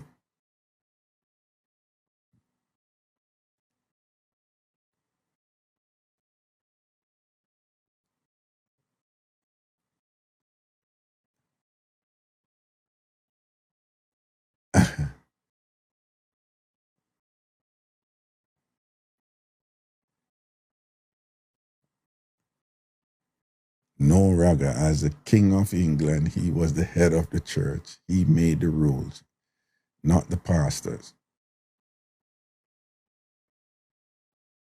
I'm not sure what you're saying there. He made the rules. Oh, I think I know what you're saying here. No, when these breakaway denominations were established, their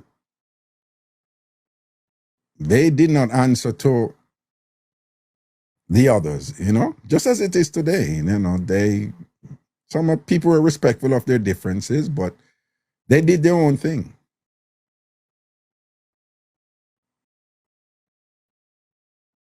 So I'm not sure James, not a king of England. Eh.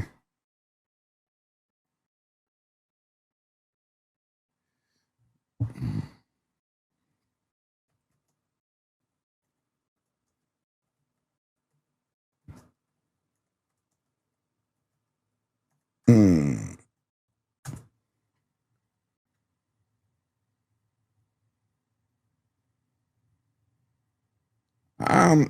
No, I'm not going to spend time with this, but I'm not sure. Sorry, wandering to someone else, Raga. Oh, okay. Okay. Okay. Because I'm not sure what you're saying about, you know, James, not a king of England there. All right, moving right along. Because King James was a king of England. Indeed, he was. All right, but I say, again, I'm not, whatever, I'm just saying this is the book that is revered to be the absolute tool to establish truth and credibility in any and everything for people of the Christian faith. This book, the Bible, that has gone through all these translations, and that the present translation that most people use was made, well, all along, you have people who leave out all these books because it didn't serve their political interests. So them leave out all those books and them a certain set. And according to the scholars, them change up the words them too. Because when you're translating, here's the thing with translating. If somebody say, all right, I'm going to translate Jamaican patois, you know? And them I translate Jamaican patois and them say, Jamaican patois say, you know, I say, my bend with the way the boy did a flex, right?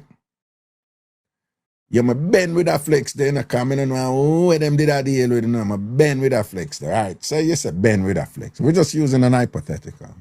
So them I translate Jamaican. First of all, you can't translate it literally. You can't say, oh, them did a bend. That means they were bending over and they were flexing. It has nothing to do with that. You have to know what bend and flex mean in the Jamaican cultural context. So you have to know, say, bend mean vex. The way him did a flex, the way he was acting. So if you translate that now, you may end up with, he said, I was vexed with his conduct. So I translate. Somebody will look upon that and say, nah, but yeah, I say vex, but the way you bend it I use, I say it never really mean vex, you know, because vex mean you're really upset about something. But the way you bend it, I say, just like, I was a little frustrated. I was a little bit peeved by it and thing, you know?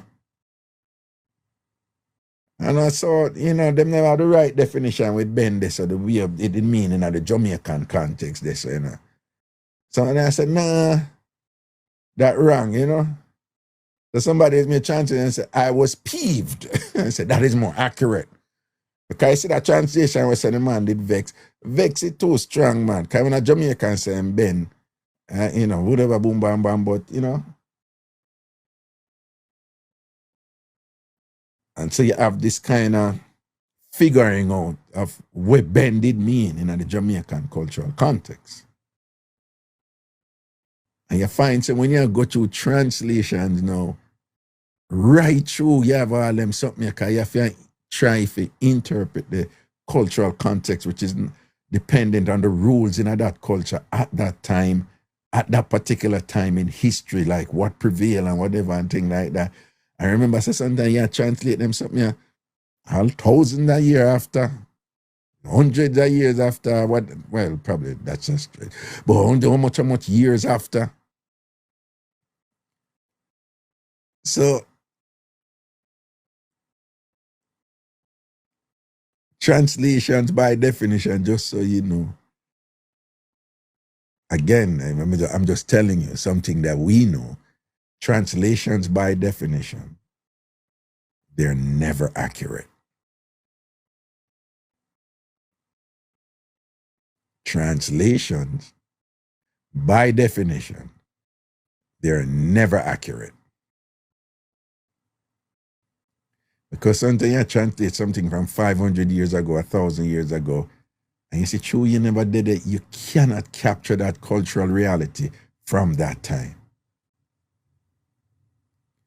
And then now you have this book that has gone through several complete language translations by political entities who were employed to translate the stuff in a particular way, to use a particular way for control and guidance of the people. And this book went through at least, I have a whole heap of different versions out there now, modern time. But just talk about them 4 original old school translation, massive translation. And while them a translate and think, them say, no, we can't include that one here. Why them left out them book there? No, me could take out this. Why them left out that one there? Take out Maccabees, take out Judith, whatever.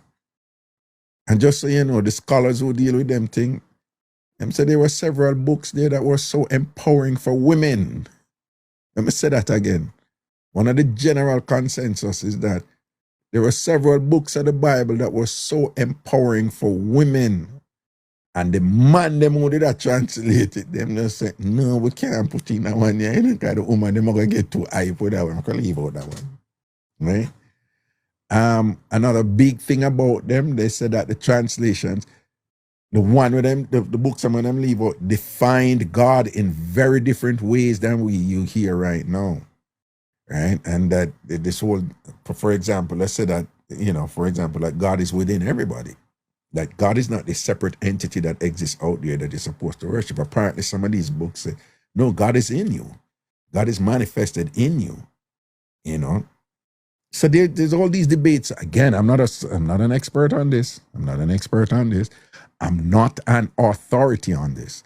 But I'm just giving you some of the fundamentals and things in the sense that all of that lead up to this book that is revered and automatically held as the single, amongst Christians, the single authority that determines wrong and right, validity and invalidity. And most Christians, including my mother, including my family, including my sister right now, them just born come see this thing I saw and them just replicate it. You couldn't tell my mother nothing about the Bible, right? I come from that Jamaican family. I leave your house, you open your Bible and left it on your bed, man. Keep off evil spirits. Me couldn't go my bed at night time without read a psalm. You want Miss Cherry drape you up and clot your 2 box. You have to read a psalm before you go to your bed. And by the way, why are the psalm is so important? The psalm is like the book of all books, like psalm is the best. Like the psalm then is like, it's almost like the psalms are more applicable for daily life. Like you have a psalm for every situation, like Jamaicans, them really into the psalms. I thought this was universal. It's not. And Proverbs too, yeah. But Psalms and Proverbs and whatever. When I grew up, I just thought that this thing with the Psalms and Proverbs, you know, where we grew up with, I just thought like, you know, this important where you get the Psalms and whatever, that like every Christian stays so. No, it's not. Except for the Lord's Prayer, Psalms, wait, name them. That one that, yeah, every Christian, you know, Lord is my shepherd, I shall not want. He maketh me to lie in green pastures. He didn't me beside us there. But there's a thing among, I don't know why, but I think it's amongst the African diaspora too, for whatever reason, black people especially, because I went to Ghana and I noticed the same thing. The Psalms are a big deal. But I go all over Europe and the Psalms are not that big a deal as would we. You know, I go to other places and Christians, they'll read any part of the Bible and whatever, like before they go to sleep or whatever, them read all parts of the Bible. Them don't have this importance that we give to the Psalms, you know? Anyway, so we end up a reason about a bag of something tonight and thing, but me I go Lego you now and I wanted to do some work tonight after the show, but tonight's show took a turn and I could work with it. Tomorrow, we'll go back to some mix-up and thing, all right? Sophisticated biz, what happened? How I go on? Well, Anna, what you did there? Eh? Wait, no sophisticated biz there. Why go and charge it? If I follow your... Hold on. Is this my sophisticated biz from England? Are you? One know if you see a man, you know. Are you? I'm a charge you from England? Okay. All right then, cool. And people, I'm a long time link that, you know. Yeah, man. Why go and boo-boo? Big up yourself, man. Yeah. All right. But people, yeah, man, the show take a look at spin tonight, but some knowledge was shared and thing like that. I want to give thanks for the patience and thing or whatever. And yeah, obviously I shared some of the things that ground me in terms of how I see the world, my worldview and thing. And some of it is humorous, because for me, humor is always there and things like that, even with the serious stuff and whatever. I'm actually old back. I mean, I want to come over like me.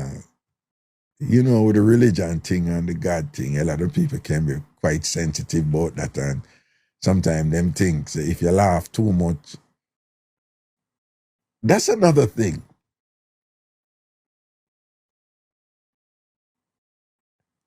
Why is it that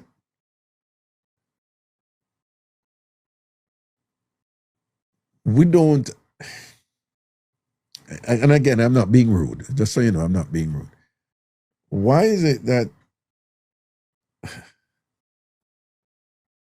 well, if you follow these people, God no run joke.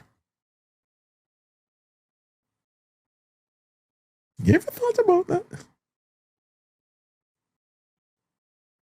In all the supposed utterances of God and where God said, God never wants you to run a joke. And again, please don't interpret this that I'm being rude. I'm being serious. I'm being very serious. God never said nothing humorous yet. God never run no joke yet. Because to be clear, while we can argue about some things and, you know, like the sex thing, for example, where people move straight, them always move straight to Sodom and Gomorrah, whatever, and this and that. And then they start that too and claim, say, you know, a lot of Christians, them have this thing, like, once you're engaging in sexual discussion, it's ungodly and right? You can whatever. But at least them have the Sodom and Gomorrah thing and the whole thing about the flesh and thou shalt not commit adultery. At least them have that forgot to. With the joke thing, them have nothing forgot to. There is nothing in the Bible that condemn joke. But somehow you never hear God around joke yet. You don't have nothing in the stories of the Lord and whatever and things like that. Now some people say, but God business are not joke business. You hear a lot of preachers say that and whatever.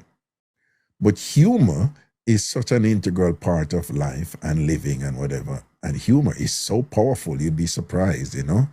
And the utility of humor to live optimally, to live a fulfilled life is a powerful, powerful, powerful, powerful thing. I find it amazing that God never say anything about that.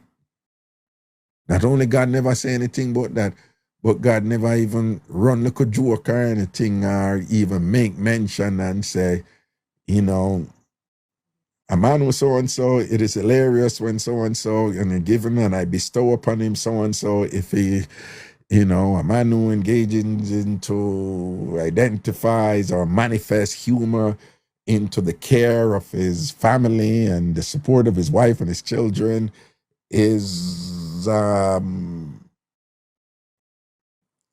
godly promotion of good health and well-being. Nothing was said of jokes and humor. Nothing. So much so that you listen to some of these people and you can't help but, if you follow them, then God must be this super serious entity who is just always preoccupied with only serious matters associated with humanity.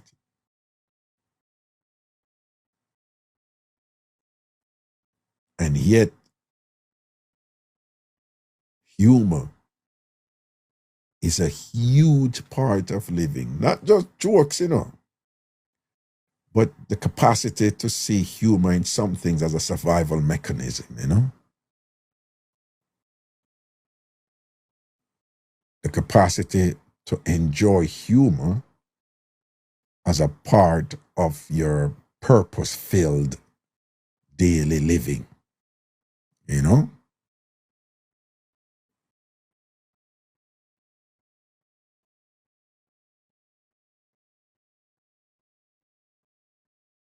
Some of the world come and say, him tell Peter, say, when them boy a come, just go on like you don't know me, you know.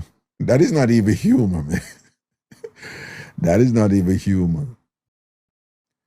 Lottie say, cause laughy, pick me easy for lie down. God no want lie down. That's not true. Right? I don't know what I'm saying. You know, cause when I grew up at Jamaica, you know, the man might say, yo, we ain't in a kin teeth business, you know, so you find, say, humor. Yeah, humor was not even masculine. The Jamaicans always appreciate joke, you know. There's nobody who joke around like Jamaica.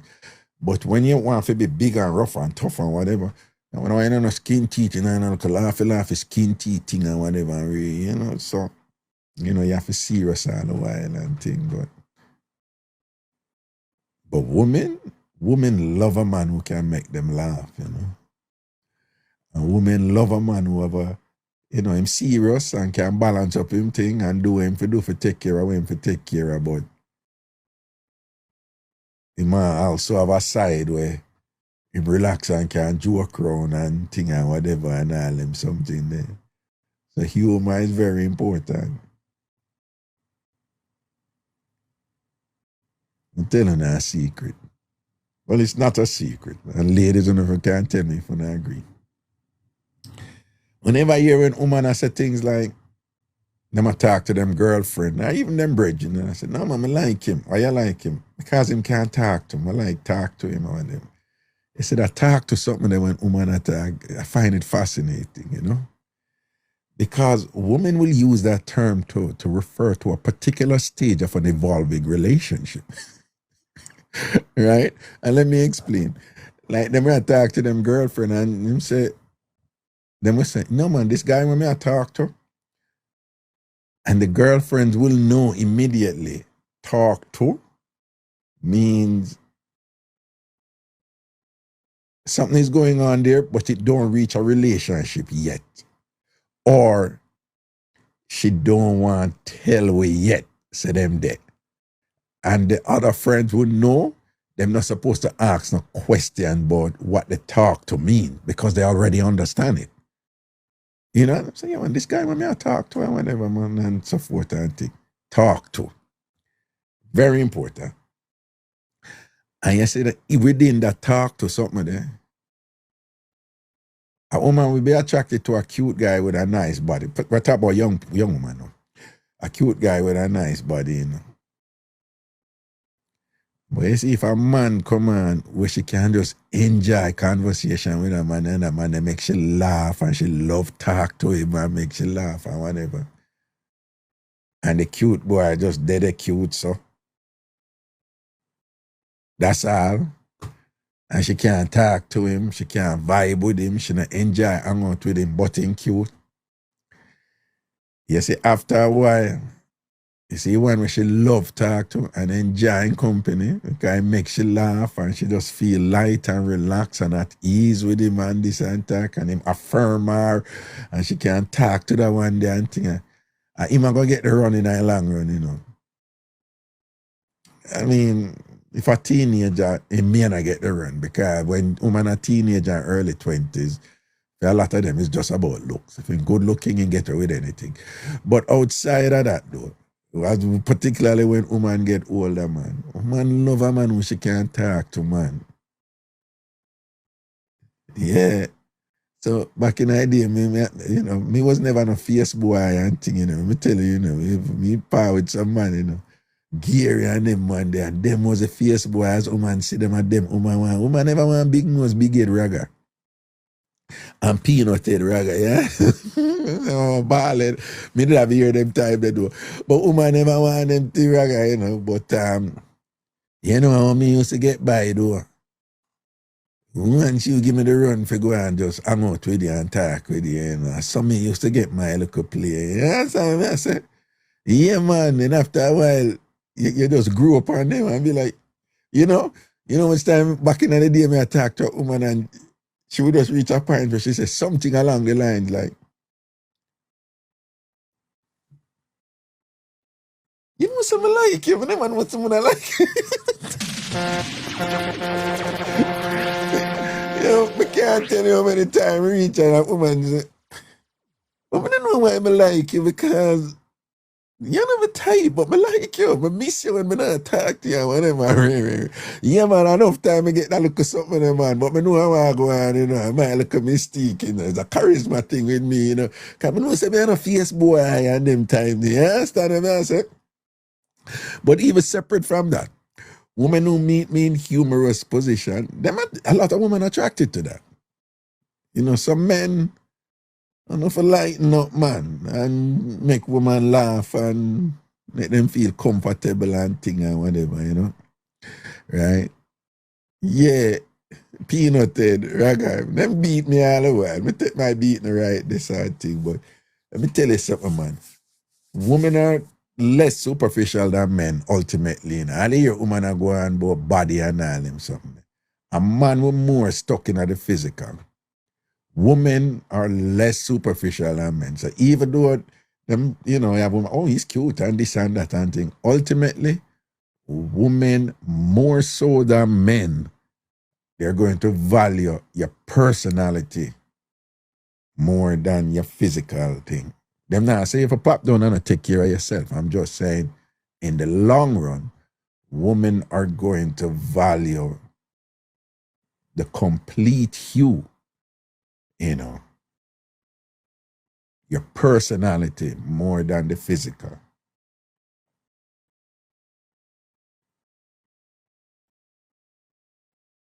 Right? So it's and then finally, I'm gonna leave. Finally, at the end of the day, a simple equation that seems to escape a lot of people here is that, and this is true for all human beings, but then again, it's what stimulates it, it's what provokes it, it's what promotes it, right?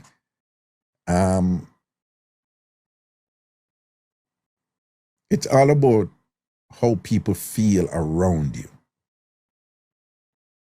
right? So remember, you can't make somebody happy, but your conduct can make them choose to relate to something about you that make them feel good.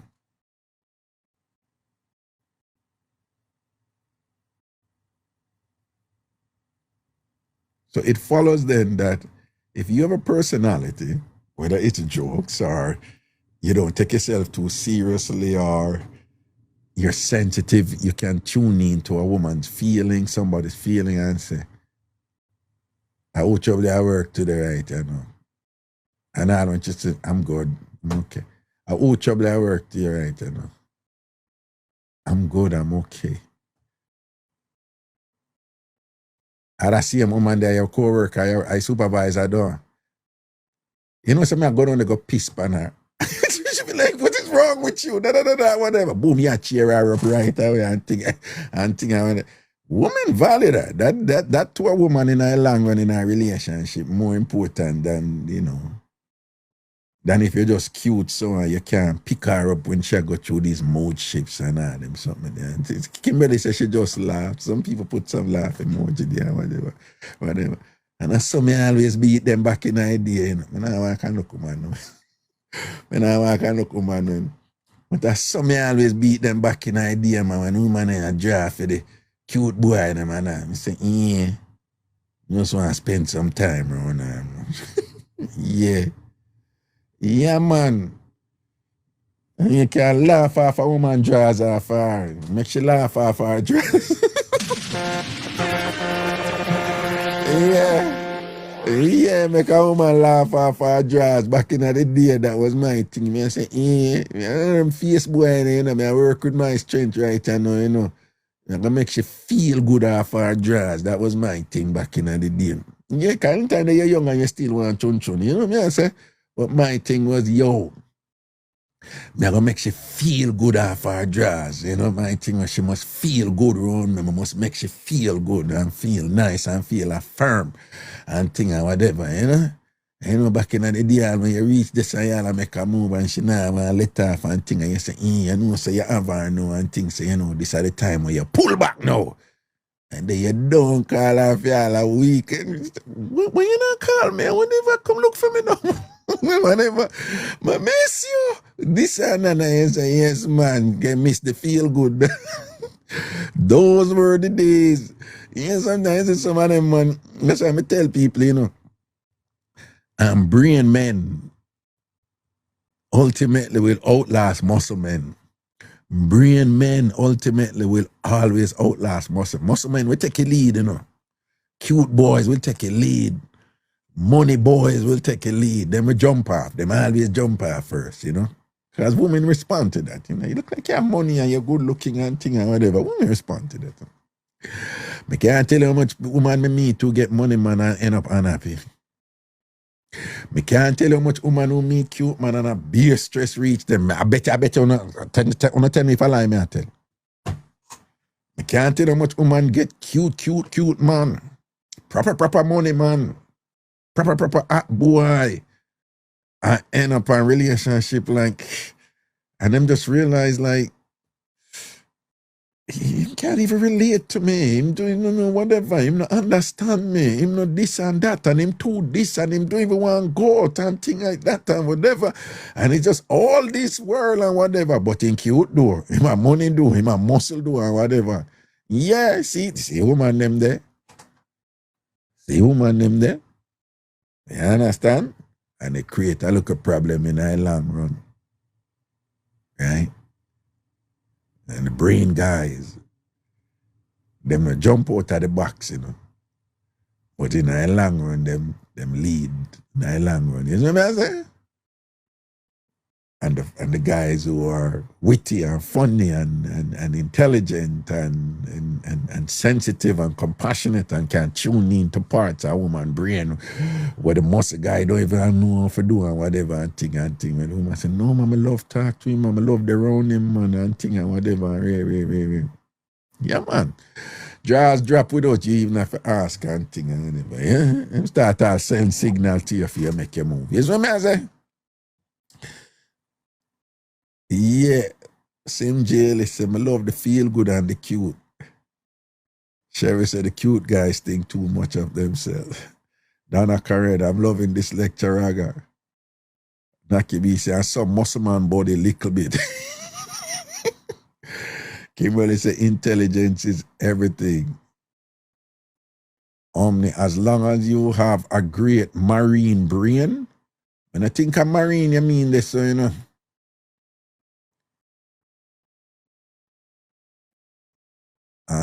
Earn acquire most muscle and money men are empty.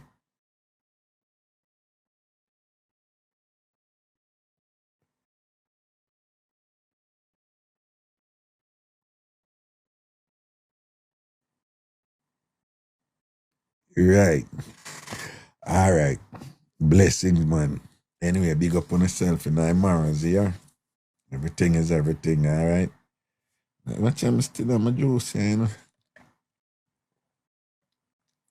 Yo, if you are watching the live right now, you know, follow me now, okay?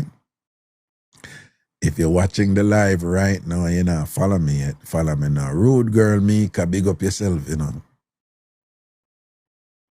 Christina sleep a box, but you hold it like a G do. Ratted people, Kimberly still up. Oh, she not just sleep. Afro Latina want go on. ¿Qué pasó? Dime lo que pasó. Oh, you meant brain. All right. Angela Johnson, big up yourself. Yeah, man, if you're there, follow me. If you're not follow me yet, follow me now, okay? Pretty One Queen, good night. Pretty One Queen, you have bed for sleep, you know? Or you not in a bed for sleep, you know? Resilience, a good night. Raga and all viewers. It's still early here in California. Like you said, the meds did iron or Selassie. Sim Jaylee, always love you, Raga. Raga loves you too, boo. Big up yourself, man. See? What time is it now in Cali? 8:30. Okay. Pretty One Queen. Raga, me have a big, nice, clean bed. Do you like hard mattress or mid-range, or you like the real soft one, them where you're melting? Now tell me now. Donna Currency, I'm in Turkey. You've kept me up. What time is it in Turkey right now?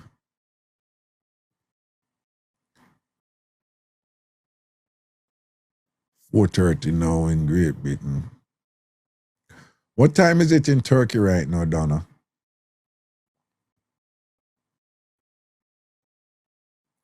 Pretty One Queen. Next to hard mattress.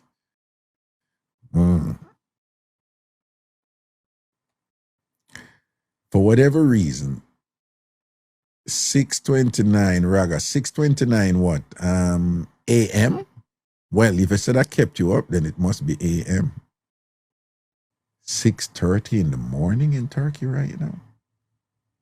That means they are, what, 7 hours ahead?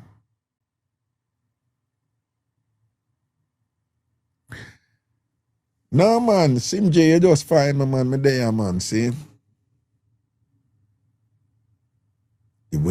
No, that's what I just about to say. For whatever reason, guy talk, just ladies, let me let you into something that guys talk about. For whatever reason, guys, oh, well, if they're 2 hours ahead of England, that means they're 7 hours ahead, indeed.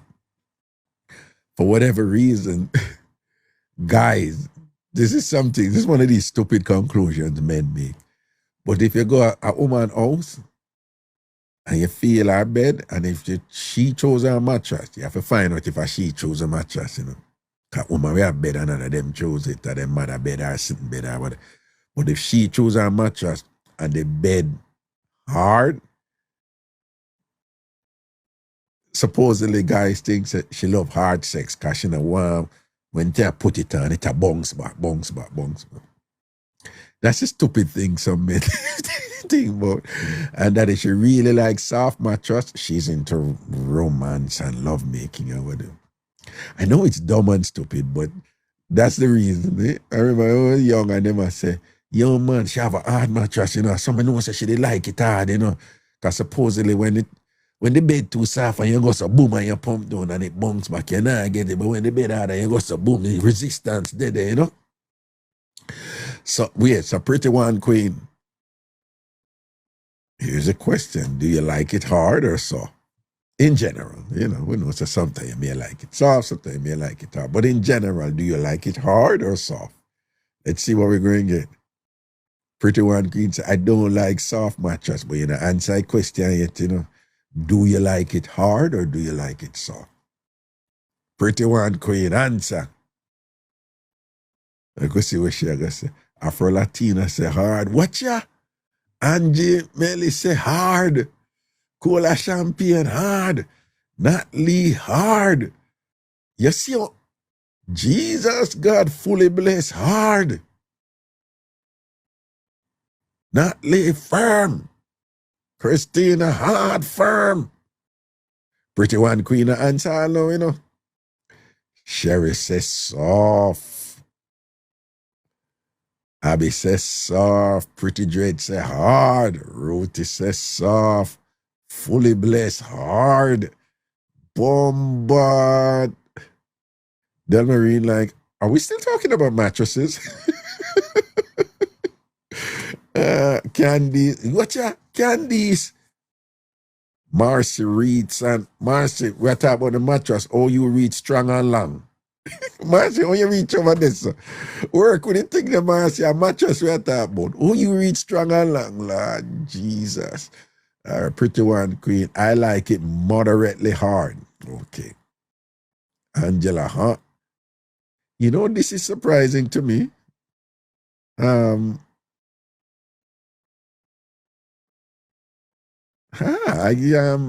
I would never think to have so many women say they prefer hard mattress. I'm gonna learn something, yeah, I know. Yeah.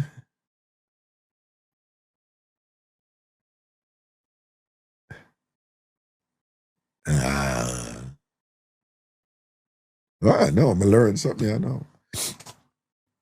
Cola Champagne hard is good for the back. No, I just didn't think that so many of you would say hard, you know. Yeah, that's a little bit surprised. I thought, like, you know, that just goes to show, well, let me take that back. I don't know. But I was telling like the stupid high school young boy theory where we did have, you know. Not too hard, not too soft. Yeah, Jacqueline. That's right there, you know. Yeah.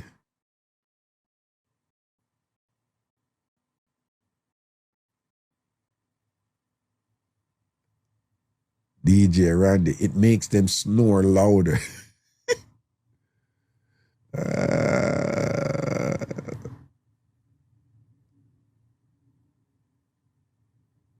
Me, if the man knows your body, you have nothing to worry about. But hard mattress is betterment of action. I guess the guys were right about the theory and thing in terms of when a woman pick hard mattress.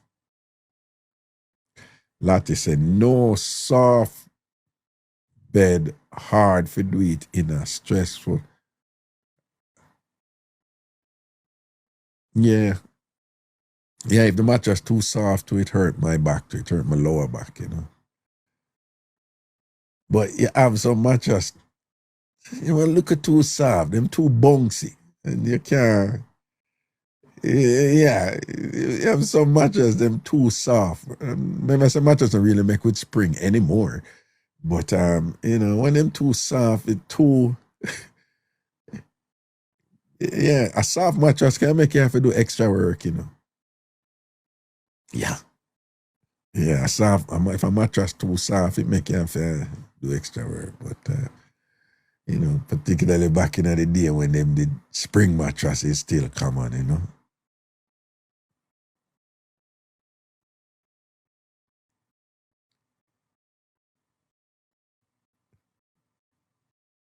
Angie Melly, she says, I need to feel every inch. Oh, Jesus.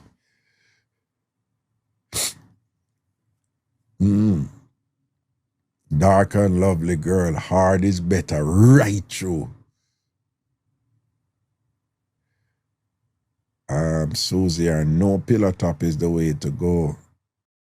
Yeah, the magnesium there. Sometimes I have to take that too, you know, for just kind of relax and go sleep. All right, big up on yourself, people. Blessings in our marrows. Cool.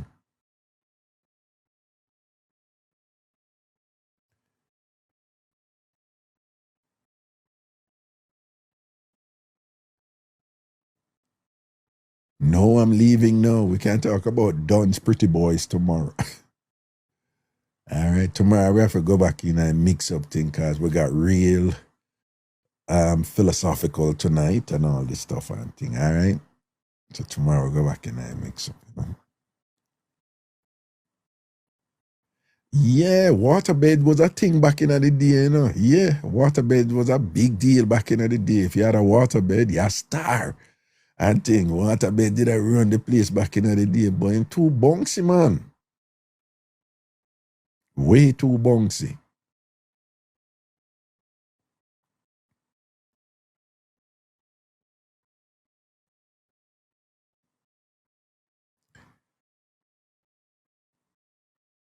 Night, people, cool.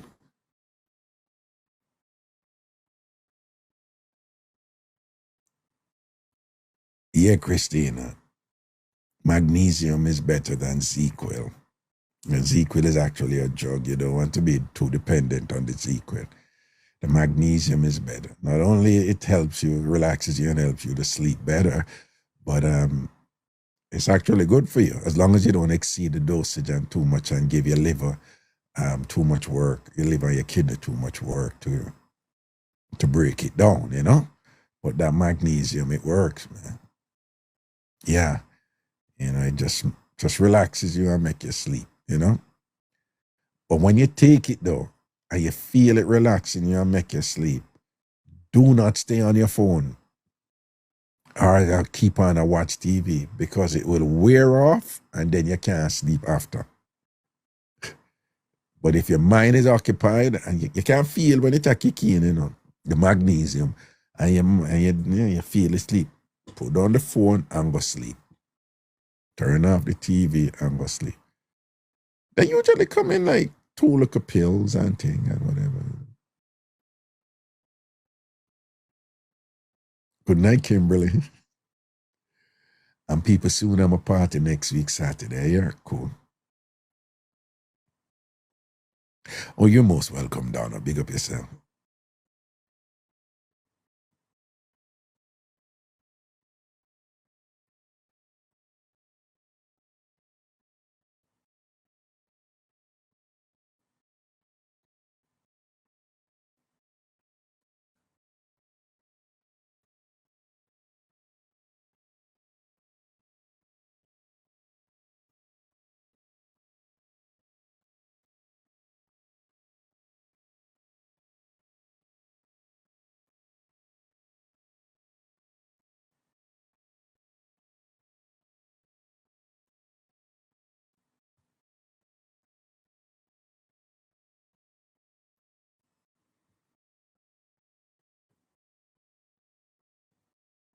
Homie, the party is at Amazura in Queens, right? Amazura Concert Hall in Queens next week, Saturday. You come, bring a friend, everybody bring a friend and things, see? Next week, Saturday, my birthday party, Ragabash. That's what it's called, Ragabash. Okay? It's a grown and sexy thing, all right? Homie said, okay, I will be there.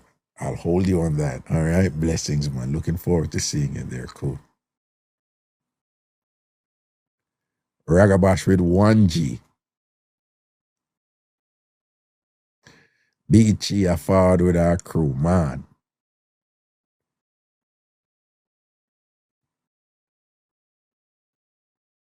Seeing.